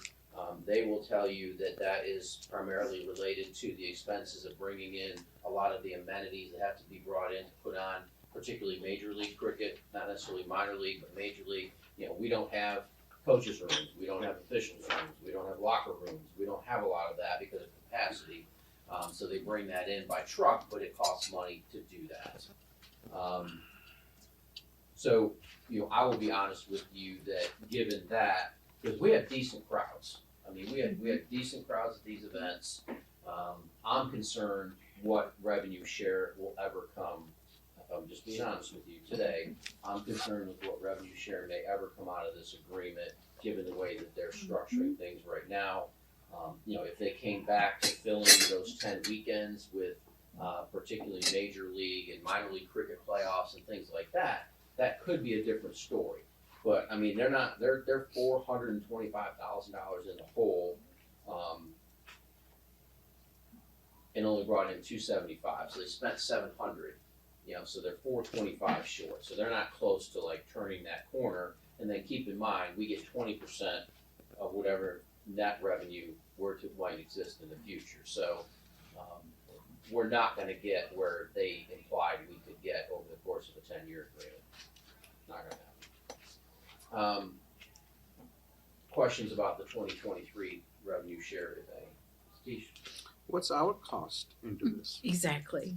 I'll have to get that for you. I don't have that today. We're working on putting that together. So fortunately, the majority of our costs are covered in these expenses because, again, our expenses go into this net as part of the revenue profit, and that's what determines that revenue share. So we did have expenses as part of contributing to that. But our expenses are primarily around, you know, field maintenance, but again, not all of that because we have to maintain the field because we have a field and a pitch. So certainly some additional maintenance, but not catastrophic numbers. And then, you know, beyond that, a lot of it was done, you know, through this agreement. So yes, we may have had some public safety, we had police there, it's accounted for in their budget. You know, they account for security, they account for other things. So no real hidden cost to us, just costs that contribute to that profit loss. And then I'll go to Vicki and then to Jonathan. We need a better detailed expense budget. Clearly. We need to understand how many games are needed in order to turn a profit, because some of those costs on an annual basis to secure contracts will be a minimum. And so after a certain point of games, then we will start turning a profit. If we only had 4 games, then maybe we didn't exceed the amount of games needed in order to break even. And, you know, that if the town costs are included in this cost, it'd be helpful to know the exact town costs as well. So it's like, do we need 8 games a year to be profitable? Do we need 6? Obviously 4 is not the number. And also, what kind of penalty or breach of less than 10 games, you know, what are the consequences to ACE and to the town with the contract? So the contract allows for us to review their performance, I believe it's at year 3, where we can go and say, you're not doing what you said you would do, and we could potentially hold you in breach. So I think that is a possibility. I do not think that they're gonna meet the requirements of the agreement. I think that's gonna be, I'm jumping around now a little bit on a sheet, but I think that that is going to be influenced by the fact that we will never, unfortunately, be able to provide those amenities on site. We do not have the capacity out there to build the locker rooms, the coaches' room, the officials' room, all the things they need. So the challenge with, you know, the basic math you're expressing is exactly right. You need to do more to generate revenue. The problem is, in order to bring the real revenue generating events, they've got to bring all that equipment again. And so you really start to run up against, can you even make a profit given what they're saying they need to bring in to put the event on? So I know we can't go back in time, but some of these calculations should have been developed by them before they entered into this contract. Agree. Okay. No, I agree. There are things in this contract that we would do very, very differently if we ever were to sign one again, or if we could go back in time, would certainly change that. You know, because the struggle for us is that they're making money off of the broadcast as part of their league, but we don't see that revenue share. And that, again, that's the way it was adopted. It is what it is at this point, which is not great. But yes, you were 100% right. Thank you. I'll let Donna go. So why were only 4 weekends out of 10 plays? Because that is what they scheduled. So, and those 4 weekends include major and minor? Correct. Have they indicated that the only 4 out of 10 is an anomaly? Will it? No, they have not indicated that. So I think, you know, one of the challenges for us is that at the time we signed this agreement, we had one of the best pitches and fields in the country, and we still do. But at the time, part of the attractiveness of us is there wasn't other options. And so now they're building cricket-only stadiums, like they've lost their minds, which is not surprising. They've got at least 2 in Texas. They're building one up in New Jersey, or it may even be ready to be open. I think they're building 1 or 2 up in the Northwest around the Seattle, Washington area. So there's a lot of these being constructed that just become more attractive than ours because they have on-site parking, because they have built-in broadcast capabilities, because it's just a better facility to do what they're doing. So unfortunately, in the context of particularly Major League Cricket, we just aren't as attractive a facility as some of the new facilities that are being built. Now, we can still accommodate minor league cricket and certainly some other opportunities, but I worry about how many of these new facilities develop and what that impacts our ability to get some of these larger. I mean, you saw this last year. So in 2022, we hosted the minor league cricket finals. That was big. That was a good deal for us. In 2023, we did not, because they hosted them in Texas, where they have a field.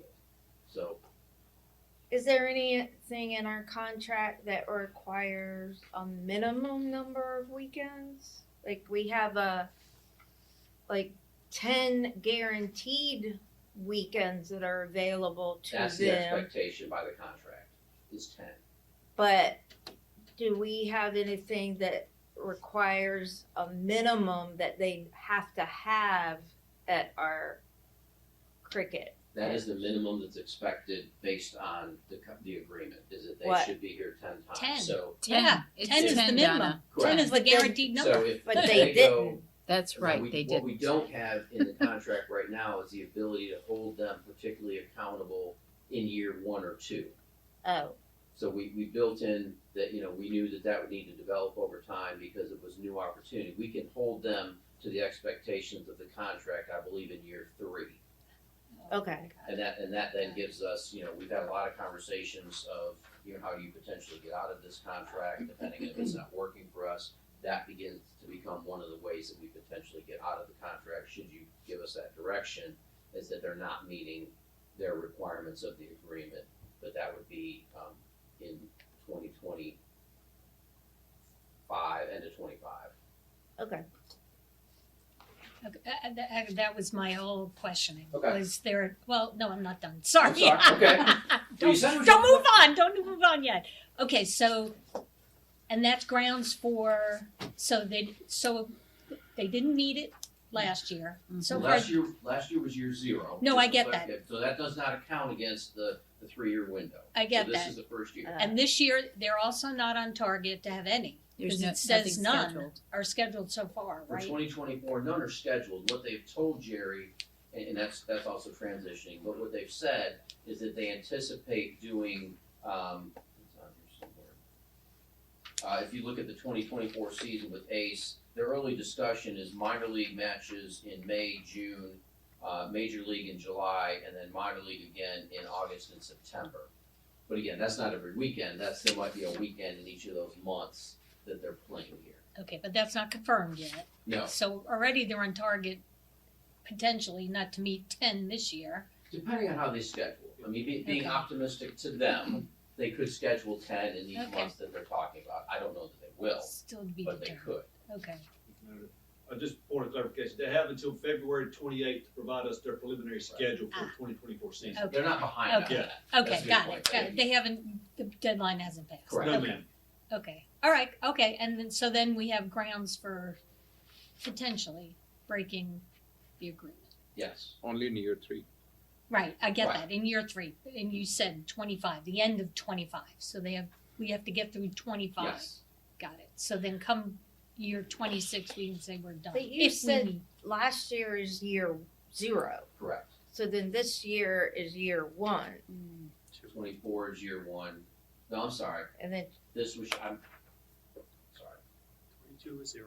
This was year 1. 2022 was year 0. okay. Sorry, Two more 2023 is years, year thank 1. goodness. Got So yes, at the end of the 25 season would be the end of year 3 of Got the agreement. Okay. Thank you. Yes. It's essentially calendar year. It's an Correct. easy way to Yes. think about it. Yes. Yeah. And So if they are in breach of contract and they don't hold 10 weekends, they don't have 10 weekends scheduled by the end of year 3, does that, if we choose to break the contract at that point, do we have any liability in terms of the improvement that they put into the park or anything like that? Because I mean, I don't want to, I mean, I understand it's early to talk about what might happen in 2025. But if we do find that we want to break the contract and just get our fields back, then I would really like to understand what liability we might have, because they did put 1.25 million into the field. So if They we're going to did. owe any of that back, I would like we to. do not. Our Okay, agreement good. says that when the agreement ends, that all reverts to town ownership. Okay. Really, the only reason they held on to ownership was so that they could use it over time, to, get tax breaks for the depreciation on that. Not Okay. tax break, but they could use the depreciation. So yeah, once the contract ends, then we own everything that's in No there. matter how it ends. And we have no responsibility. No matter how it ends. Okay. Good job. Good question. Okay, I'm gonna, Yeah, I know we're going. One thing we got to also understand is it's a 10-year contract. At the same time, Brandon is spot on. All these major league teams, part of their agreement to have is their own stadiums. Mm-hmm. So Seattle is now building a stadium because there's a team on Seattle. So the New York is building one because they have like runway of a couple of years before they build it. And my fear is the same as yours. Like they will start moving all these finals to the other stadiums because they are converting a baseball field to a cricket stadium. So for us, having the contract as a binding is actually advantageous to us because they have to give us 10 games. So I would, if they don't, they lose 1.25. But for us, if we are off the grid, they have other places to go. Good at the 10 game. so if you, go to 2024 World Cup, so it's interesting how things time out because I had two emails this morning, one at 3 o'clock in the morning and one at 7-ish this morning, both relating to cricket. So one of those is related to World Cup. So Mark Stolman reached out to me, I think Wednesday of this week, to say that USA Cricket was potentially interested in hosting practice matches for World Cup 2024. So we're not getting any World Cup matches, but the possibility of hosting some practice or exhibition matches exists. And so, this speaks again to my concern that there are just so many people with fingers in this. So I politely responded to Mark and to Vinu Pasiki, who is the chair of USA Cricket, and said, I would like to have a call with you to understand who's doing what here. Like, you say you can do this, but you've said you can do other stuff, and then other people said you can't do that. So I asked them for a call. I also reached out to my contact with the International Cricket Council, and he responded very quickly that USA Cricket does have the ability to schedule practice matches up until May 25th when the official tournament starts. So now I'm waiting to talk to USA Cricket, but there is some possibility that we could host practice or exhibition matches at Church Street for World Cup 2024, which would be good and would probably be well attended.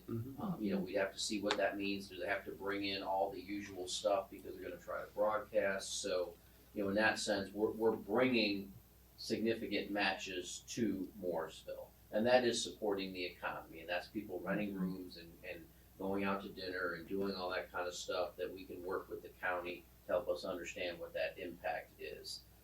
And we'll also come back, and when we come back with some additional detail on the revenues, we have worked with the county on what was the impact of the weekends that we had here. Can they help us evaluate? Is there an estimate for impact on Morrisville in terms of economics from hotel rooms and people eating out and that sort of thing? So we'll be able to share that with you. So that's not tangible in the sense of helping our budget, but it is a little. It's sort of in the intangibles of rooms we're renting. We get that. Of course, we don't directly get that tax, but we're going to ask for some of that tax in the future. So we'll be following up and seeing what guidance we get from USA Cricket on what do we need to do, how do we need to arrange for that to get whatever matches we can. Of course, that potentially conflicts with what ACE might want. They've mentioned May and June, so we have to work through all that and get all that scheduled. But we're working on that. Park status and capacity we've really already touched on. We've got a great pitch, we've got a great field, we're building practice pitches to make that more attractive. We are having challenges hiring a curator. There is just not a lot of people out there for what we've been advertising for, so we've already had that discussion. I've told Jeffrey to re-advertise, and we'll up the money on it to see if we can get the right person to come here and be that curator so that we can get that going. Now, we were fortunate to have Dave Agnew, who is a world-class curator.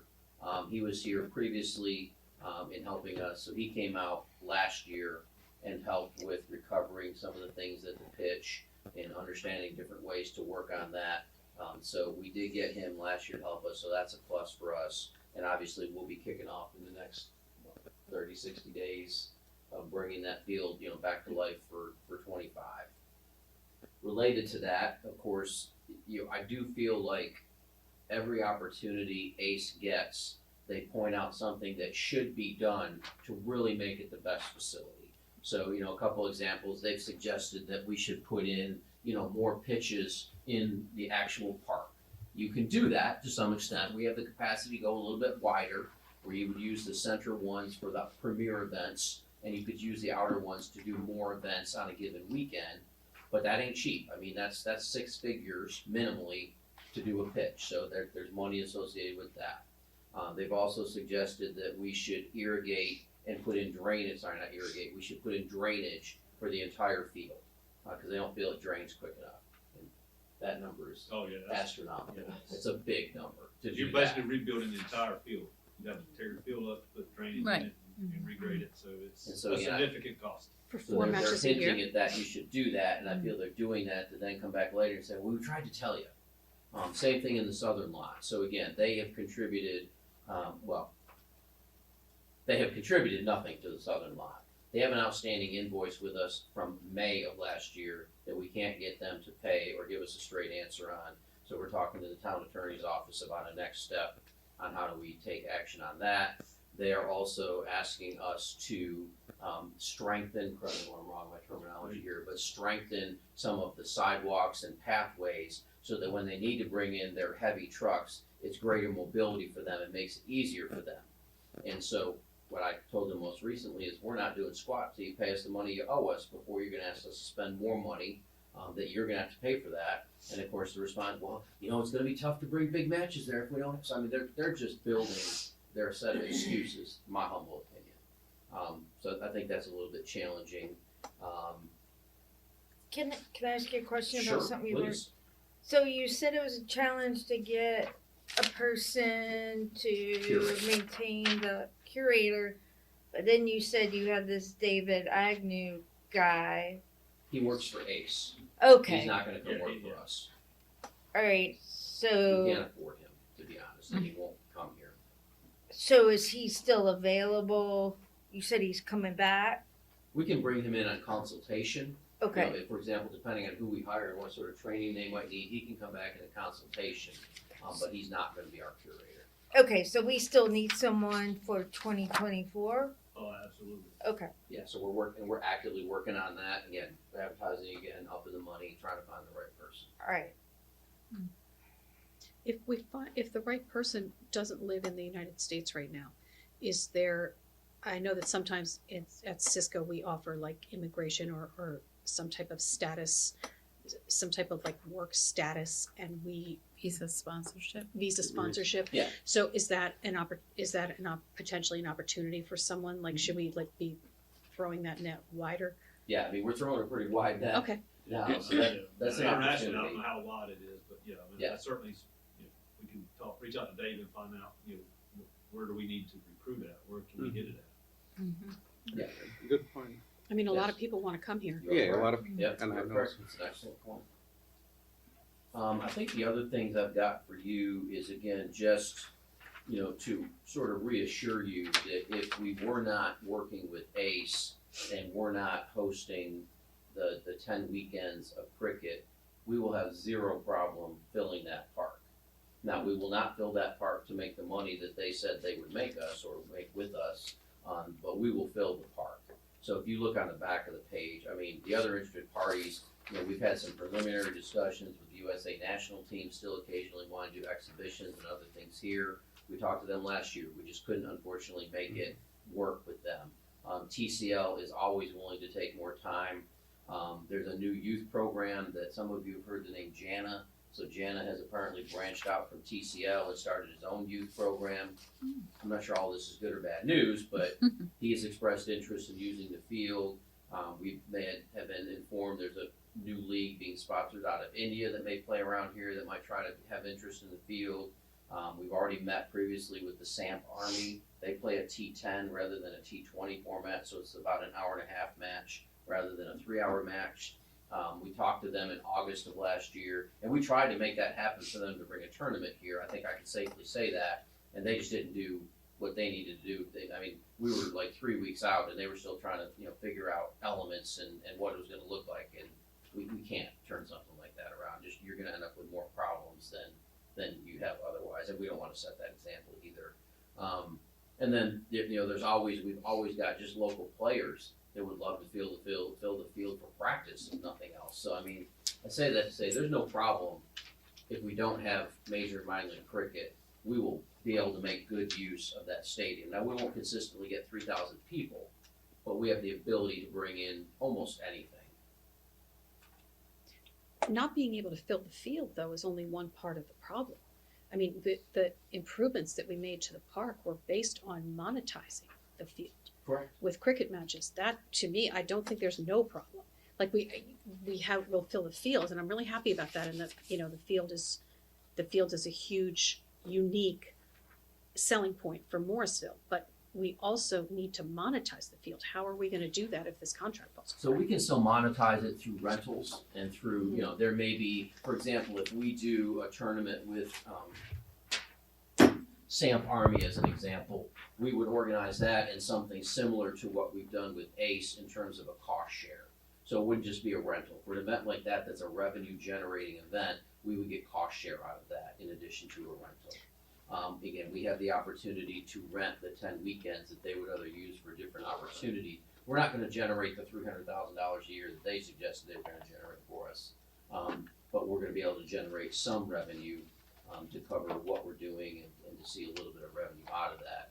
You know, sorry, go ahead. No, finish your thought, Okay. sorry. Go ahead. So I think another thing to think about is, yes, the money is not going to come in as we anticipated, but that money was never technically accounted for in any sort of CIP, any sort of fund until we knew, you know, what we would see. So that money would have been gravy money to support other things. Not saying it wasn't important, please don't take that wrong, but there's not all of a sudden a gap where we can't build something because we were counting on money from ACE. That was never the case. So we can generate some revenue, not certainly the revenue that could have come from that agreement if it filled out. Okay, that was actually gonna be my next question. Does that have any budget implications? But the answer is no. Correct. Perfect, okay, thank you. Correct. So it's unique and desirable.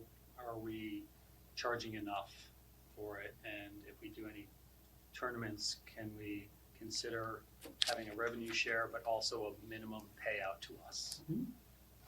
Yeah, I think as we transition, because right now really what we're doing is TCL, which really is strictly rentals, and we're doing ACE. So as we evolve with this, we certainly have the opportunity to see some of that evolve along with it. You know, what's a rental, what's a revenue share, what's a minimum, all of that is on the table. Again, we know a lot more than we knew 3 years ago. Yes, sir. Yeah, and I think just piggyback on what you both were saying, the biggest draw was not having a cost share on broadcast rights. If some Samp Army or someone comes in, then we want a seat on the table on the broadcast money. So those are the places where we have learned the lessons of where we will lose revenue and get revenue. And I honestly feel, Brandon, if there's a tournament coming, day rentals are useless. We have to step up a different price completely. I agree. Yeah, so Yeah, we'll look at that whole revenue cost structure. no, even for like in this budget, like if you're coming with that, I would say if any tournaments are kind of coming in, increase the price of it, not just a day rental type of things, because The ticketing? not even ticketing, like renting the fields. Yes. Yeah, because it's $1,000 or what, I don't know, $1,500, I can get a whole day. So It's a great price. it's a great price, you know, excellent. No, well, you know, and it's also more comparisons now, right? Yeah. Because we know there's other fields that are being used like this, so yeah, I think we just have a lot more data available to us Okay. than we have previously.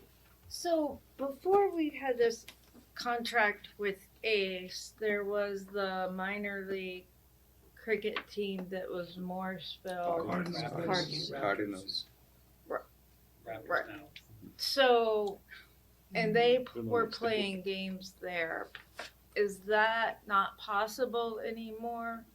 So do they exist now? Yeah. So the team is there, so it's part of the minor league. So Yeah. whenever they schedule it, this team plays. So can we rent the cricket field to just them? No, they're part of the ACE They're team. part of the Part of ACE ACE agreement. Yeah. Now, if we didn't have that agreement and that minor league team still existed, absolutely. Okay. So the agreement precludes. For them, because Yeah. they're part of the ACE. Yes. Just one point of clarification. Right now, we don't rent Church Street field out to anyone. So Except TCL. that's right. So I mean, there is an opportunity to look at that moving forward, but as of right now, you know, TCL is the only one that utilizes the field. We don't- Yeah, they rent their 10 weekends and the other 10 weekends are committed to ACE through the agreement. So if we ended up breaking our contract with ACE in 2 years, we could end up working with the Morrisville minor league team. Probably not, because they're still a part of ACE. We wouldn't have an agreement with ACE. Now, if ACE came forward and said they wanted minor league to play there, we could rent them a weekend if that's what they felt they were gonna do, is play some minor league matches, yes. But if I would be surprised if they would do that if we're not under agreement with them. Again, in part because they have other options that are just better situated But in where, terms of amenities. but when the original Morrisville Cardinals was playing there, were they a part of ACE Yes. at that time? Yes. Yeah, minor league cricket has always been something that ACE introduced. Prior to them, we really had primarily TCL. Keep in mind, this doesn't go back but so far. Yeah. So what I'm hearing, and this, we have to talk about this in 2 years, if this potentially comes to that, but so what I'm hearing is even if we break the agreement, that doesn't mean everybody else is gonna come play the field, that may preclude us. Is that what I'm hearing? That may. That would only preclude us from the minor league and major league cricket matches because that's controlled by ACE. Okay. USA Cricket could still come play Okay. here, Sam Okay. Army could play here, these Okay. new leagues that are popping up, and there's others that I didn't even list Okay, on so here that I there's- know Jerry's talked to. There's pros and cons. We could keep Okay. the field. Oh, that's right, you gave us a I list, guess- I'm sorry, you're right, yeah. I don't understand why, if previously Morrisville Cardinals were able to play at our field, why in the future the Morrisville team would not be able to play at our They field. could if ACE elected to allow them to. ACE schedules all of that for them. Mm-hmm. So if we no longer have an agreement with ACE and ACE is still managing minor league cricket, if they want the Raptors to play here, Mm-hmm. we could certainly rent to them. Mm-hmm. I just question whether or not ACE They'll would want to want. do that. Yeah. But if they wanted to, absolutely, we'd be happy to still host them. Okay. And Aaron said there's 5 minutes left, but I think you're wrapped, so we're good. Yeah, so again, that was really just an update. There's no, I don't need you to do anything. I'm not asking for any money. I think we are where we are. Oh. It's a You're welcome. miracle. You're welcome. It's the only thing. The only thing. Yeah, I just wanted you to be aware of where we are. Certainly, I'll update you as we hear more from the World Cup practice matches and see what that is. And we will get you some more detail, once we get it. We just don't have it right now. And we'll summarize our costs and how they look going into that as well. So that's where we sit. But Brant, I just have one quick question though. The fields that they're building all over the place, you don't spin something like that up in 12 months. Like they must have known it 2 years ago, 3 years ago that these stadiums were going to be coming online. So what were they doing? They were securing an option. I mean, I Okay. think that's the simplest way to put it. They were securing what they had in their hand Mhm. that they knew they could use, worst case, while they were going to develop their own fields and grow into those. Because at the time, we were one of the few that was Yeah. up and running in the And states ready to go. that could provide that, and now we're not the only one. They were selling us without our permission. That's pretty much, they said, oh, they have venture capitalists and investors. They'll come and say, what do you have?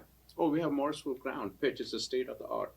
They'll tell that as if it's theirs, because they invested 1.25.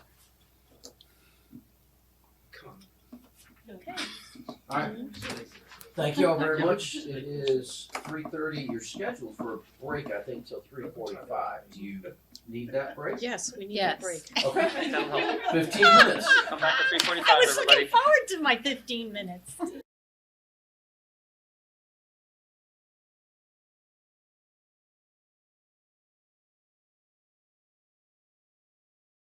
Good afternoon. Hope everyone's had a nice meal and refreshed a little bit with a walk. So the next session is economic development. So you will recall our last conversation was just at the end of Martha's time with Kathleen Henry coming in and sharing some information. So since that time, we've had the opportunity to talk a little bit more with the Chamber of Commerce and how they may fit into this or not fit into some of this. So we've brought back some of the information you've already seen. And then ultimately what we're looking for is direction and how to proceed in terms of potential budget funding for FY25. So we'll talk about background and refresh. Again, just want to give you a reminder if you haven't had a chance to really dig into your book about what we talked about last time. Look at some economic development system recommended focus areas. Again, some of that is up on the board, or up on the wall, I should say, as well for you to take a look at, just to have that there for reference as we go. Establish what our economic development vision is going forward, and then really ultimately provide staff direction for next year. So this is sort of where we've been and where we're headed. January, March of '23, you had a retreat discussion, and then following that, we did the development of the economic development strategy in conjunction with Kathleen Henry, who is still, supporting us right now and reviewing projects with me, so we know what to indicate we might offer an incentive towards. August to October, review with council and partners for input, and then you got that presentation from Kathleen. January to March, we are obviously a retreat. We're discussing the vision consensus. There will be need for follow-up with the Chamber of Commerce regarding their contract, the shared services, and how they'll support and contribute, and then aligning what your strategy vision may be with how we proceed towards an FY25 budget.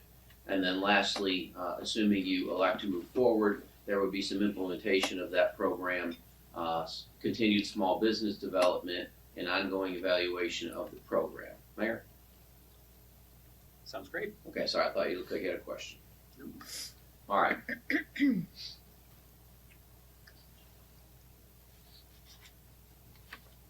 Okay, so again, this is sort of what's impacted economic development to get us where we are. Obviously, growth has accelerated just a wee little bit in the region and certainly in Morrisville. A lot of new real estate developments, a lot of land being developed. The COVID pandemic did not help us. Our renewed commitment to small business is out there. The transitions at the Chamber of Commerce have been a factor in where we are. And then just increased workloads sort of across the board impact a little bit of what we've been able to do and not been able to do as well. So let's talk about the Chamber for a minute. So presently, we have a contract with them that's about $50,000 a year that's intended to be primarily economic development support, or for a long time, really, they were our economic development lead in handling, reactively handling projects that might come in. So prior to that, they started in 1998 with offering that economic development support. The current agreement has been in place since 2013. It needs to be renewed. And really, unfortunately, since 2019, when Sarah left the Chamber, really not any meaningful economic development support from the Chamber of Commerce. Obviously, some transitions there. It was not something that Linda had ever done before, so she was sort of learning as she was going. And then in her absence, has not really occurred with the current staff either for any number of reasons. Again, we also have a non-monetary trade agreement with the Chamber that's sort of separate but could end up related to all of this. And that's about a $10,000 agreement. And and I'll show that to you in just a second, just so you see what that is if you haven't ever seen it. Thinking about the intended outcomes with the Chamber was to be focused on capital investment and job creation, representing us at meetings, conferences, and events. Some of that does occur, but not nearly as much as we certainly could. To participate in economic development associations and provide quarterly and annual reports. I think the last quarterly report we got from the Chamber was sometime in early 2022. And in all candor was pretty limited. Not a lot of data, not a lot happening there. But so we've been almost 2 years since we've really had anything coming out of the Chamber. I'm not going to read this to you, I'll just let you look at this. There's about $10,000 that we sort of trade with each other. Again, this should be in your packet as well. Just the way that we exchange some things. We do some things to support them in the building, and we basically get our gold sponsorship and be able to participate in meetings in exchange for that. And they're interested in that continuing, as are we, quite honestly. I think the other component that's not really in here, of course, is that we lease space from them as well. So, not only are we giving them about $10,000 worth of trade, we're also giving them the $50,000 towards economic development, and we're also paying, sorry, I can't think of 20 for the rent, $26,000, I believe it is. a year, so. A year. That's for the upstairs. For the Correct. upstairs, the tree house. The treehouse, Yeah. yes. So can I ask, what's a CoStar license? So CoStar is that we as the town have 3 CoStar licenses. That's access to a lot of realty information, land development, things like that. We can look at who's brokering what's for sale, what's not for sale, all that sort of, how many times it changed hands. So we have 3 of those, one of which we give a license to them to use, but hasn't really been used in any meaningful way. How are you adding up what they give us to $10,571? I see about $4,000 there. So that we get the member rate for attending events, and so there's some sort of unassigned value for that depending on how many times we go. We get that presidential partner level recognition that approximates, when you add up the perceived value of those, it puts us at about $10,000. It's fuzzy math. So we have a number of opportunities with the chamber, and I would tell you some of this is based on the conversation that Giselle and I had with Rose and Emily Ziegler. Some of this is based on what they shared with you in that last meeting when Kathleen was there, and then some of this is from sort of my opinion as your manager. So they are certainly in a position to support small business, particularly as part of economic development. They do some of that now through some of their events. They have sponsored some things, and they're interested in continuing to blend their events with ours. Now, I will say, I don't think that they have the capacity to really expand to additional events right now with what they have as staff. They talk about the potential to grow their staffing as they go through potentially even the end of this calendar year or in the next calendar year. I would tell you I'm not overly optimistic about that unless things change for them. They're having some financial struggles in terms of costs versus events and what they're expecting to come in and some things like that. They're working on that, and they just finally, I think, cleaned up the last couple of years of some things that they made some assumptions on that weren't necessarily accurate. They're trying to clean up some of their, overdue dues from members and things like that. They are trying to grow their membership, which would help to enhance their revenue.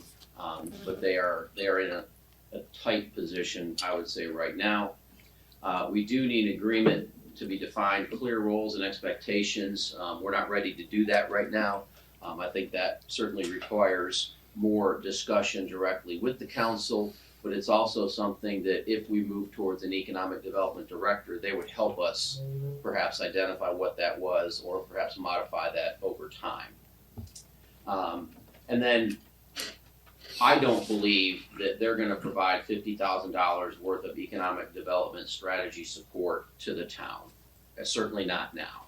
But they are counting on that $50,000 to balance their budget on an annual basis. So, we're in for 50, we're in for 26 with the Treehouse, and then the other 10 of some value. So, we're around $86,000, $87,000 that we contribute to the chamber. So, one of the things you will have to be considering is, are you willing to do that $50,000 if there's not $50,000 worth of return? And again, some of that's going to be a little fuzzy math because it's hard to put a price on some of what they do. But I think we can do some estimates, and I don't believe it's going to be $50,000. In that last conversation that Giselle and I had with them, Rose was pretty clear that they would like to see additional town support beyond what they're receiving. I struggle with that a little bit.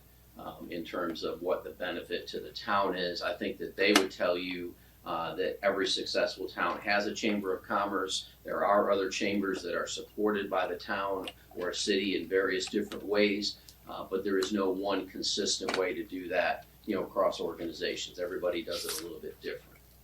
But I want you to be aware that at least right now, I don't know that you will get $50,000 worth of perceived value out of the economic development area, which is where that money is intended to go.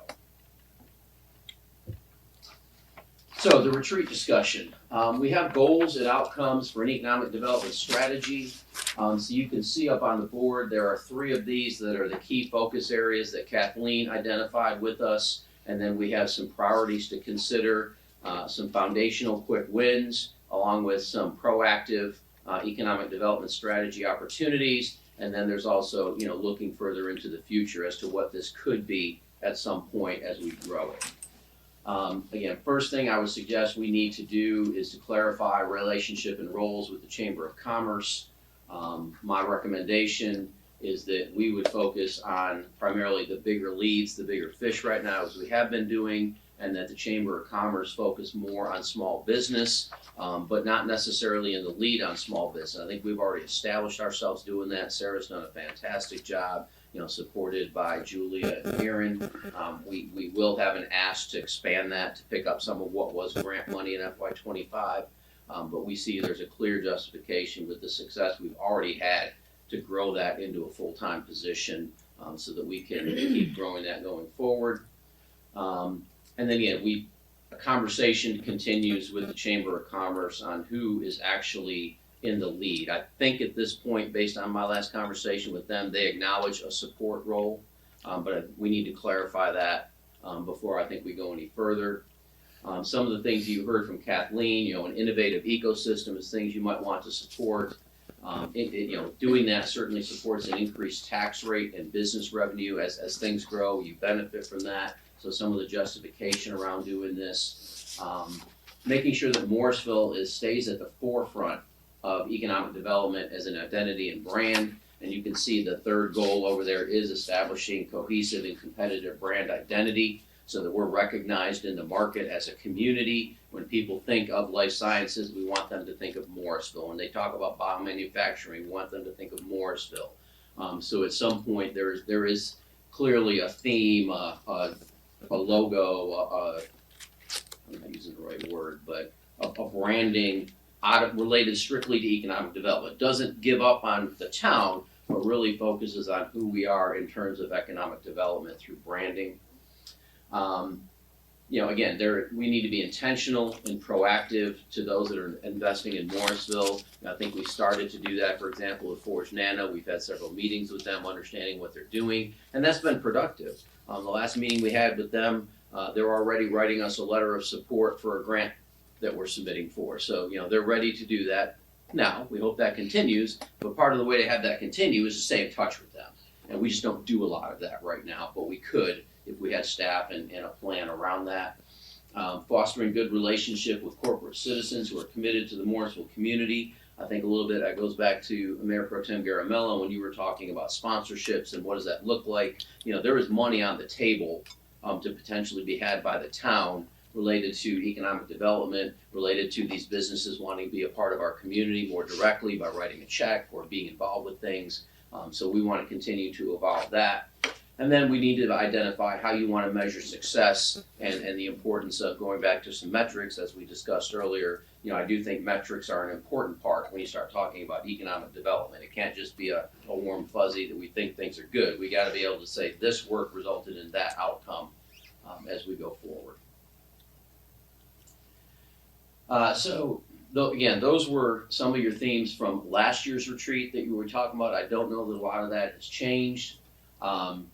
The work session in September, the highlights that I took from that, again, the need to align with the Chamber of Commerce, looking at partnerships between the town and developers and brokers.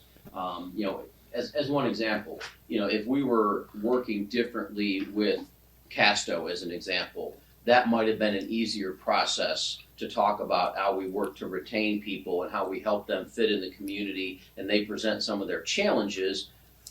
That will get worked out eventually, I believe, but it might have been easier if we were more proactive in maintaining some of those relationships along the way rather than just waiting for it to come in. And that's just where we're at. That's not, nobody did anything wrong, it's just we don't have that resource right now. Again, talked about the branding in September, support for entrepreneurs. We certainly think that's a component of this. Again, emphasizing that we decide on these focus areas first, then figure out how you want to do it. And so part of that is a person that's invested in and trained in and experienced in economic development to help us do that.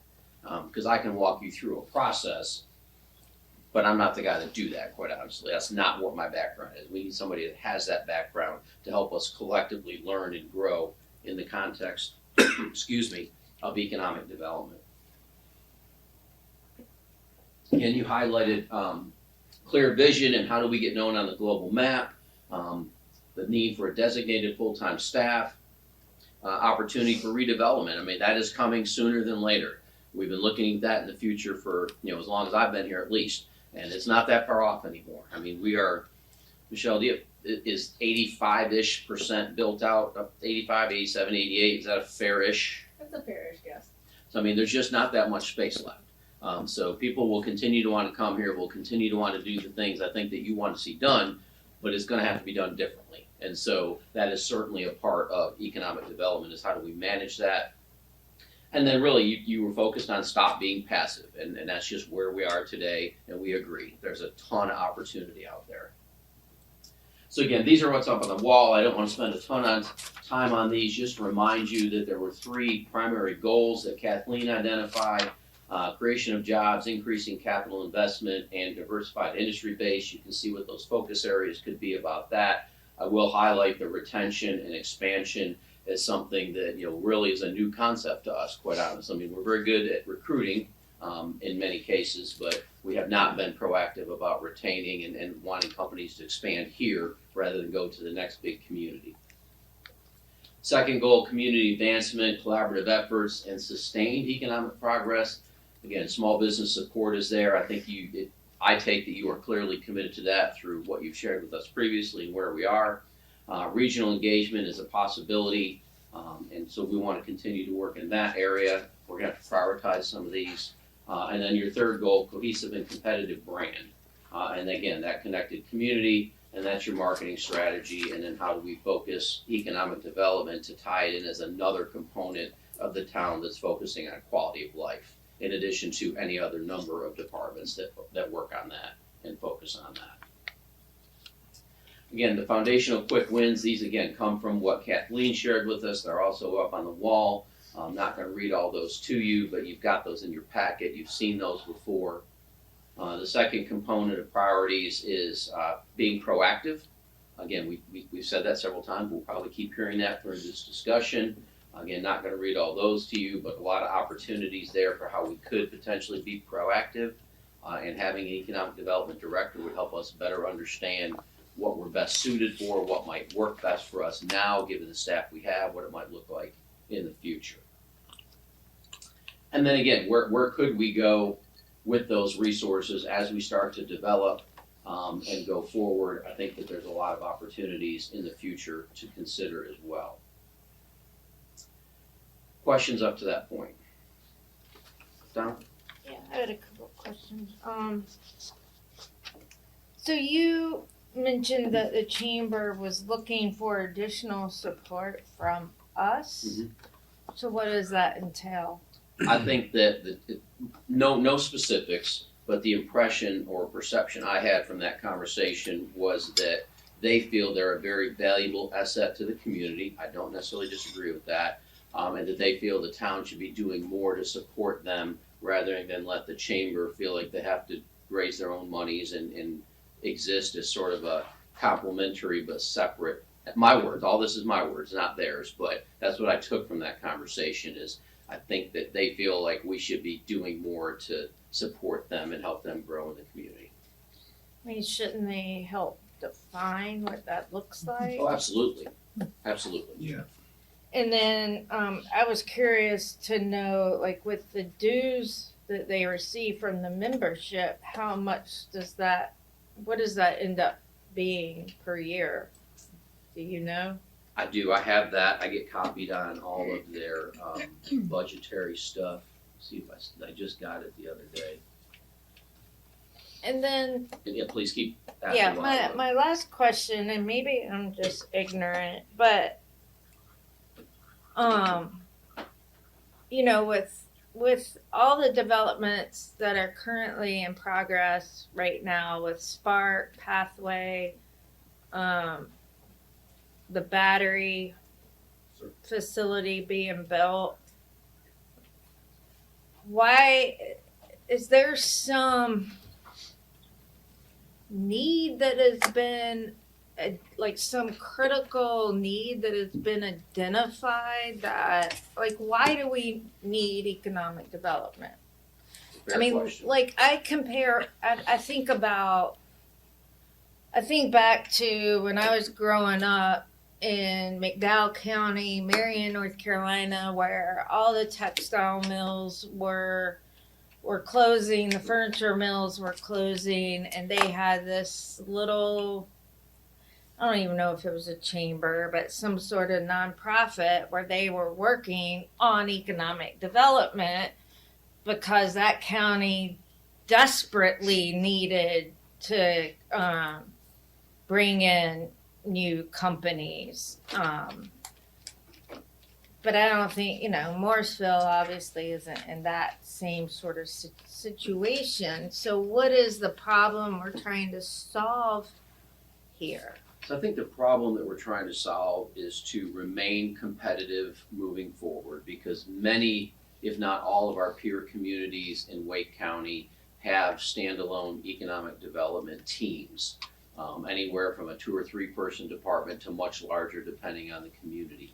So we continue to compete with these other communities in our own county, say nothing of this region of the state and even across the state, so that, again, we have been largely reactive. We've been fortunate because we've had these large swaths of land available to land a Spark or to land some of these other developments. As we see that land start to dry up or all be developed, it becomes more challenging to compete with these other communities that still are going to have acres upon hundreds of acres to grow into, and we don't have that much. So having someone that has this expertise will support us in that regard. I would also say that small business for us is a really critical component of what we're trying to focus on. You have made that clear to us over the last year or two. We saw that coming out of COVID, that there's a lot of opportunity there to support those businesses, to keep them going, because they do contribute to, the tax base, they contribute to the revenue, and they also help make, Morrisville a place that people want to come. The smaller restaurants, the smaller boutique stores, some of which we're going to continue to add. I think that is a component of it. And again, there's just so many opportunities out there that we right now are doing nothing about. So the other piece of this is also retention. So as some of these companies start to look at what other opportunities might be, if we're not knocking on their door and going, here's why you should stay here, because somebody's going to be knocking on their door from the next community going, here's why you should come here. And so, you may, and this is part of what I think a director would help us understand is, you may at some point need to consider retention incentives. You may need to consider unique ways to keep businesses here that we've really not focused on before. I think that would be the basis of what I would say justifies it. Do we know if we have missed opportunities? I think that's hard to say. Again, we have heard the bigger opportunities come through Wake County Economic Development. So what we rely on right now is generally something that is going to get JDIG, the state funding, and then Wake County is going to support it. And they're generally reaching out to us to say, hey, this could be in your community if you're willing to support it. That's an example of how we got Forge Nano. We were certainly not the only company or only community trying to land them. Have there been other opportunities that we could have missed? I would say absolutely. I don't know that I can give you a list, but I think to some extent you have to assume that because we're relying on what comes through Wake County to really be considered for growth here. Okay. But that's a good question. Did you have the revenue number from membership? Yes, so their proposed 24 budget has about $100,000 in, well, it's $88,000 in membership dues and then another 12 in member investors. So they're right about $100,000 is what their estimated revenue is for membership, and then their total budget would be about $367. So you can see that we're contributing, 87 of the 367. So we're almost 25% of their budget. So where the rest of those Yeah. funds come from? It's the same thing. Sure. So let me look through this here real quick. Because that's only like Sponsorships, 157. events, maybe. So correct. So they have revenue that comes from their events, their programs and services. So they make revenue at their annual meeting if they get the right sponsorships. Their golf classic, their no events generate revenue. Power of inclusion, all these sort of different events they do theoretically generate revenue to the tune of about $170,000. And then they've got they do some facility rental. In addition to us, they rent out their conference room. They've rented out that little what used to be a little break room there towards the front of the building. So there's about $40,000 there, and then they have $50,000-ish in miscellaneous MIF contract fees. So that's the bulk of their budget. So a little less than a third is membership. We're in the neighborhood of 20-25% through what we invest. I think Councilmember Rabati, Scroggins Johnson, and then Johnson and then Rao. I'll come right around.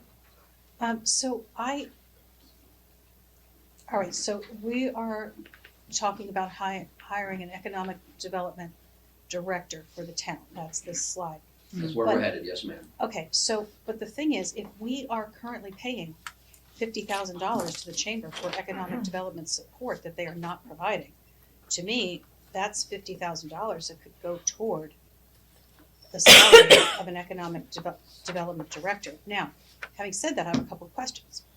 In the model that you talked about, where a town funds the Chamber of Commerce at, between 50 and 100% of their need, what services in that model, what services does a Chamber of Commerce provide? Because I doubt the model is that the model must be that they fund $100,000 and they get $100,000 worth of services. So what type of services, generally speaking, are those? So they get some of the services that,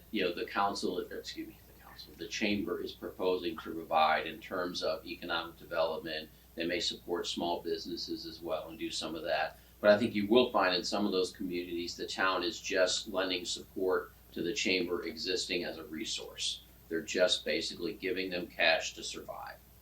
Survive maybe not to function, to work.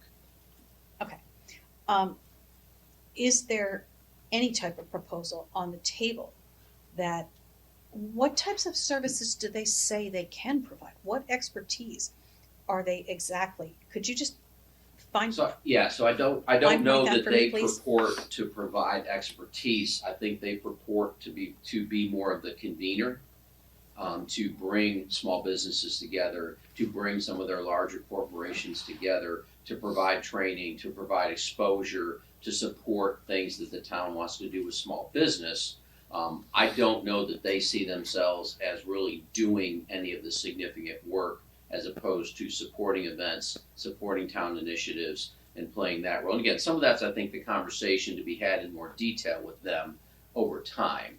But keeping in mind that they're basically a staff of 2 plus a remote person. I think Bree is still doing some work for them in marketing, things like that. But it's really Rose and Wendy, and there's not really much of an economic development background there. It's just not. That's not critical. It's not. So I think they look at some of the things that they're doing as perhaps being a little more closely tied to economic development than I do. But again, I think that's part of where there would need to be some greater definition of what that's going to be. How do we estimate the value of that in terms of what the town may get back for that? But that's why I think I suggested on that previous slide that I don't know that they're going to be able to provide $50,000 of in-kind economic development support for what you would be paying them. Right, but my question is, can they provide $50,000 worth of any type of support? I don't know that they can. Okay, alrighty, thank you. Oh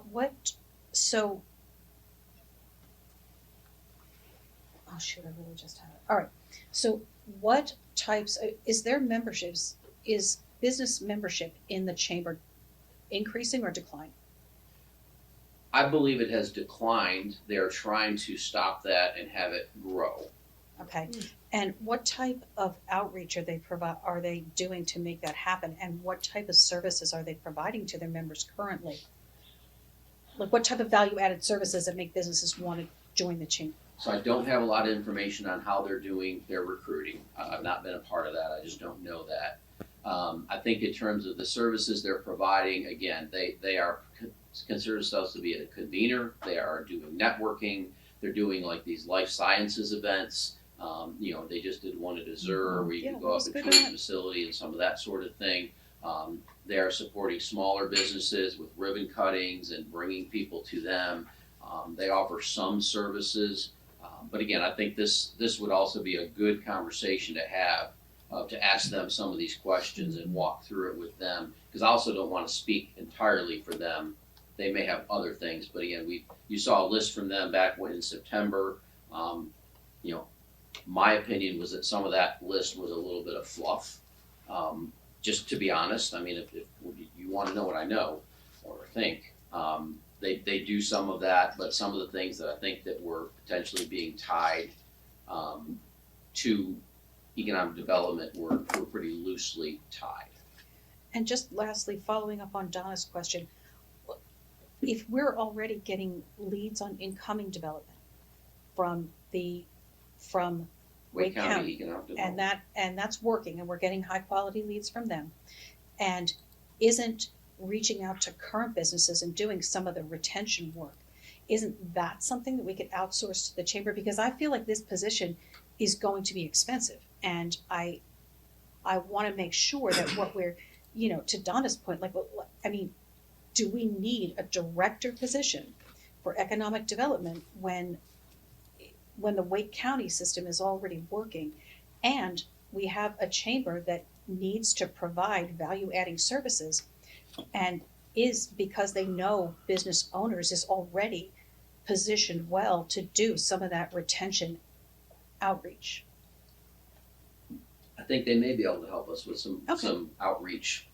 Again, that's part of that conversation to have with them. These are all very good questions. Multiple people are writing these down for me. Okay. So that, yes, I think that's one of the outcomes of this, is to decide how to best approach that conversation with the chamber. Do you want to do that as a body of 7? Do you want to do that with a smaller group and then report back? And we can talk about that before we're done. But good questions. Thank Okay, you. Thank you. Just wanted to offer a very minor point of clarification. Small business to the chamber is a different definition than the small business definition that council created for our grant pilot Yes. program purposes, so just Exact- wanted you yeah. all to remember that as well. Could you Yeah. tell me what that Yeah. difference is, please? Yeah. So for the town's Perfect. purposes, for our pilot grant program, was they could have, they could not have multiple locations outside of the triangle, and I think they can only have 2 locations within the triangle. And your direction to staff was really, and it's not limited to this, but really focused on those businesses that were impacted the most by COVID-19 under those NAICS codes. And with a host of data that we obtained through a procured data set, we scrubbed that data. Sarah and our GIS person, Rodney Watkins, scrubbed that data to drill it down to Morrisville only. And so from there, it goes from a total of about 2,000-ish businesses total in Morrisville that have the ability to be chamber members, to right around 300 businesses that meet our criteria for Morrisville grant funded small business programming. So a little bit of difference there, like a small point, but just something to be mindful of too. Oh, that's a good It's a point. good Thank you. point. And, so it does speak to the fact that they serve a lot of businesses that wouldn't qualify under what you speak to today about small business. That could change in the future. Also, it's worth noting that they also work with businesses outside of the town of Morrisville. And so that's, the most recent, one of those grand openings they sent you, I think maybe it's like next Thursday, was for a business that is in Durham County. Not even Wake County, but in Durham County. And so try to explain to them that no, we're not going to invite our council to go to a grand opening in Durham County. That's probably not going to happen. So just there's also that definition of what is Morrisville versus what is not. It's not that can't be worked through, but it's a piece of the puzzle. Vicki? So I'm going to go in reverse order.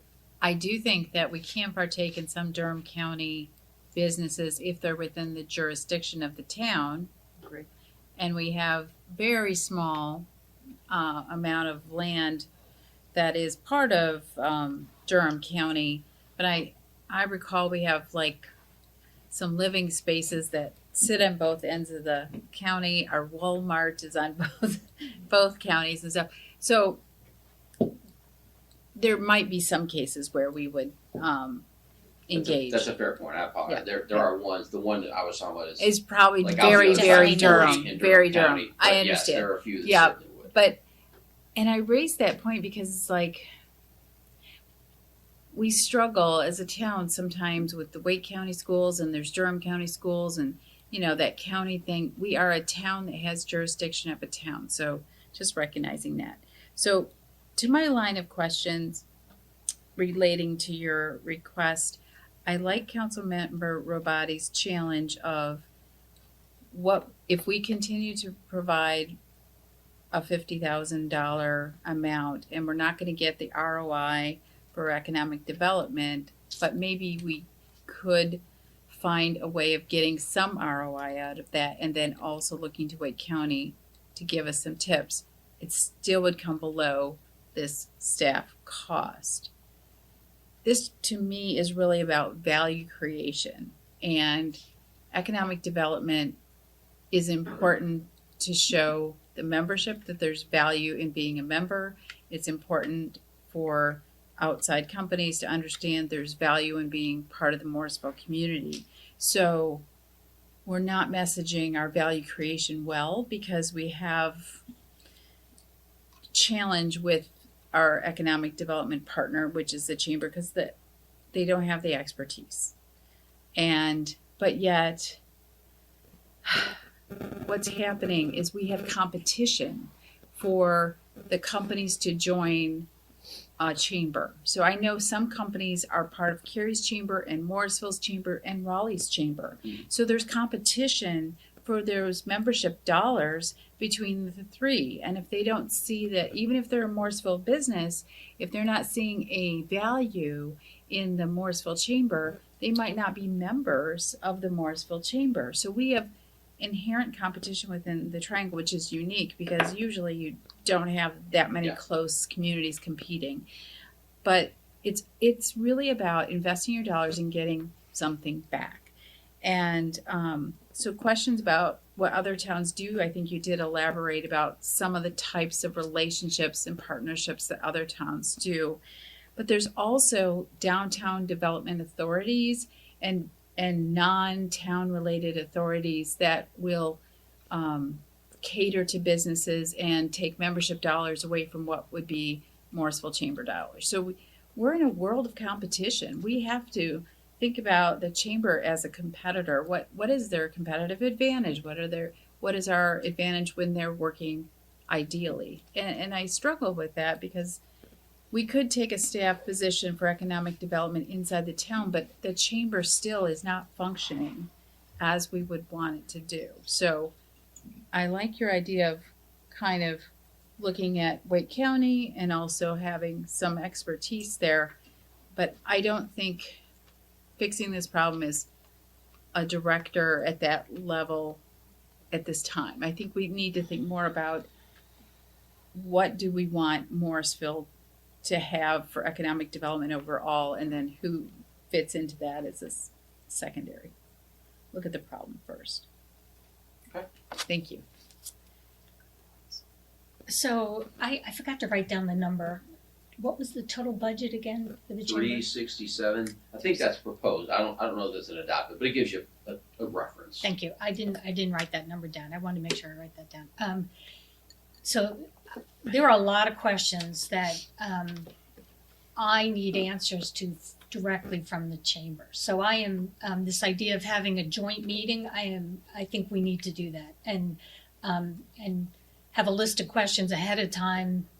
We brought up a whole bunch right now. So, but what the thing that I need to understand is of their membership, how many are Morrisville businesses? I don't have a feel for that anymore. At one time, I could have told you I would never probably had a number, but I would have felt comfortable. I'm not even sure who they're going after anymore. So that's important to me. Yeah, and I need to. And who just talked about how are they reaching out, and who are they reaching out to? And I would assume, and that's why it's bad. I would assume they're targeting Morrisville businesses, but they do have members from all around the region. So, so that's going to be really important to me as we continue in this conversation. And as far as economic development, the need to fill that void, they don't have the skill. I don't have the confidence I in, agree. and I think they are admitting They that too. acknowledge that. So that's fine, and I appreciate that. Somebody somebody to fill this economic development role, I don't see it, and you talked to this, Brandon, but I want to make sure you hear it from me too. I don't think it's just recruitment. I agree. I think from moving forward, it's more on that retention piece or filling vacancy or whatever as time goes on. I think a huge portion of the land in Morrisville is business, and a significant portion of our revenue comes from the business community. So there needs to be somebody focusing on the business community in the town of Morrisville. And if it's not going to be the chamber, then it has to be us. But I agree with what I've already heard too about, do we go this far and does it need to be a director? Is there some other, I don't even understand that, because we've never had to hire, the chamber always handled economic development for us, and I was always very confident in that. So I think I need to understand kind of where we're headed, and what level position we're looking to fill, and what is it, the goals that we really want. And I know that's part of this conversation. What is it that we want to focus on? And then the other thing, I've always been very supportive of the chamber. I've always was 100% behind the contract we had with them, and giving them money for a service. If we're going to take taxpayers' money, I need to be able to defend how we're spending our money, and it can't just be because a business or a nonprofit is suffering, a chamber is suffering, and they're going through bad times, and we just want to give them money. I need to have that return on investment and what we get for our money.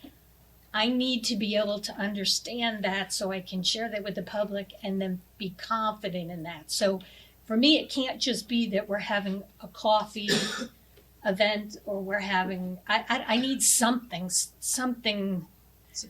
Thank you. Not just we're holding a luncheon, or those are all incredibly valuable. And so just so I'm clear, this is very valuable, the networking but I need something else Tangible. to understand where we're spending taxpayers' money Sure. and defend that.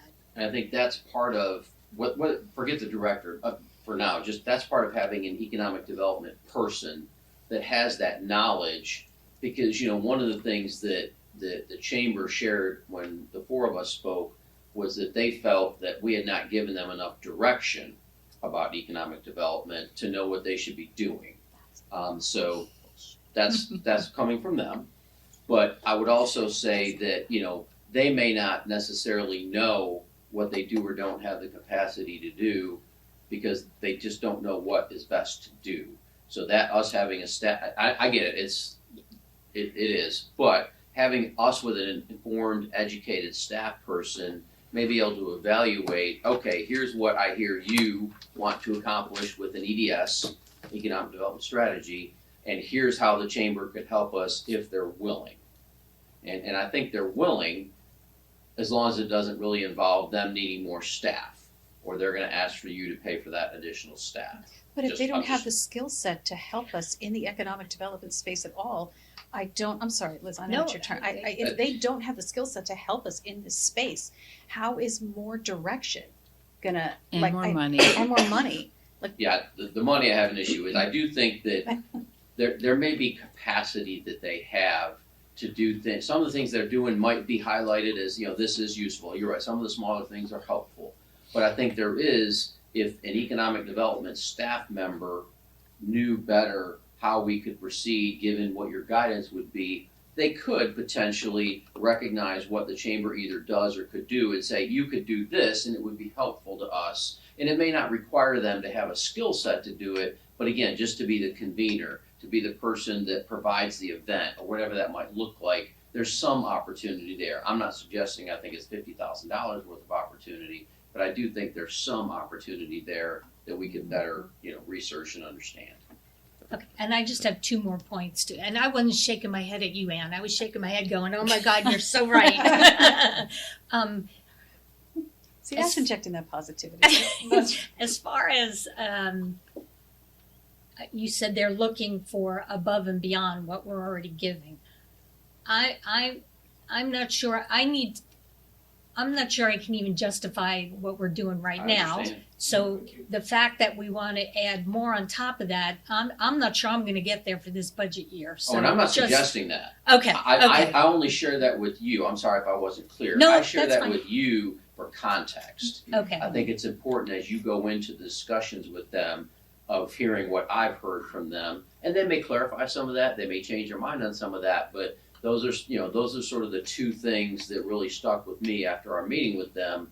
That had perhaps some concern with was they feel like they should get more money, and they feel like we haven't given them enough direction around economic development strategy. So those were, I wanted you to hear that because that's what I took from among other conversation there. Not suggesting I think you should up anything. Okay. No, I didn't think you were, and that message is a little disappointing to me. And I would be happy to share that with them if they would meet with me. But anyhow, that's another point. But anyhow, last thing I want to say, and I'm not sure you're advocating this either, but I just want to be really clear with everybody in this room too. If we're going down this road to hire somebody to do economic development services, whether it's a director position, whatever position it is, that person needs to report to the Town of Morrisville organization. 100%. I am not looking to have them report, and because I know there was conversation at one time, and I don't know where that is anymore, and that's probably more on the chamber side. I am not entertaining funding a position and have them report I have no to the interest in chamber. that. That's what Carrie does. But that's the But different they- chamber. That's a And whole they different. do it different ways, so the director. With economic experience and knowledge. Anyway, I'm sorry, I was Yeah. looking at Director of Economic Development reports to Mark Lawson, the chamber, Yeah. and also the Economic Development Director for the town. Well, I don't So- know. One day it would be nice to get that kind of a partnership. We're far from that now. Agree. Right. Councilmember Brown and Mayor Pro Tem. Okay, yeah, just a couple of things. I mean, I think in answering, the reason why I think, it's important to have an economic development director, either a full-time or some kind of a position we begin is, we've already talked about some of this retention of small businesses. So I think one problem we're trying to solve is there's so many businesses that aren't a member of the chamber, and our staff's already doing a great job with all the programs we did, the micro grant program, the retrofitting program that we've got going on about your signage and landscaping, all that stuff, getting the messaging out. That's really, really important. I mean, I think also there's a lot of really cool companies in Morrisville or startup companies that are looking to grow. When I go to downtown Durham, I was actually there last year. Of course, you can't compare Morrisville to Durham, but they have wonderful metrics in their Durham Underground where they have like entrepreneurs come there and work. And it's like, 1,000 companies, 37% are women-led, 28% are people of color that lead these companies, 4,000 jobs, 450 million raised. So there's metrics which really builds upon it, and then those startups want to come. And there's so many, Mayor Pro Tem and I know Cy Niedermarty, who runs a $100 million or $150 million company, and he's headquartered in Morrisville, but he's not engaged with the town at all. So, I mean, if we knew what we could do to support him more, so I think that's important. And, technology, Riot, the smart city stuff we're doing, all of that stuff, all the AI startups that are coming, Morrisville should be a central place, and it ties right into our town center. And even what we're looking at Park West, we're not gonna do apartments there, having co-working space. So all of these things blend in, and then venture capital. I mean, the joke out there in the business community is that the venture capitals, most of their offices is actually found. So they're literally $500,000 and $1 million deals being done by some of the top venture capitalists in North Carolina that come to Fount and Morrisville to do deals and to meet entrepreneurs. They have their coffee, they do their deal, and then they leave. And they go back to Durham or they go to Raleigh. I've spoken to David Gardner, who said he'd be willing to even get involved with us in a town center, right? Working with somebody that he could create something. So I say all these things because I think it's really, really important. And just to finish off, I think with the chamber, I'm just going to take 30 seconds to address that. It's really, COVID really hurt the chamber. They've been doing good stuff with the networking events, the life sciences. And I think COVID really hit them hard, and they lost members, and they never really recovered from that after we lost Sarah. However, I think that what they need to do is they need to come up with a playbook that comes up with what is their strategy for getting more dollars in. I mean, we have so many companies headquartered in Morrisville, and they should be having those companies give money to join the chamber. So I feel like it's kind of thrown on us to say, well, give them the 50,000, 60,000 sooner or later. If that's not leveraging the people that are paying our taxes, right? And it sucks to say this because I know I have a lot of friends that are members of the chamber, but this isn't about friendship. This is about business, right? And I know there's going to be a lot of angry people, but we've been talking about this now for 2 years. We're not seeing anything change. I'm not seeing any new plan. And, it's just like a venture capital investor. If I'm going to invest in a company and I'm not seeing the plan in terms of how you're going to get new customers, how you're going to get new sales, why am I going to give you funding? Right? I mean, I hate to be so brass tacks about it, but I think that's kind of where we are. And I'm at the point now where I think I'm at the breaking point now. I don't know if I can go another couple months doing it the way we're doing it because it's not working. So much has been said. Sorry. No, not for you. Like, it's good stuff. It's good. So, I'm in support of this for the reason I'll say that is, this is not about a fight between chambers and us.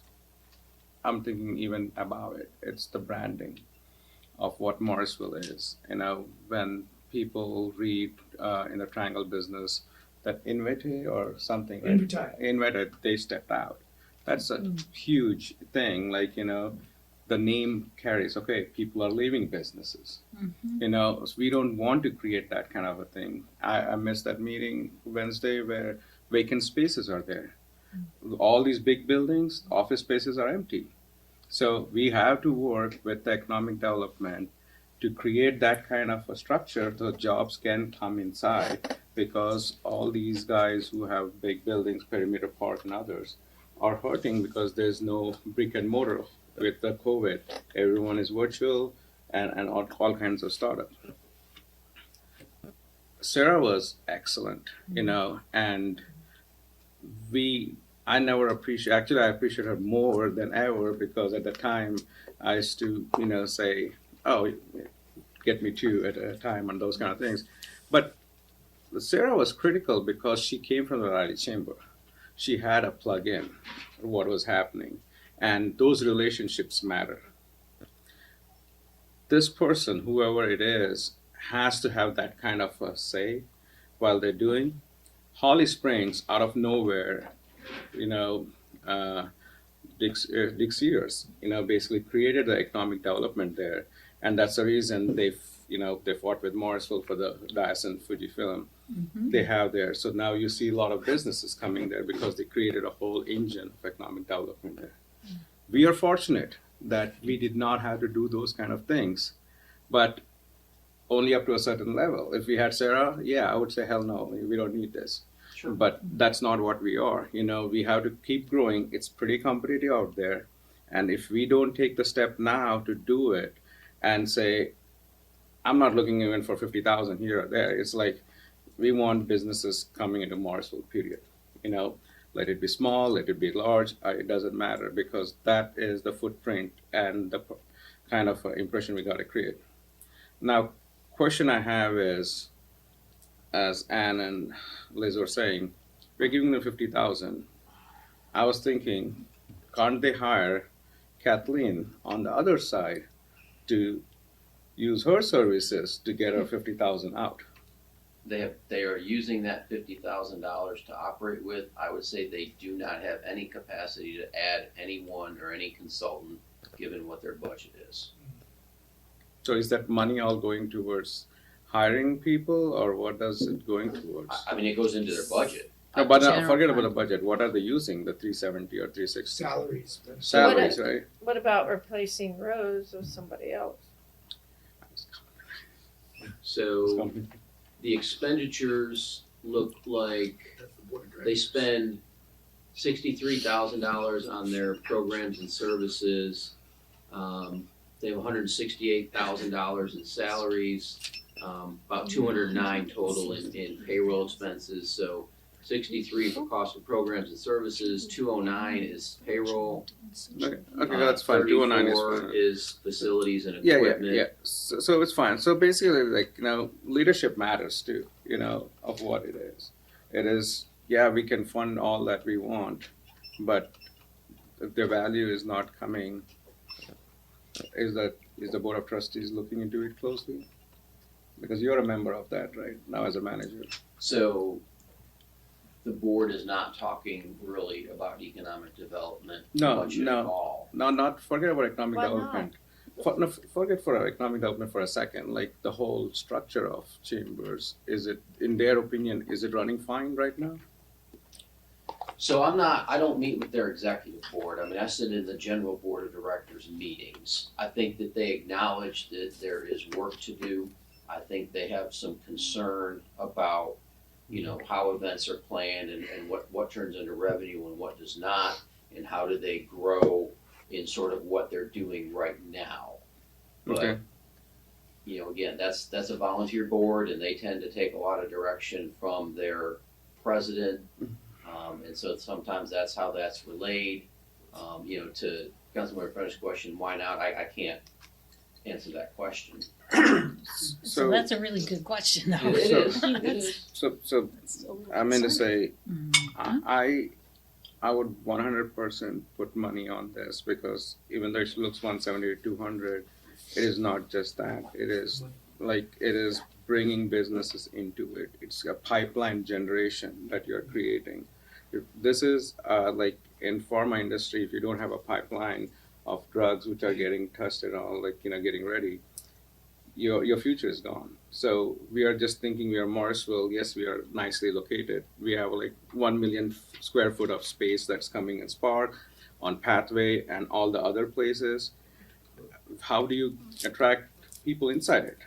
Is when you hire people like these, it does not matter chambers anymore. I think we have to take it over and move forward. So otherwise, when we start seeing empty buildings, then we'll have a different problem of rezoning. They're not able to use with that kind of brick and mortar. We are seeing that with Park West. Movie theaters are not running. So many things will come in the future, and we don't have land anymore. So it's redevelopment that will kick in. And unless we have people pumping jobs, and you have to have a seat on the table there, and that's the whole thing. I don't know if Rose has that expertise in doing all these things. You have to be clearly plugged in with JDEG, with economic development, for the state of North Carolina, and all kinds of things in the pipeline to see where can I scale something to Morrisville. If we don't do it, I think we are going down. Your 3% revenue growth will not be coming. Well, I think that you're making a very salient point, is that we have to recognize Morrisville, how it grows, evolving, and we need to stay ahead of that. And it's a span of control versus us just being influencing or partner or just even not at the table. And I think that's what Kathleen was trying to say. Be at the table, be the voice. You have to be on own the it, table. and recognize what that means to you in terms of economic development is your engine for your largest revenue source, and take care of that going forward in the future, and recognize that it's pivoting from really what is Morrisville just kind of sailing on its proximity as the draw to us having to really sell it and compete, because what we have available is changing from new development and available vacant space to really reinventing or helping reinvent the image of what we already have and letting it be known what we can do and what we can provide. and who should be in the driver's seat? Yeah. It would make sense to me if that's your largest revenue source and that's how you grow it. Morrisville should be in the driver. Councilmember Finn. Well, what was I gonna say? I guess a couple of things. I would only want to hire or have the town hire a director as a last resort. Is there any way the chamber could possibly benchmark to other local chambers like Holly Springs, or get knowledge from the Wake County Economic Development? Or can we poach someone from Wake County or another chamber? I mean, I assume we would have to work with the chamber on doing that. I mean, To bring a staff member to the chamber? yeah. I mean, how did the chamber come about? How did they go about replacing Linda with Rose? So I think that, and I wasn't directly involved, but my understanding is that they knew Rose from being involved in the community and were looking for someone to really step in and keep them from ceasing to exist to some extent. I think it was that close in some ways, that there was real concern for the chamber. So I think they knew Rose and elected to offer her the interim position. And then as she had the interim position, they elected to offer her the permanent president position. Was that initiated by the board or primarily by Emily? Or how much was So Did the Emily is the town- board. I mean, Emily is the board. I mean, she's just just, Emily? Emily is a member of the board of directors. She's either immediate past president or once removed president, past president. But that board, that executive committee of their board of directors was responsible for that. That's how they manage that staff. Did the town have any influence when Linda was let go? So I think we shared concerns with the chamber executive board of what we were seeing and weren't seeing. So I would say yes, I think it's fair to say that we had an influence in that decision in terms of sharing concerns. I will also share with you that I know that Martha was involved when Linda was hired, and there were concerns with that. And so I believe Martha was in some way consulted in regards to Rose being offered a position as well. I just don't see why we can't have some sort of, not necessarily training, but some sort of knowledge transfer to Rose and that group to say, hey, Holly Springs or whoever it is, Apex does all of these things, or Wake County Economic Development does all of these things. You guys need to be doing what they're doing over here. If we're expecting our chamber to be doing these things, and why aren't we telling Rose, hey, get with this individual, find out how they're doing this, and go talk to them? So I think a couple things. One is that they don't have the staff capacity to do essentially anything right now. I mean, they're essentially a two-person staff. Bree's giving them some remote support. But when Sarah was here and doing it, I think at one point they were a 5-person staff. And so they had more resources, they had more capacity. You know, the other thing is that we can guide the chamber, but we don't direct the chamber. I mean, yes, we contribute, we have an agreement with them to do that, and they're not providing that service. But at the same time, unfortunately, we don't have the authority to tell them, you need to go do this. So I think in to some extent, you know, transferring the skill set to them, we don't have anybody to transfer that skill set to them.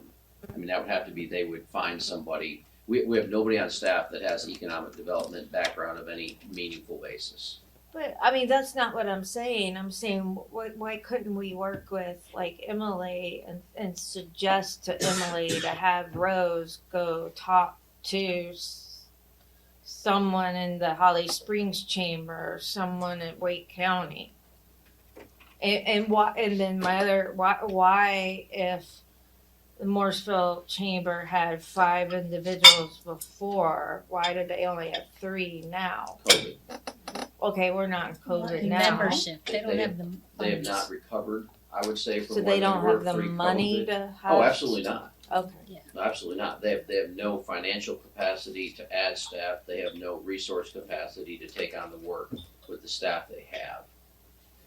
And again, my suggestion, recommendation is that if we were going to spend any money, it should be on a staff person that we control and not assign that to the chamber. I mean, the other thing, going back to what I think Mary Pro Tem Garamella was mentioning is, if you look at Focus Area 3 and you talk about that branding identity, I would strongly encourage that our economic development branding does not need to focus on the chamber, particularly not right now, because you just don't know what's going to happen with the chamber, and you want to build a positive reputation around Morrisville economic development.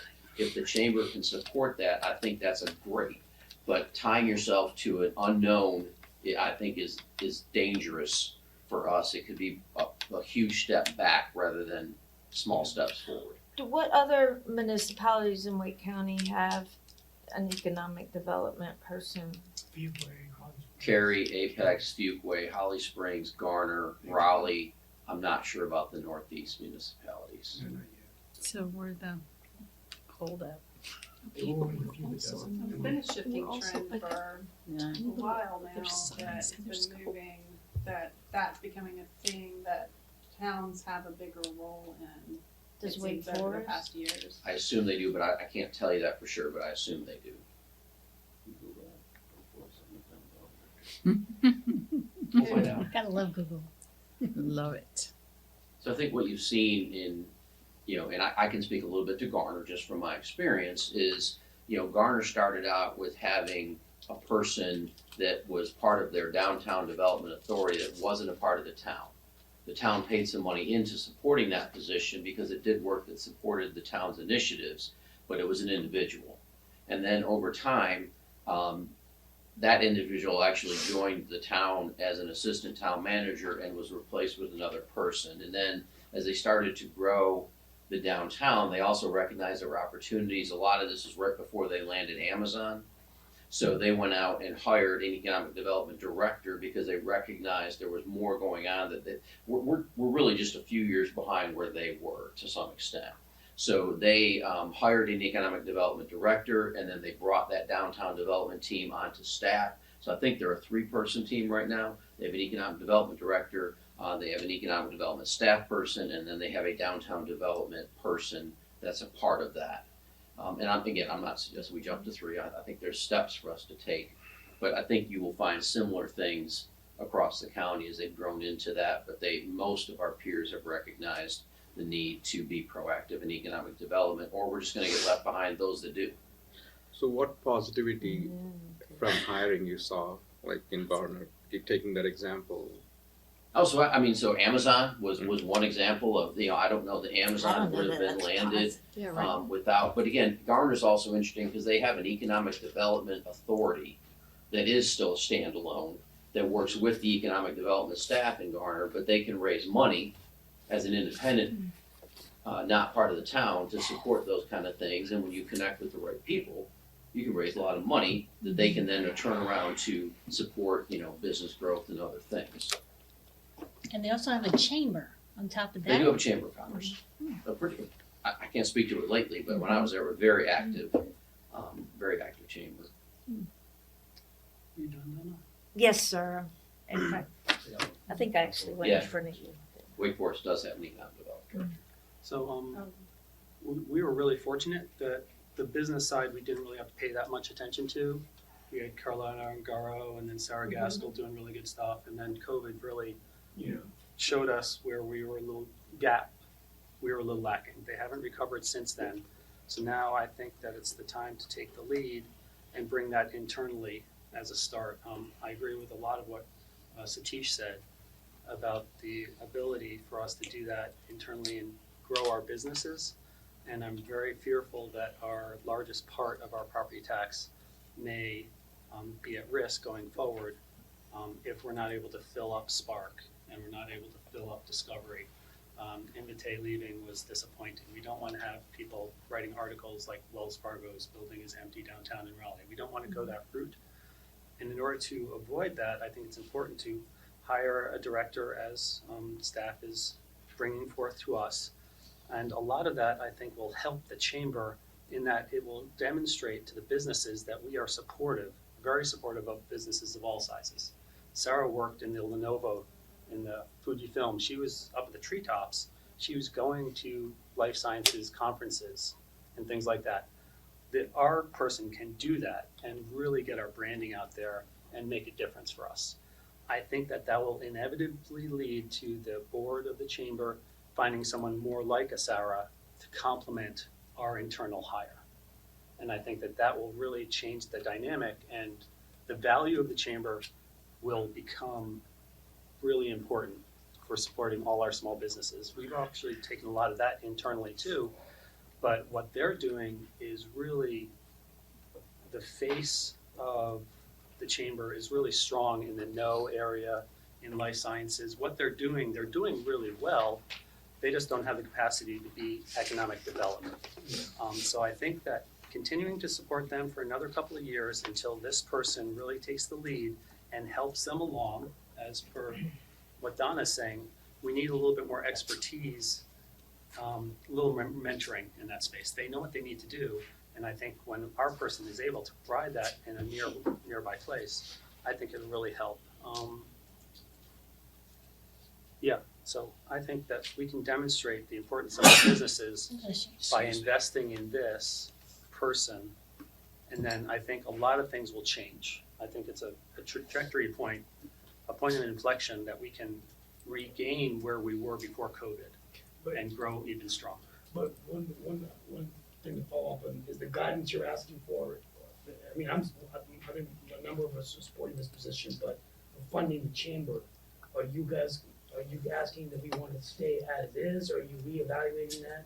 Because I am concerned that there could be a likelihood that they stop existing and they could go out of business if we pull funding. They're going to lose staff, going to need salaries. I think if we don't continue to support them and they cease to exist, I think that's headlines that no one wants. Yeah. I mean, to be perfectly honest, if we're not getting the direct ROI of $50,000, I think the existence of a chamber in Morrisville is one of the most important things for our economic development, no matter what else we do. So that's what. So that's what I wanted to share. guidance you need from us on No, that? it's back to you, sir. So I'll answer. This may be. Let me hear, if you don't mind, before I answer that question. It may be relevant. So I thank TJ for kind of talking about the headlines to get us reset and regrounded. If we're not receiving the $50,000 in economic development benefit, we need to revisit the exchange of benefits we get from the chamber related to events and gold sponsorships and other things like that, so we can demonstrate that there is a benefit to the town through which we're contributing the $50,000. So we need to open that can of worms, I think, if we're not confident that we can get economic development from the chamber. What can we get with the chamber and what that investment is? And I think that can come. Thank you for that. So I think that can come as we schedule a joint meeting or some joint meetings moving forward. You know, I think what we can do is, because that's going to take some time, right? I mean, that's not to do it next week and it's done. That's going to take multiple conversations. But I think from a budget standpoint, you know, what we're asking for today is guidance that you would support a position so we know to program that as we begin to develop budget options for you. And then what I might suggest is leave the 50 for now, while you try to work that out with them. And that could always be, you know, changed if there's a contract signed that indicates something different. You don't have to spend the 50, but you at least have the placeholder for it. You know, it's $50,000. I mean, yes, it's important, but it's not alter budget kind of money. So I would suggest we just leave it as a line item while you all, and of course we'll help you with that, but as we perhaps meet with the chamber and work our way through what that looks like, And then if you elect that it's not 50 because you don't feel comfortable with that, well, we don't spend the 50. But if you elect to continue, then the 50's there, and you don't have to rush to be done before recommended budget because you have to have that answer. Rather, you've got the time that you feel you need to work through that, so that we have some guidance from them. And again, some of that with the chamber may naturally come, assuming you add a staff person. I'm not quite there, but assume for a minute you add a staff person. Some of that guidance for the chamber may come from that staff person helping us work out the details of what would be the best ways of what perhaps the chamber is offering or what they identify the chamber might be able to do through that as well. So I think that would be my what are we funding Okay. answer. I mean, I'm willing Ian to had a do. comment. Yeah, so I would like to just put on the table some type of compromise solution here. Like, what if, instead of slapping $170,000 to $200,000 into the OpEx budget, what if there was a $50,000 contract, let's say, with Kathleen or Martha or someone who is an expert in economic development that could perform an economic development function for the town in the short term and also help with some skill development on the chamber side, and then see where we are, because and that actually, that's a point that I do think needs to be said, because, you've been in the job a hot 3 months, and if the suggestion from the chamber is that Martha on the town side did not give them guidance in economic development, I just think that's nonsense. So I do really feel the need to get that out there.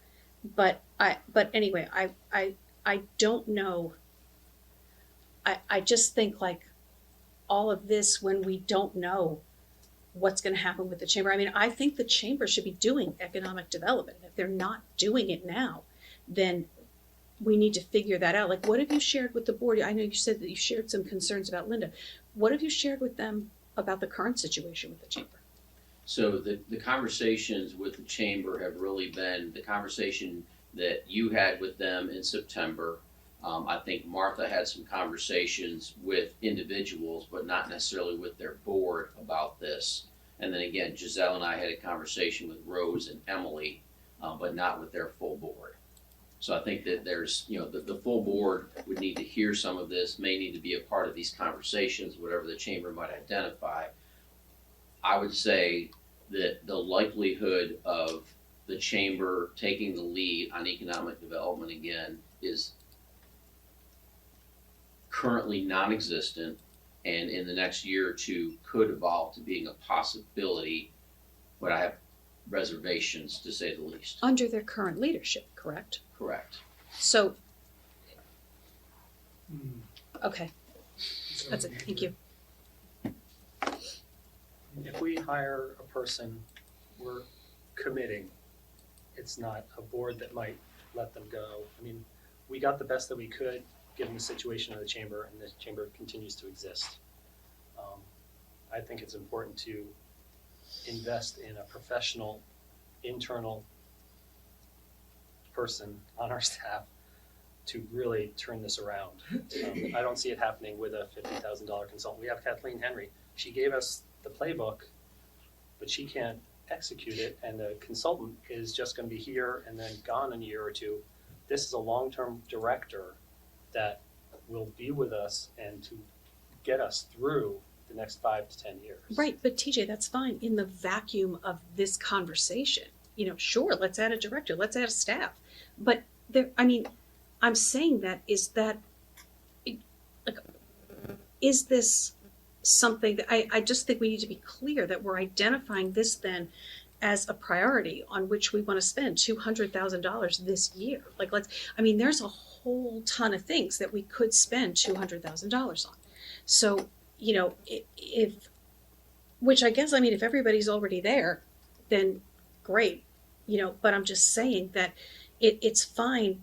Yes, on paper, great. But when we go to stack everything up that we're trying to get into the budget, and there's thousands of things, I'm just wondering if there's a way to do this cheaper. Could it be a person with, an MBA in economic development that, with some new theories and, some fresh education?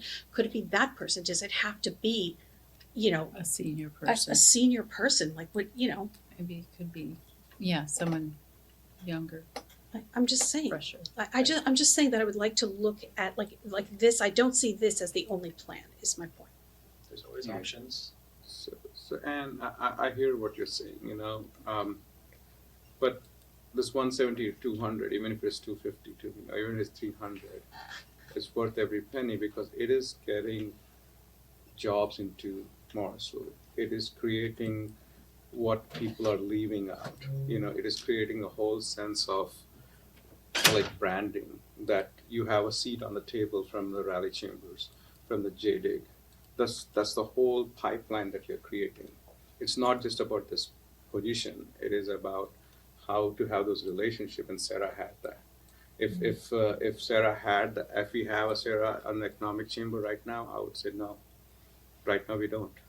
So should we depend on them to come up with a person like Sarah, or take over here because we cannot afford, when we're having close to 2 million square feet of life science, which is coming in the pipeline, to pump those people, to be fully occupied. So that's the reason, I am pretty conservative when it comes to I positions am and all so this thing. uncomfortable being on this side of the Yeah, discussion with you. That's but so this is weird. but exactly, but this is the only time I see you have to bring money buys money, pretty much. That's what it is. If you get a junior guy will not be able to deliver. You need someone senior there who can say, hey, we have Morrisville to say that. So that's the whole thought process for me. I'm nothing more than that. I'm really impressed that he's taking this position, aren't Oh you? my God. I feel like, okay. All right, no, I appreciate that perspective. My mind is just Yeah. pure math and pure economics, and looking at that point of view, I'm putting 150. If that person can get he can get 300 jobs and fill up 2-3 companies in a year, coming to Morrisville, that's a win-win for me. Can we get someone on some type of commission basis? I think that Why would don't be, why? I think that could be challenging. I won't say no. Because I think we're it could be government? challenging. We could certainly look at that. I will say, we could also look at, another conversation with Kathleen or someone similar to Kathleen.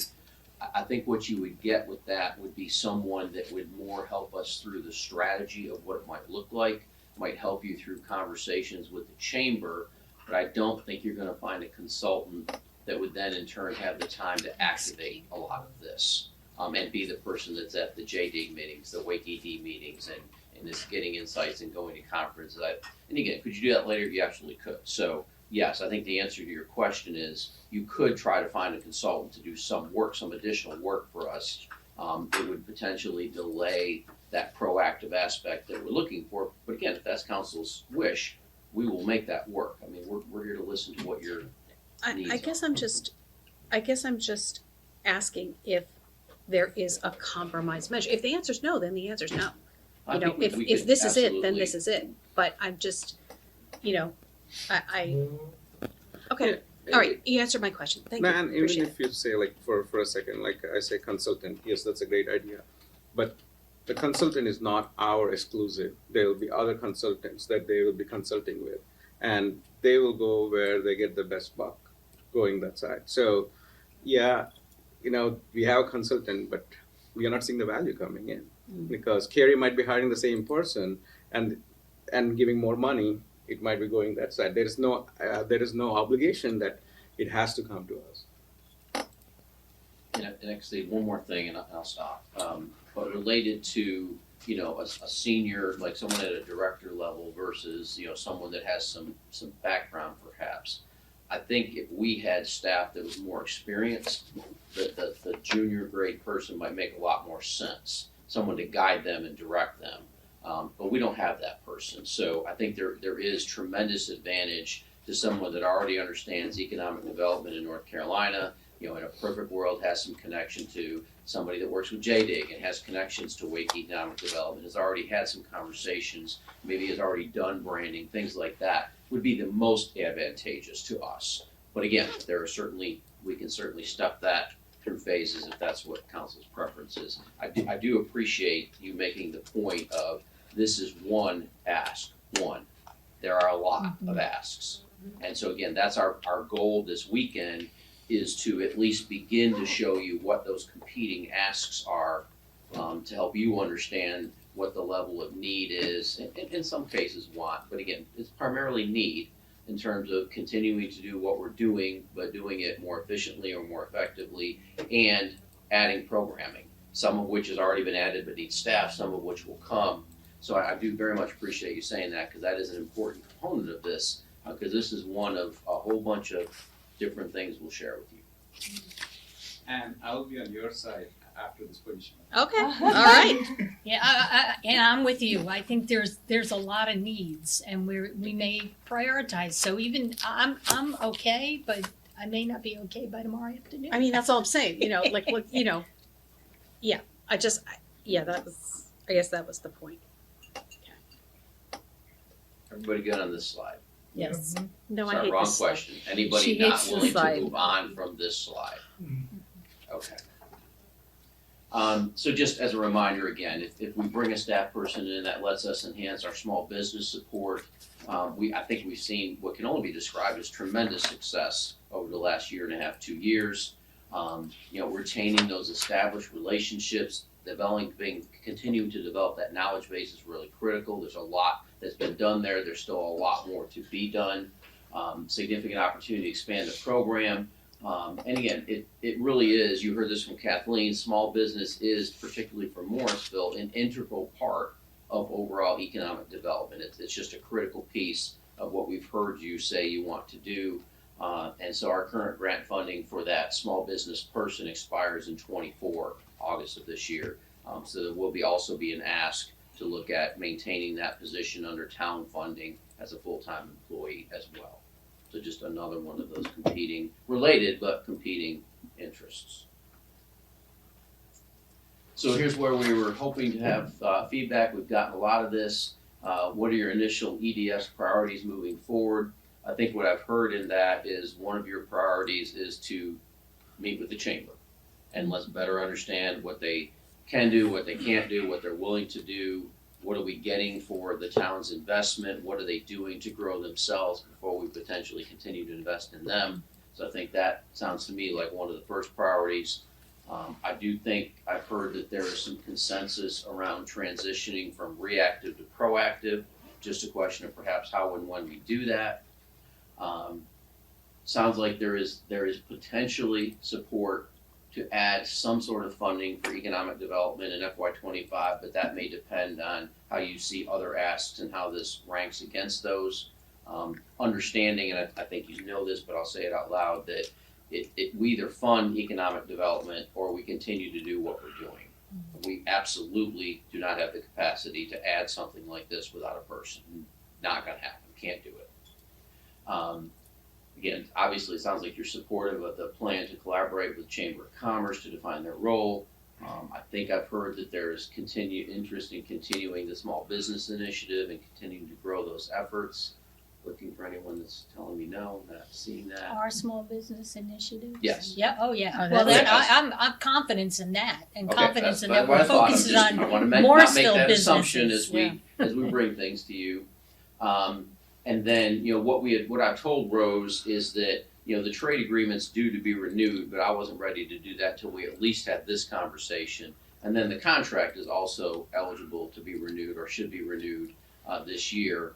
But my recommendation is we hold both of those until we start to have those conversations to get a better understanding of, you know, what you are willing and not willing to perhaps support in the context of the chamber, recognizing that at least some of that money is not going to have anything to do with economic development.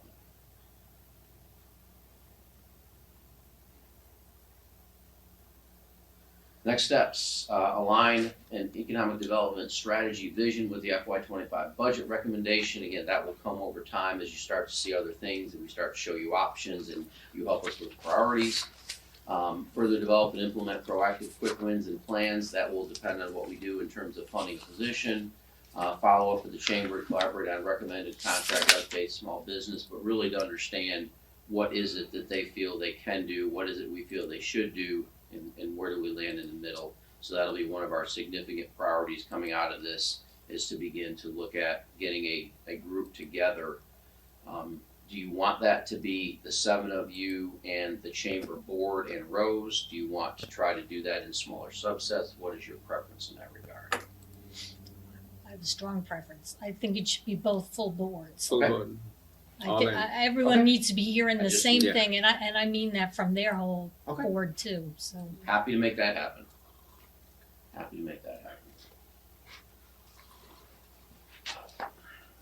Other questions, other things we need to discuss about economic development? One thing I forgot to say that is gonna get this out there though, I think the expectation moving forward for me is that if we're gonna provide money to the chamber and council members attend these events, one of, the mayor, if he's there, mayor, council members should be able to speak at the event. I mean, if we're partners with the chamber, okay, I was at the life sciences event, I was the first one there, TJ got there, I think a little bit late. I was there. He should have been given the opportunity, well, if he hadn't, and he allowed me to do it, to say a word on behalf of Morrisville.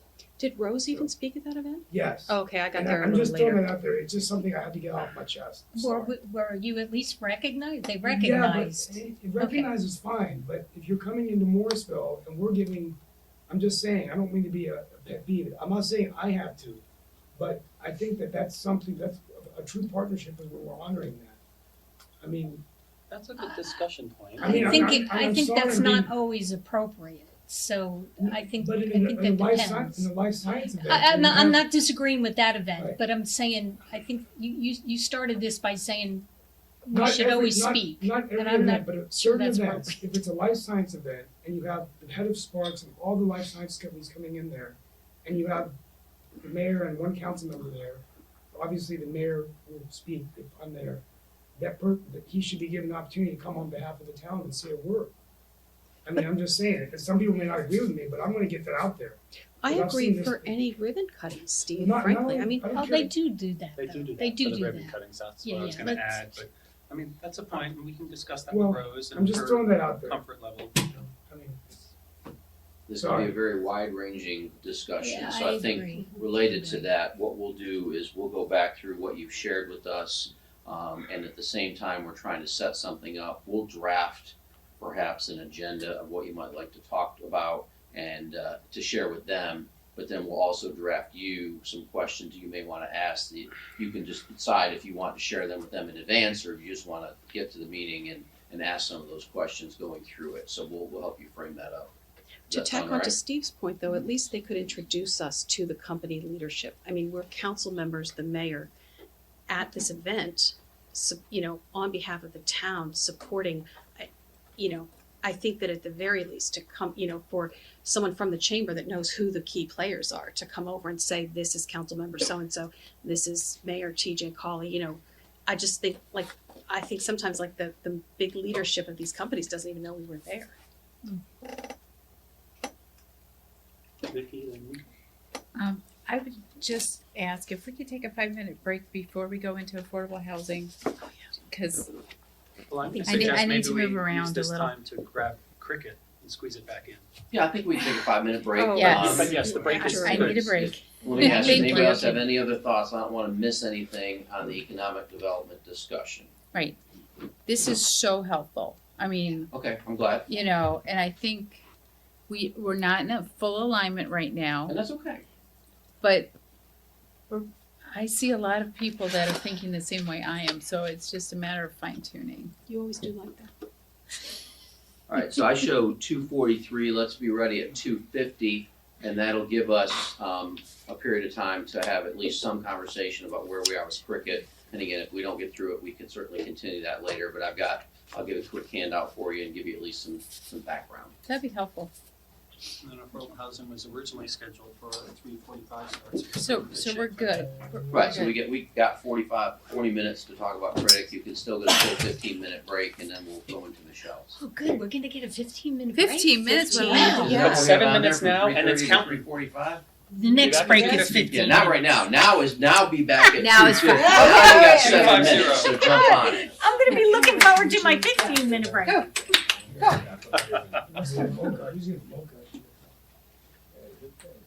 That's not why you wake up. Thank you, sir. Yes, sir. Yeah, I'm pretty sure.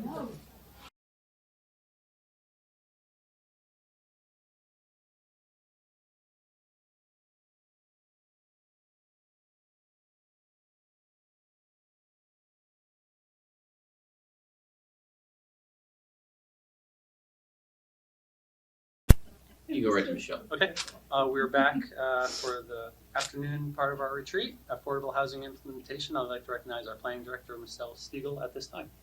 All right. Well, we are going to switch gears and talk a little bit about affordable housing. What I'd like to do is provide a little bit of history about where we've been, some of the data that has helped you reach the decisions that you've made. Council had then requested some additional data, which staff in the county have been able to provide. Want to review that, and then get into a discussion. If you could allow me to get through the first part of the presentation, go through the history, go through the data. There's a lot to go through, but I'm going to try and do that relatively quickly because really hoping that we could spend a large majority of the time on the town council discussion and hopefully make some decisions. So just refresher background. There was a 2019 affordable housing plan study that was done that recommended some options if Morrisville wanted to implement affordable housing. So at the 2021 Town Council retreat, the council talked about those potential implementation action items that were in that 2019 report and decided to move forward with a public employee housing choice program and a toolkit of UDO incentives for affordable housing.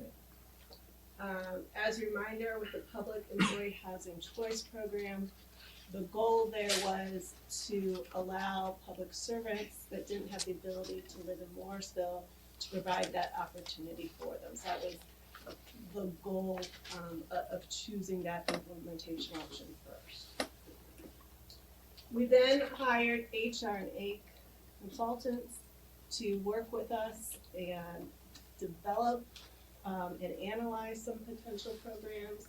And then really in the fall of 2022 to spring of 2023, there were a number of meetings with the Planning and Zoning Board, Town Council, some one-on-one meetings with Town Council as well. Through that, we received direction to move forward with drafting an incentive zoning policy and to establish a framework for a down payment assistance program. And we were talking about $100,000 per household for that down payment assistance program.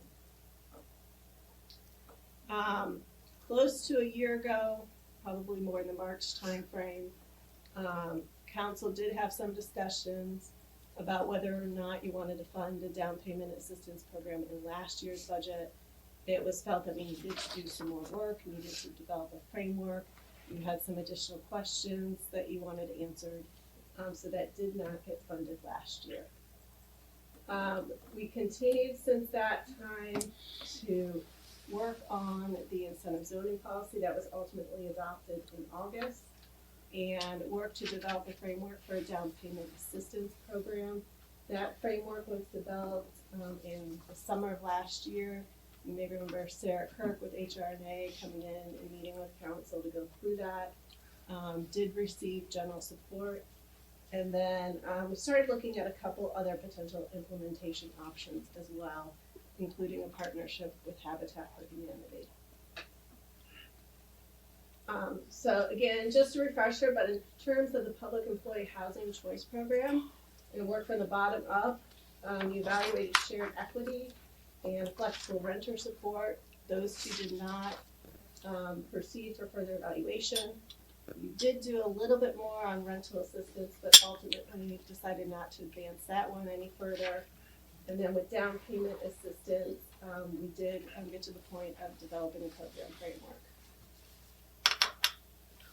And then with the incentives, the zoning incentive toolkit, you did adopt that zoning incentive policy. Ultimately did that in lieu of UDO amendments for a couple reasons.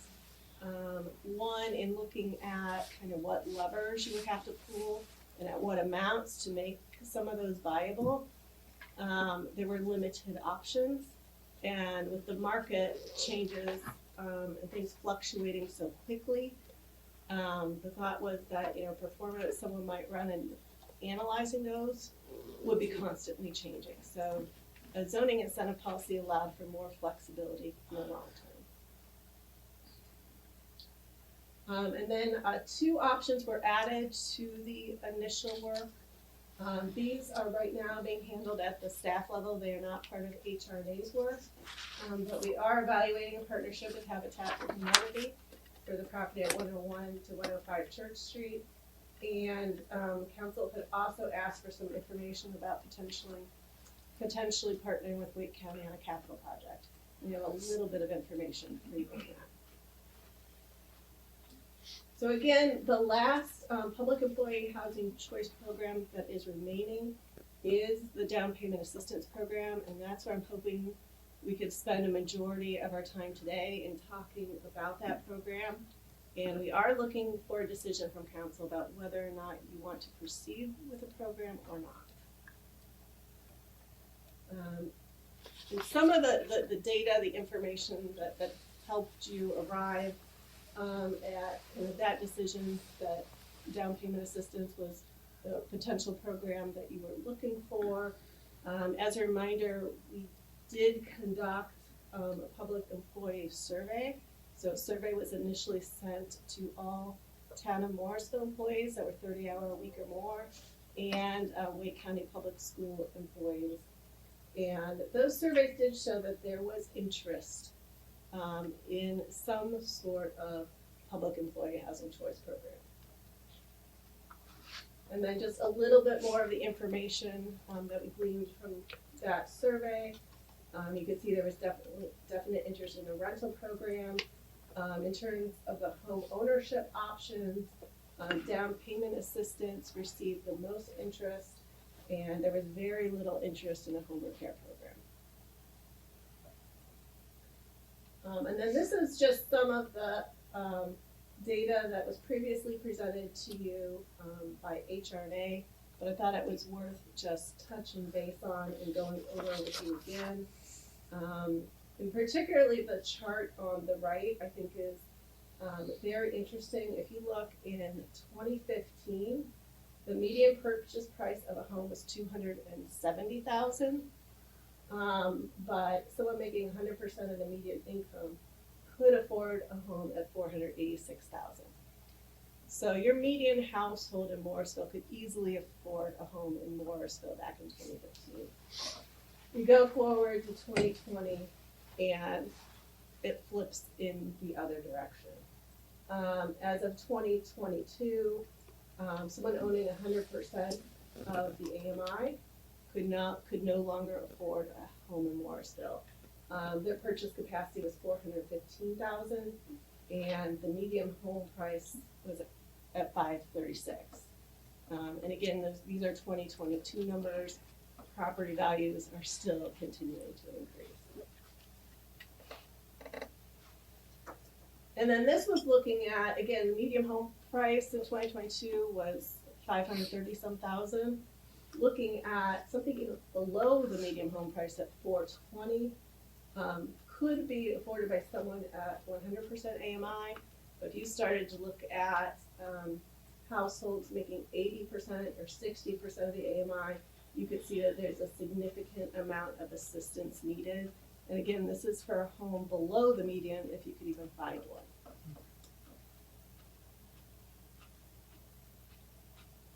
I'm going to move on to some of the additional information that town council requested. Some of this was put together by staff. Some of it was provided by Wake County, so I do want to recognize them because they did provide some of this information. The first couple slides here, they could get very confusing very easily because they're not necessarily apples to apples comparisons. So I will tell you what we were attempting to do with these two slides is we've continued to get the question, what's the AMI for Morrisville? Is there a way to provide that? And what HUD uses, I think we've talked about, is the Raleigh Metropolitan Statistical Area. Now, don't equate that to the county. Your metropolitan statistical area does not match county boundaries. You're even going outside Wake County in some areas. But this is what HUD would use. And they use 1 year ACS data. So we've been talking about 110,000 as what HUD uses for our AMI, but with the more recent released information, we're actually up to 117. And then in trying to kind of compare that to what Morrisville's AMI is, we had to go to 5-year data, different margins of error, different ways that's calculated. But we were able to get 5-year data, Morrisville, Wake County, North Carolina. And just what I'm gonna say for this is, generally speaking, you could kind of extrapolate that Morrisville's AMI is about 18% higher than the county's, generally speaking. Wake County did provide some information for us on salaries for some public sector service industry employees. So you can see those on the screen.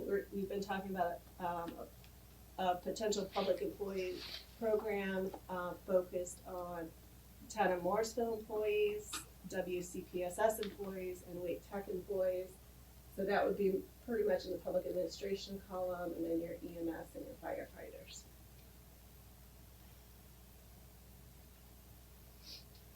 In terms of the number of households that are cost burdened in Morrisville, 22% of the households in Morrisville in 2022 were cost burdened. That means that those households were spending more than 30% of their income on housing. So that's your current residents today. 22% in 2022 were cost burdened. That is below the county and statewide average, which are at 28 and 27%. And you can also see kind of the breakdown of cost burden by renter and ownership in that chart.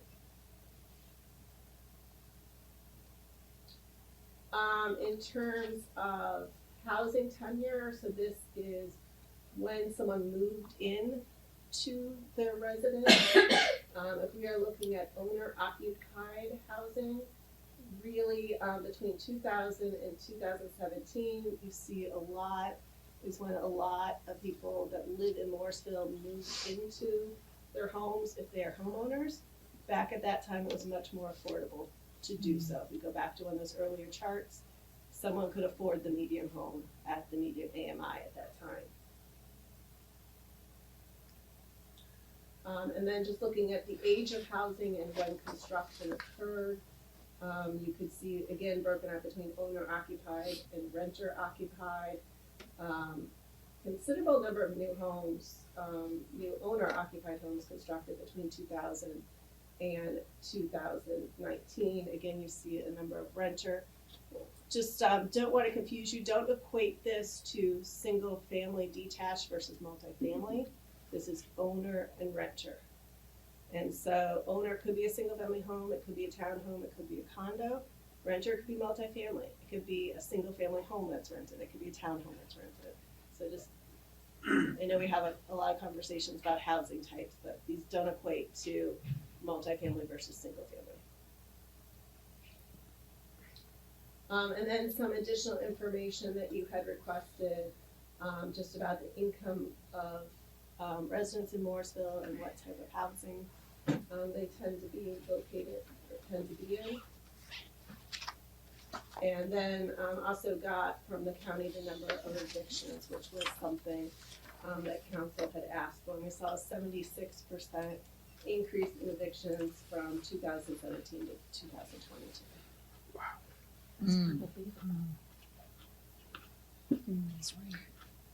Did you get evictions in 2020 and 2021?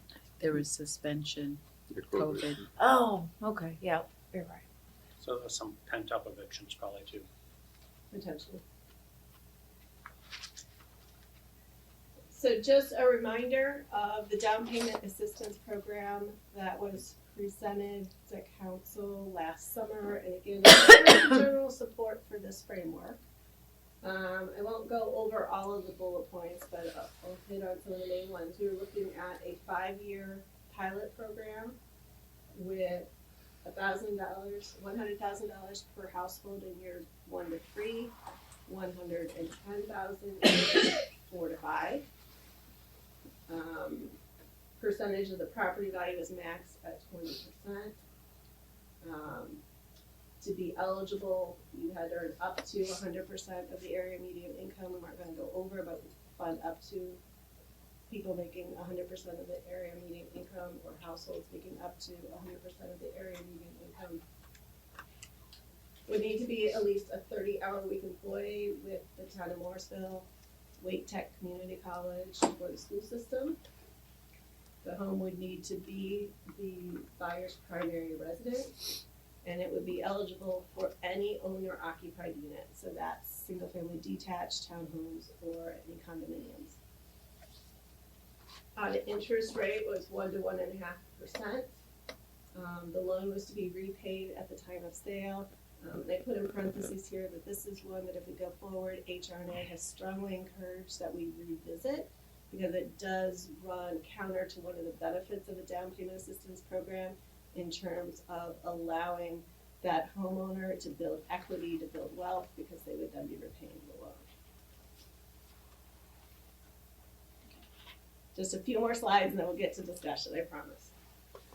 Habitat for Humanity, I just wanted to give you a very brief update on it. We're going to have more for you in February, but staff is actively meeting with Habitat for Humanity.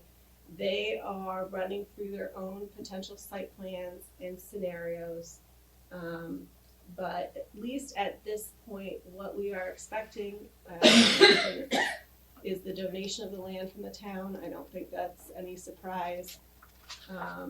Also expecting that Habitat will be asking the town to maintain any stormwater or access roads.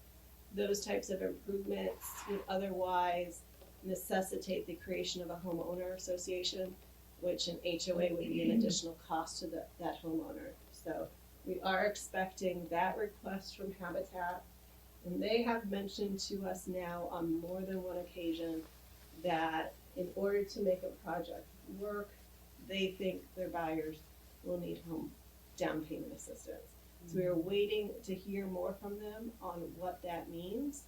For now, what I will say is, even if you were to choose to do down payment assistance just for the Habitat project, and need to confirm with the attorney that we could do that, I think we could, you still have to stand up a program. You still have to contract with an outside agency to run the program. You still have to stand it up, create the processes, create the forms, the evaluation criteria, everything else. And then council had asked for some information about what a partnership with Wake County on a capital project might look like. So we do have some sample information of projects that the county has worked on with other jurisdictions. And I'll just go straight to the takeaways. What we noticed, look at this, is each of these communities put in a significant contribution. If we go back to this other chart, Gardner for their project put in $750,000. That was the least amount put in. Apex for a senior project with 84 units put in over $1 million. And then the other examples are either 2 or 3 million plus. Those projects are also primarily multifamily or senior housing. County really has not done home ownership, single family partnerships. Not that they wouldn't be open to looking at it, but that is just not the traditional model. Staff is recommending that we focus on completing the current habitat project, seeing if that's feasible and viable, and if it is, focusing on that and finishing it up. And then if there is interest in doing a capital project with the county, we could circle back and look at it. So that's at least staff's recommendation on that one. Okay, so getting to the kind of the main discussion points and what we're looking for from council. And we are again looking for an answer from council on if you want to proceed with a down payment assistance program or not. If so, kind of, would you want to do 50,000 or 100,000? One of the things that I didn't touch on going through the slides was last summer, one of the things we also did was look at potential partnership opportunities with Wake County. They do have a program at 50,000, so you may recall a discussion of, can we layer? We can't create a Morrisville specific program, but there is a potential that someone could apply to a Morrisville program, apply separately to a Wake County program, get 50,000 from each. I will say they would not be guaranteed to get approved under both programs, and I'll just remind council, last year Wake County ran out of money within the first couple months, and we don't know what they're gonna fund it at next year. So just want to remind council of that as well. And then, how much would council want to put towards the program if you want to do that, then kind of talk about the Wake County partnership and if you want to proceed with that. I'm gonna, before I open it up to all of you, I'm gonna go back to that first bullet point. So I think what the data tells us, the surveys have told us there's interest in a program. The data has told us there is need for a program. The down payment assistance program that you selected would meet the intended goal, which was to allow public servants that can't live in Morrisville to live in Morrisville. But I think from staff's standpoint, and council can react to it if we're wrong, tell us, is that, okay, we have a program, there's interest, there's need, it meets the stated goal. It's a lot of money to help not that many people. And I guess we're feeling like, that is kind of the where we're at with the kind of the sticking point. You have a lot of other projects and initiatives that are town-wide that you're considering. This is a lot of money. So I think that's part of the discussion is this just too much to help not a lot of people or not? And if that's not where you're at, let us know. But if that's the case, we could circle back with council. Do you have another goal? Are there other ways that affordable housing success, what does that look like to you? Are there other things that we should explore? I would suggest that might be a separate conversation. I think we're also starting to wonder we've had a lot of meetings, and throughout the course of meetings, a bunch of different ideas are getting thrown out. I think we're trying to rein you back in on those first two that you chose so we could come to some resolution on those. But also kind of sensing, are you wanting to take more of a comprehensive approach? And what might that look like? So going to the first bullet point, I think we really need to answer the question of, do you want to proceed with the down payment assistance program? If yes, we'll proceed to work with HR&A, can move forward, talk to management and budget about how, that could potentially be funded, and have some more discussions. We could revisit and verify the framework. But if you don't, I think we need to have some more discussions about kind of what's next. And that's just not for today. But I'm going to throw it out to you guys. Okay, I'll get us started, but it was, we decided earlier that the presenter would get us started with the facilitation, but I noted who went first and second, so it'll be Councilmember Scarlett-Johnson, Councilmember Rao, myself, and then Ann, so. And then you can take over. Does that sound good? That sounds good, thank you. Okay, thank you. First of all, affordable housing is an important issue for all of Morrisville, and we, based on the statistics shared today, we have one of the highest AMIs around. So it's very unaffordable. Personally, I am married to a teacher, and I have seen the gap between salary and the cost of housing and other expenses grow exponentially over the years. And I wouldn't be living in this town unless I worked, because the two of us together make it possible to live in this town. And so I know that there's many other families out there with a similar situation. I like the idea of down payment assistance, but the amount of the gap to make it affordable is overwhelming to me. Just it's astounding, actually. And the fact that we could probably only help maybe 3 families a year, I concur with staff's concern is that there's great need, but our individual towns' capacity is not going to meet that need. I really am hopeful that we can have further discussions with the Habitat for Humanity organization. But as you're presenting all this layered information, Michelle, can we negotiate with Habitat for Humanity to restrict the homes that could be built for employees or the criteria that we have for the down payment assistance into that who would be eligible for those Habitat homes? Because if they're foreshadowing they might need some down payment assistance on the Habitat homes, maybe that's a way to try things out. We know we have a defined product, and then we look at Wake County for partnership later on. So we're not going out on our own. We are focusing on the Habitat, which is a tangible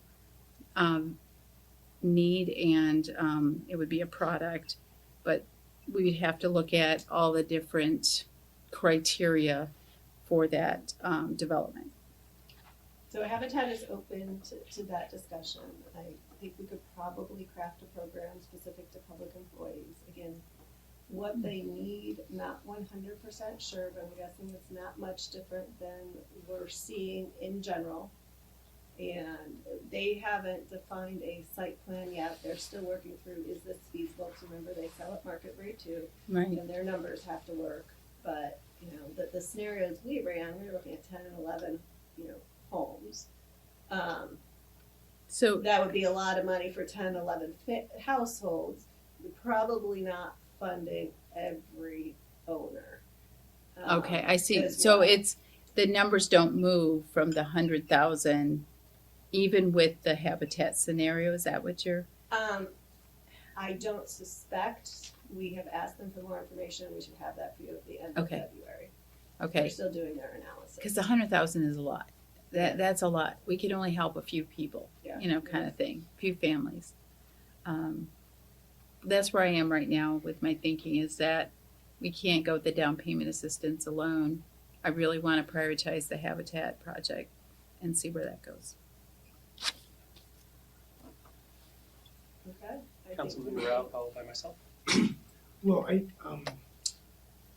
gotta be honest, I've talked to the mayor about this and other council members, but I feel that coming in this retreat, I've been trying to prepare more for this topic, and I'm just gonna throw this out there to the council. I'm sorry I didn't speak up sooner, but I think all of us agree there's an affordable housing problem, but I feel like the biggest reason why we have an affordable housing problem is because the cost of land is too high.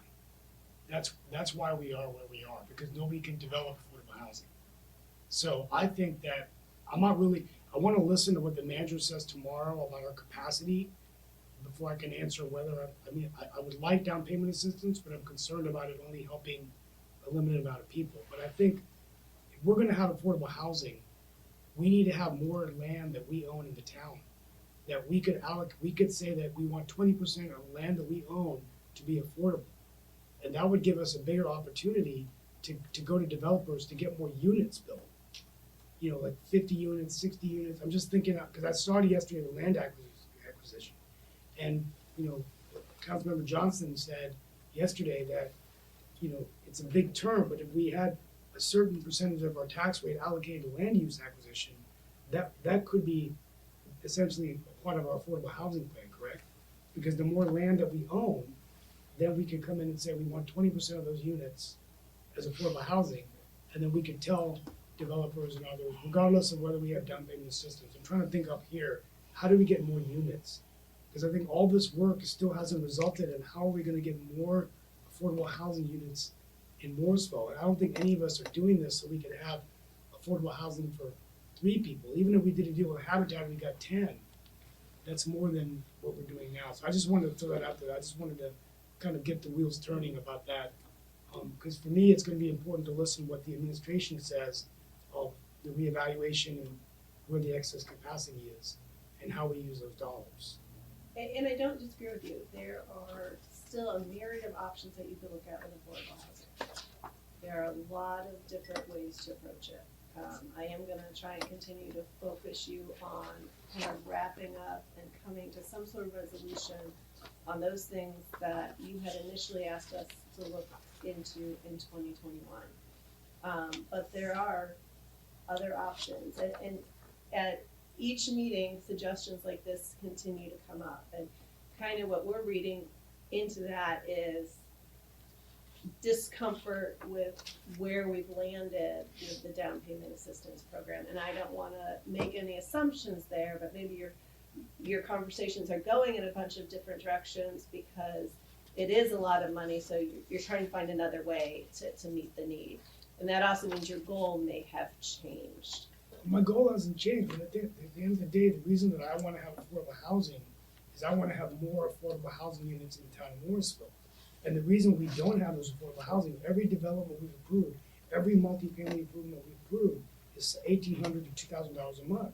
And the cost of those units are not going to go down. We've negotiated certain deals, 40 units, 20 units, 30 units. But no developer is going to come in to build housing that's affordable because the cost of land is so high. I think that's the most important part is we have to secure ownership of more land so we can have more units. So I'm going to push back a little bit. So if the goal is to have just more affordable housing, you have a rental assistance program that was evaluated at $2,000 a household. You could help a lot more people for a lot less money. I think that there were other reasons that was taken off the table, but the goal is to help as many people for the least amount of money possible. There is a viable option there. So I'm not sure that's the goal because that was taken off the table, for other reasons. And if down payment assistance isn't viable, I think it is worthy of a town council discussion, revisiting what are we really trying to accomplish with affordable housing. I'm done for now. Okay, so it's myself and then Ann. I am in favor of proceeding with the down payment assistance program. I really would like to do a yes and on Vicky's idea of targeting it at the Habitat homes. And I think that's a win-win, and it gives them the funds that they need to make that program successful. And I think I really like the idea. We've stated that a value of ours is helping our families build equity. And that's why I think it's so important to do this in an ownership type of way. And that's why the down payment assistance is so good. And I'd go with essentially as much as is necessary to fill those homes. So if that gets up to 11 homes, that would be $1,100,000 perhaps. I think 100,000 sounds like a cap. So if there's any people who need to be in there and it could be less, that's better because then we can help more people. And I just want us to keep in mind that as we devote money to this, that money will help 11 families the first year, it'll help 5 or 6 families the next year, or something like that. So this isn't just a one-time, this is an opportunity to actually get more teachers and firefighters and the people that make the community a stronger community. I mean, that's my real goal, is having my neighbor be the principal of the school. That's how it was when I was growing up in my town. So I think that's what the real value is, and I think that gives us the opportunity to explain to our residents that this is a good use of their money. Wouldn't it be great to have your 5th grader have one of their teachers right up the street? I mean, that makes a strong town. The fiber of our town is strengthened by helping people who couldn't afford to live here otherwise live here with us. So does that answer the questions that you're asking? Yes, Okay. thank you. Councilmember Rabati, followed by Councilmember Johnson. I love what Vicky said also. I think that was a really good idea. I'd like to second that. The thing is that I keep asking this question. I feel like it keeps not getting answered, but has anyone talked to WCPSS about us offering their employees down payment assistance? Because I have, to be honest with you, I have a fundamental problem with that on a number of fronts. The first one being that they're not our employees. And the people that would be eligible, I feel like, are people that are mostly teaching Carey kids. And I think that I really think that we should narrow the focus to town employees. Because if we're gonna help people, I think we should help our own people first. And I mean, I can really see some potential problems with WCPSS employee base being generated by this program being offered in Morrisville to their employees that teach in Morrisville. So I feel like it's not a criticism, Michelle. I'm just saying though, I feel like I keep bringing that up and we keep somehow not answering that question. But if we're making decisions about this now, I think that is very important, that somebody talk to HR at WCPSS and find out what they think the implications of a program like this are likely to be. Because if all of a sudden a benefit is being offered to some of their employees and not other employees, I feel like that, to me, it's like Carey offering a program to some of our employees. I don't think I'd be in favor of that. So that's the first thing. So, and we could circle back. It's been a couple of years now, we've had some initial discussions because we reached out to them when we wanted to do a survey. So needed to provide that background of the town is considering this, could you help us get this survey out so we could help assess the need? And they sent that survey out through their email listservs to their employees, and their employees that work in schools in Morrisville. So they were a part of that process. Again, we haven't circled back with them since that survey was initially released. We could obviously do that, but this would be just to be eligible for the program, what those criteria are. And then that's a town council decision, really. We had talked about veterans, we had talked about other things, but wanting to narrow the focus, at least at the start, considering this a pilot. And we had ended up initially with 10 employees and WCPS employees and added Wake Tech later. But if that's a discussion council wants to revisit, we obviously can. I also think that adding Wake Tech employees into that mix, I feel like that's going in the wrong direction in terms of widening the scope of potential applicants. Applicants is not going to be the problem. Not having enough applicants is unlikely to be the problem. And again, I'll just say that if we, helping to move a teacher into town that works within the geographical confines of Morrisville, but is teaching kids that are bussed in from Carey because our kids are going over to Pleasant Grove, like that, I feel like the optics on that even are terrible. So I just wanted, I know I keep hammering this, I just want to say it again. I'm going to keep saying it until we make the decision, and then I'll get in line with the decision, whatever the decision is. Brandon, somebody said, it might have been you, I'm sorry, I don't remember, but somebody said that this is handled at the staff level with Habitat for Humanity and Wake County. Does that mean, are we going to be, in addition to the cost of the program, looking for a person to administer it in this first year? What are the, not the hidden costs of this program, but in other words, if we allocate, pick a number, 250,000. If we allocate 250,000 to the program, and we have to take 100 of that and hire a person, then that's, then you're not helping, you're helping fewer people, not more. So that's just something else. And then the last thing is, okay, what is the last thing? Oh, the last thing is, I really did like the last point you made about the helping 3 people versus helping 50. And I have been the biggest proponent of building equity, generational wealth, but I've been talking to like the leaders of One Wake and some other people about affordable housing, and not the entire program, right? Not all the money, but I would be willing to take a subset of the money that we agree to allocate to the program and turn it into renter down payment assistance. And one of the reasons that I came around to this was because there was a family that was living in a hotel, and they couldn't afford diapers because they were living in a hotel and it was costing them so much money. I think I've said this before, but the reason they were living in a hotel was not that they couldn't afford rent. The reason they were living in a hotel is because they couldn't save up a down payment. They, frankly, were not looking to buy a house. They just wanted somewhere stable to live with their children that wasn't going to suck up not 30%, not 40%, but like 60% of their income. You mean the deposit? The deposit was no. I mean that the living in the hotel was expensive, and so they were paying. So when we talk about like the housing, what do you call that when people are spending too much on housing? Cost burden. Cost burden.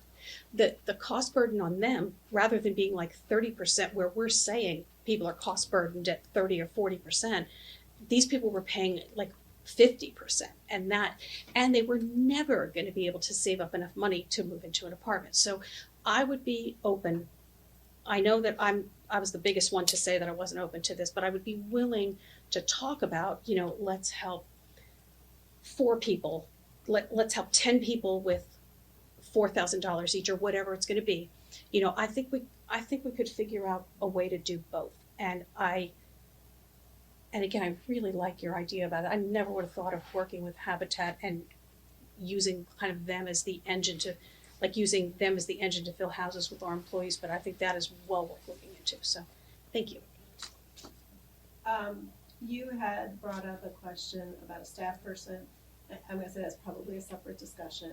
But my intent, I guess, in saying that, trying to make a point that obviously did not get across, that the scope of the original project is splintering off. Yeah, it is. And it continues to splinter off. So that is not part of the HR&A contract.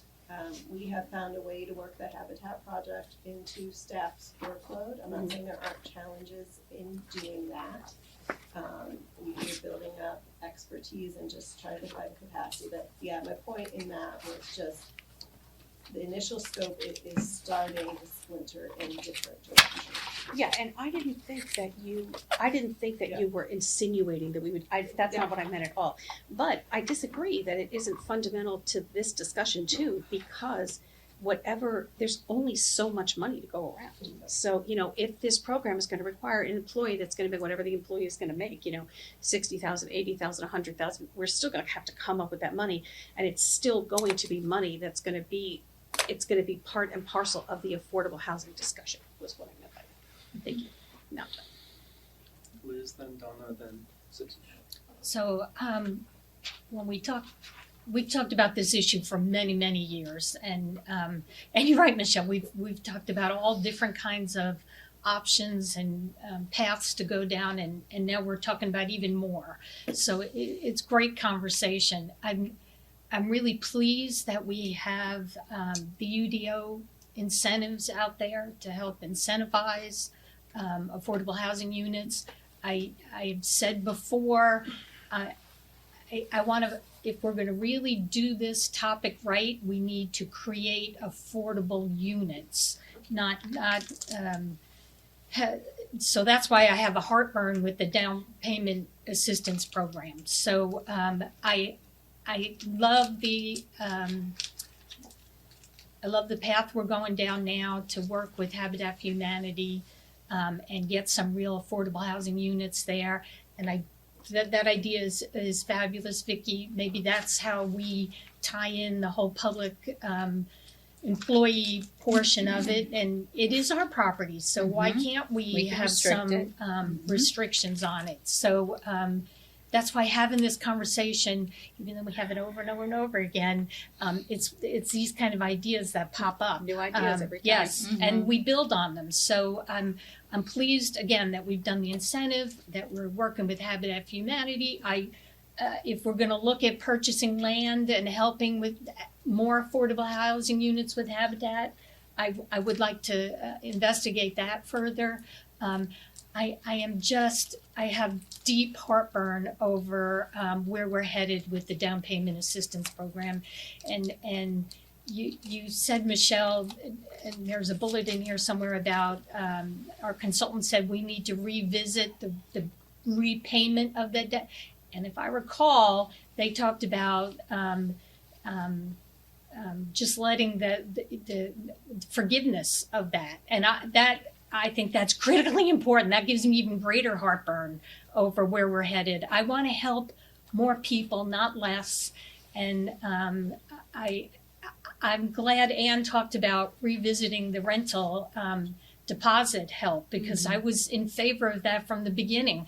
I think for all and I won't repeat them, for all the reasons Ann just talked about, that's where you're really helping people, and you can help more people, and we can help families like that are stuck in this circle of they can't get out because they just need a hand up, and that helping with the deposit of a rental would have helped that family. They were, if I recall right, they worked right here in Morrisville too, or right near here. Yep. So so anyhow, I'm not in favor of moving forward now. That doesn't mean I won't move forward in the future, and that certainly does not mean that I am I don't value home ownership. I understand and I value helping people with home ownership. I just don't think we're on the right path right now.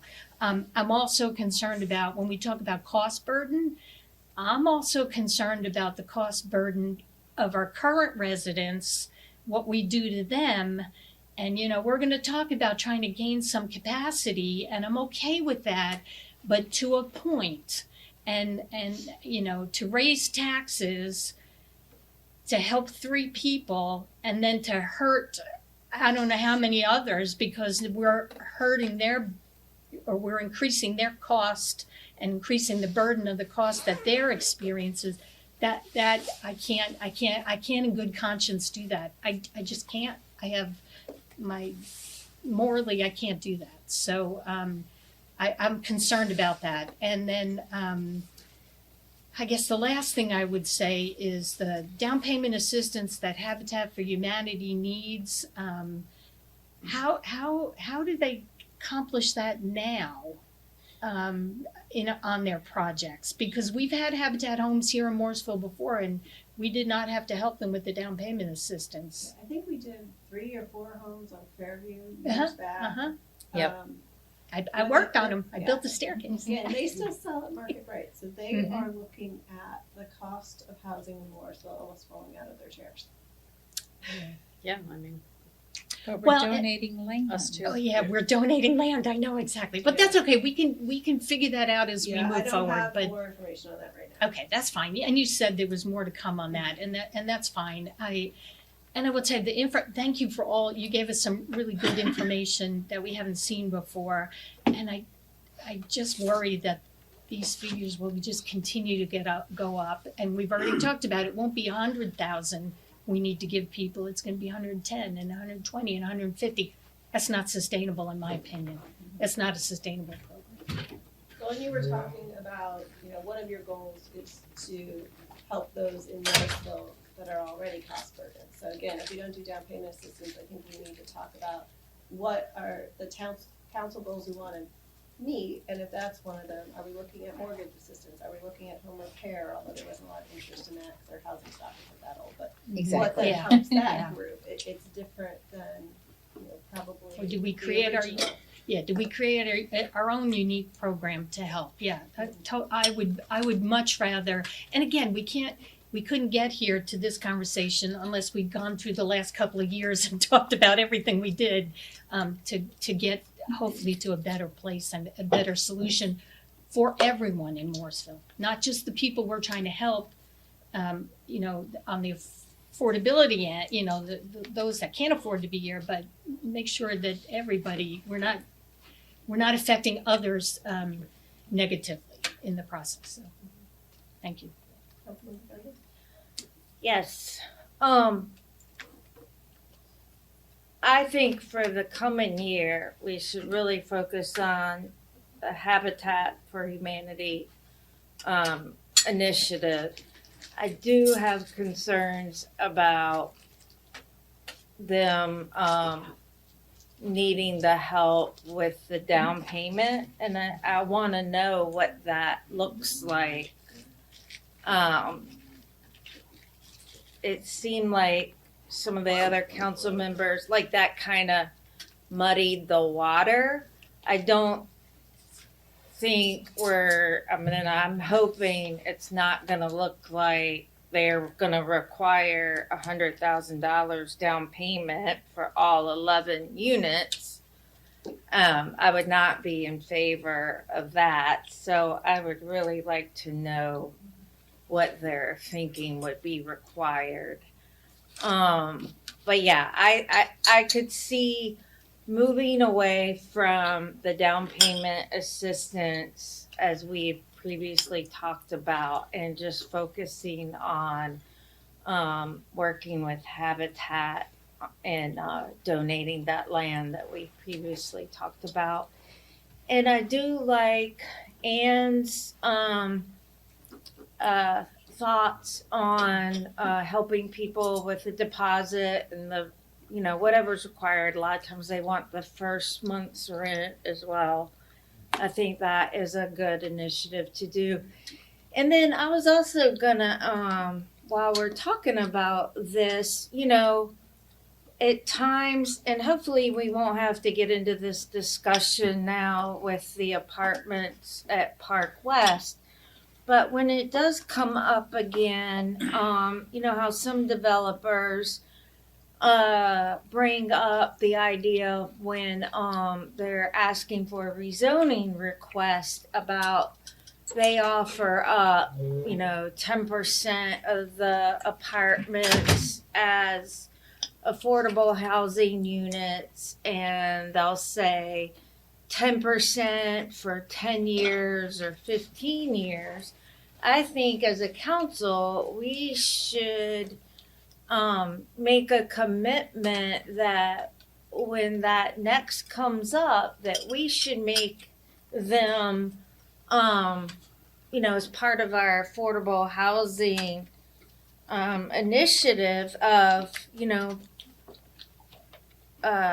wanting more units, affordable housing, you know, have them make a commitment for 15% or 20% of their units being affordable housing for 20 years or 30 years, because this 10 years thing is Goes by fast. it's BS. You know, that's pretty lame. I mean, they need to make, when that opportunity presents itself again, whenever it is, we need to take advantage of that and have the developer make a real commitment to giving us affordable units. So I threw that out there. And that's part of the incentive zoning policy that you adopted that has very similar goals attached to it. Again, they're goals to be used for negotiation. I'll just say Park West submitted several months before you adopted that policy. But So is that in, we've adopted that? you adopted that in August of last year. That What was did in we effect. say? Yeah. What did we adopt? It was 20%. It was at either 20 or 30 years. That was the Okay, goal. good. So that's, Not a requirement. Just what I a said. Goal, a goal for staff to use in negotiation to get the best okay, good. project So, brought forward to you. It still has to be the voluntary condition at the end of the day. okay, great, thank you. CT. For me, like, I think I'm all in favor of going with Habitat for Humanity and see how the project goes. But I'm not happy looking at their numbers. They're saying we are almost, in my word, like, suppose we are donating 2 acres. I don't know how much. So that's assuming it's 500,000 an acre. So you're giving them $1 million, and then now they're coming up and saying you have to do the streets and the stormwater. That's $500,000, and then Maintenance of, not construction, maintenance of. maintenance of it. So that's ongoing, like for perpetuity, and then asking for down payment onto them. I feel like we are almost giving $200,000 to them if we had to give it in a pure math point of view. So, which is more than what we are even suggesting in this. So Right. that's not pure math at all for me. You know, like if you're doing all these things, then what are we really getting out of? Like giving $200,000 for those 11 homes. Well, we're not doing it to make a profit. No, it's not a question of profit. It's like, think about 100,000 is what we are saying. If going with Habitat for Humanity, we're giving 200,000, not 100,000, because But you we're get giving that money back. It's down payment that we get back. It'll be taxable. It does it? I didn't hear that. That was the whole idea about the benefit of down payment assistance. But that's not what I heard That's not- Habitat for Humanity wants. No. We don't know specifically Yeah, what they so- want yet. Yeah. so that's the It thing. has been brought up enough that thought at least needed to give you a heads up that conversation That's is not- likely coming. It's to be negotiated. Yeah, because there's so many factors which is, you keep on brewing. We don't know what it is. I want to see a full project, through Habitat for Humanity before we even jump somewhere. And I'm all in favor of what Anne was saying about when it's like, I don't know if it is the French or the Russian, like if you don't have bread, go eat cake. So that's a famous quote where the person does not have like livelihood to stay in a hotel day by day. You're telling we'll give you down payment assistance, go buy a house. Yeah. Doesn't make any Right. I sense see there. what you're saying. But I understand the home equity and ownership. I'm all for it, but we have to diversify that in different areas for the money to go. And I'll be honest, with 46% Asian population, I'm concerned more domestic violence issues happening, and people like the spouses, mostly women, are let go from their house. They don't have a place to stay. What kind of assistance are we giving them? They go to some shelters at Wake County or some other places, but it is happening more and more. I'm seeing that. So I'm just throwing that as one of the things too, because Apex has something like in distress, who it is to do it. I don't know what the model, how to do that, but just putting what Anne is saying about those women who don't have a shelter to go, they may have kids, where do they go? Oh, that was actually a family. It was a mother, a Yeah. father, and 4 kids. That wasn't a domestic violence No, situation I'm at saying, all. I'm saying like that example is good, but also I'm saying all of Oh, I a see what sudden you're like a domestic violence issue comes in, they don't even have a support There's no system. bridge, no safety That net. like if they move, then the schools get changed, their kids and everything gets transferred. There's a lot of things that go along with it. I don't want to go into that rabbit hole, but diversifying different areas is only going to help us to help more families than saying one. That's all. I'm here to listen. So Michelle, before you continue, I just wanted to say that I like Anne's idea about diversifying for rental support, because everybody else talked about it and I didn't have a chance to weigh in again, so thank you. So you support doing both then? I support doing the mix. I'm now skeptical about what that down payment assistance for Habitat is. I'm not saying we should be giving them 100,000. I don't want people to misunderstand, but I am looking at how do we make the Habitat project work, because there's a lot of factors that go into it. But 100,000 is a lot for any down payment assistance. That But is it's a lot. minimum down payment for a house in Morrisville. Exactly. I mean- Well, like I said, Still, donating today, land maybe not. or providing, yeah, we're, Well, I don't see a situation where they require us to give them $100,000 without repaying it when they sell the house. I mean, Nah. that's just seems silly to me. well, That's not what we heard from our Well, we didn't consultant. In hear- terms of building wealth, it's kind of counter to that purpose and that benefit. Exactly. If you're then asking them to repay it. when it's they like sell. renting at that point. I disagree fundamentally with that statement. The wealth is the equity that's built in the house over time. It's That's, not you're gonna be, building wealth. You don't build wealth by being given $100,000. You build equity in your home. I mean, if you're gonna move out of your home in 3 years, you're going to move out of it with less equity. right, And then you're gonna pay back whatever you owe out of the sale of your house. The whole point is that people move into the house, they stay in there for 15 years. At that point, they've built up way more equity than the original down payment that they made. That's how buying a house works. Do you guys understand? No, but I don't he's really get it. talking- It'll be a I- $500,000 house. And how much. I'm skeptical about your It depends on the market clawback. and how much the property So value that's what you're asking for, is a clawback clause. And it's counterintuitive to helping people out when they are gonna be stuck right at the bottom if they move out. And I think that was, if I'm recalling correctly, that's what our consultant Yeah, had a problem with. Okay, so if I could, go ahead, Kelly. Well, I was just gonna say, I think this discussion really should be put on hold until we really know what That's true. habitat, what's gonna happen. True. thank you, Yeah, Donna. that's a really good point, yeah. Thank you, Donna. Good prompt. I wanted to kind of circle back to make sure I'm reading council correctly. But the only one that I heard in support of a down payment assistance program was really the mayor. So I'm kind of reading as a whole, council really isn't supportive of going any further with a down payment assistance program. But I'm hearing a majority of you say if Habitat needs some assistance, that's something that you would like to at least explore further to see what that would look like. We would still have to stand up a program, develop eligibility criteria, application processes, everything else.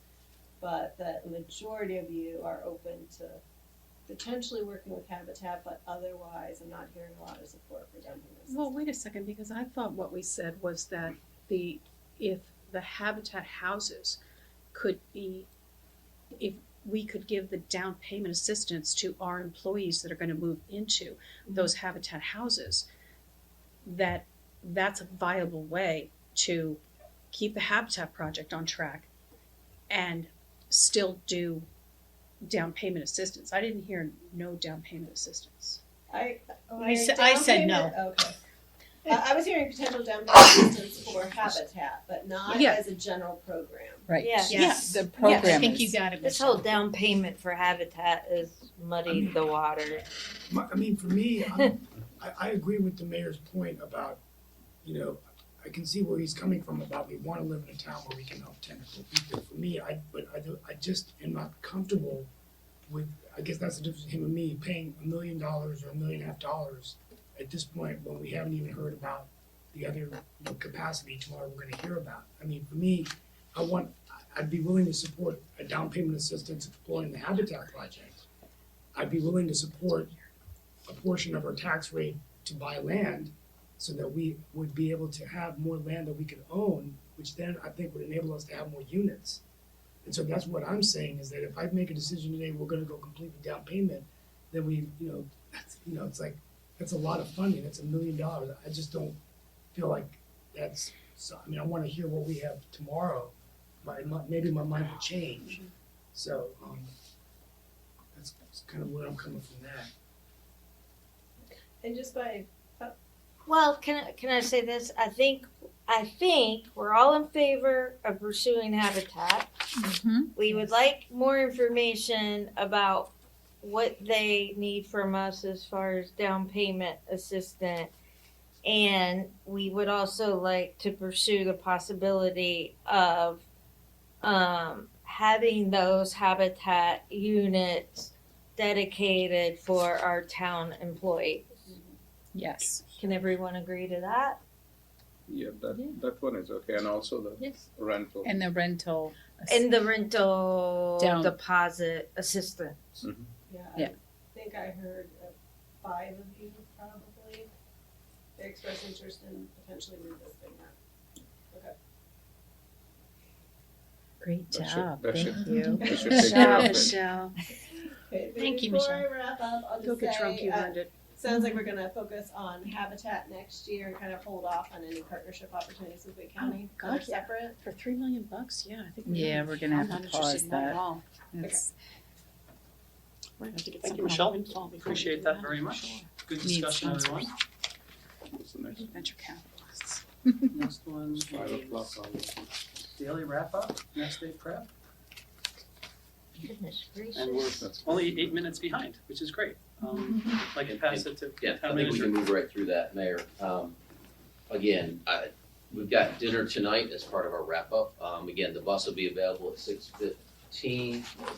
The restaurant is a little closer than last night. If you choose to walk, you can certainly do that. The name of the restaurant is Cypress Hall. Cypress Hall Cypress Kitchen. Hall Kitchen. So if you wanna walk there, please be there by 6:30. If you wanna ride the bus will be here at 6:15, probably leave at like 6:20.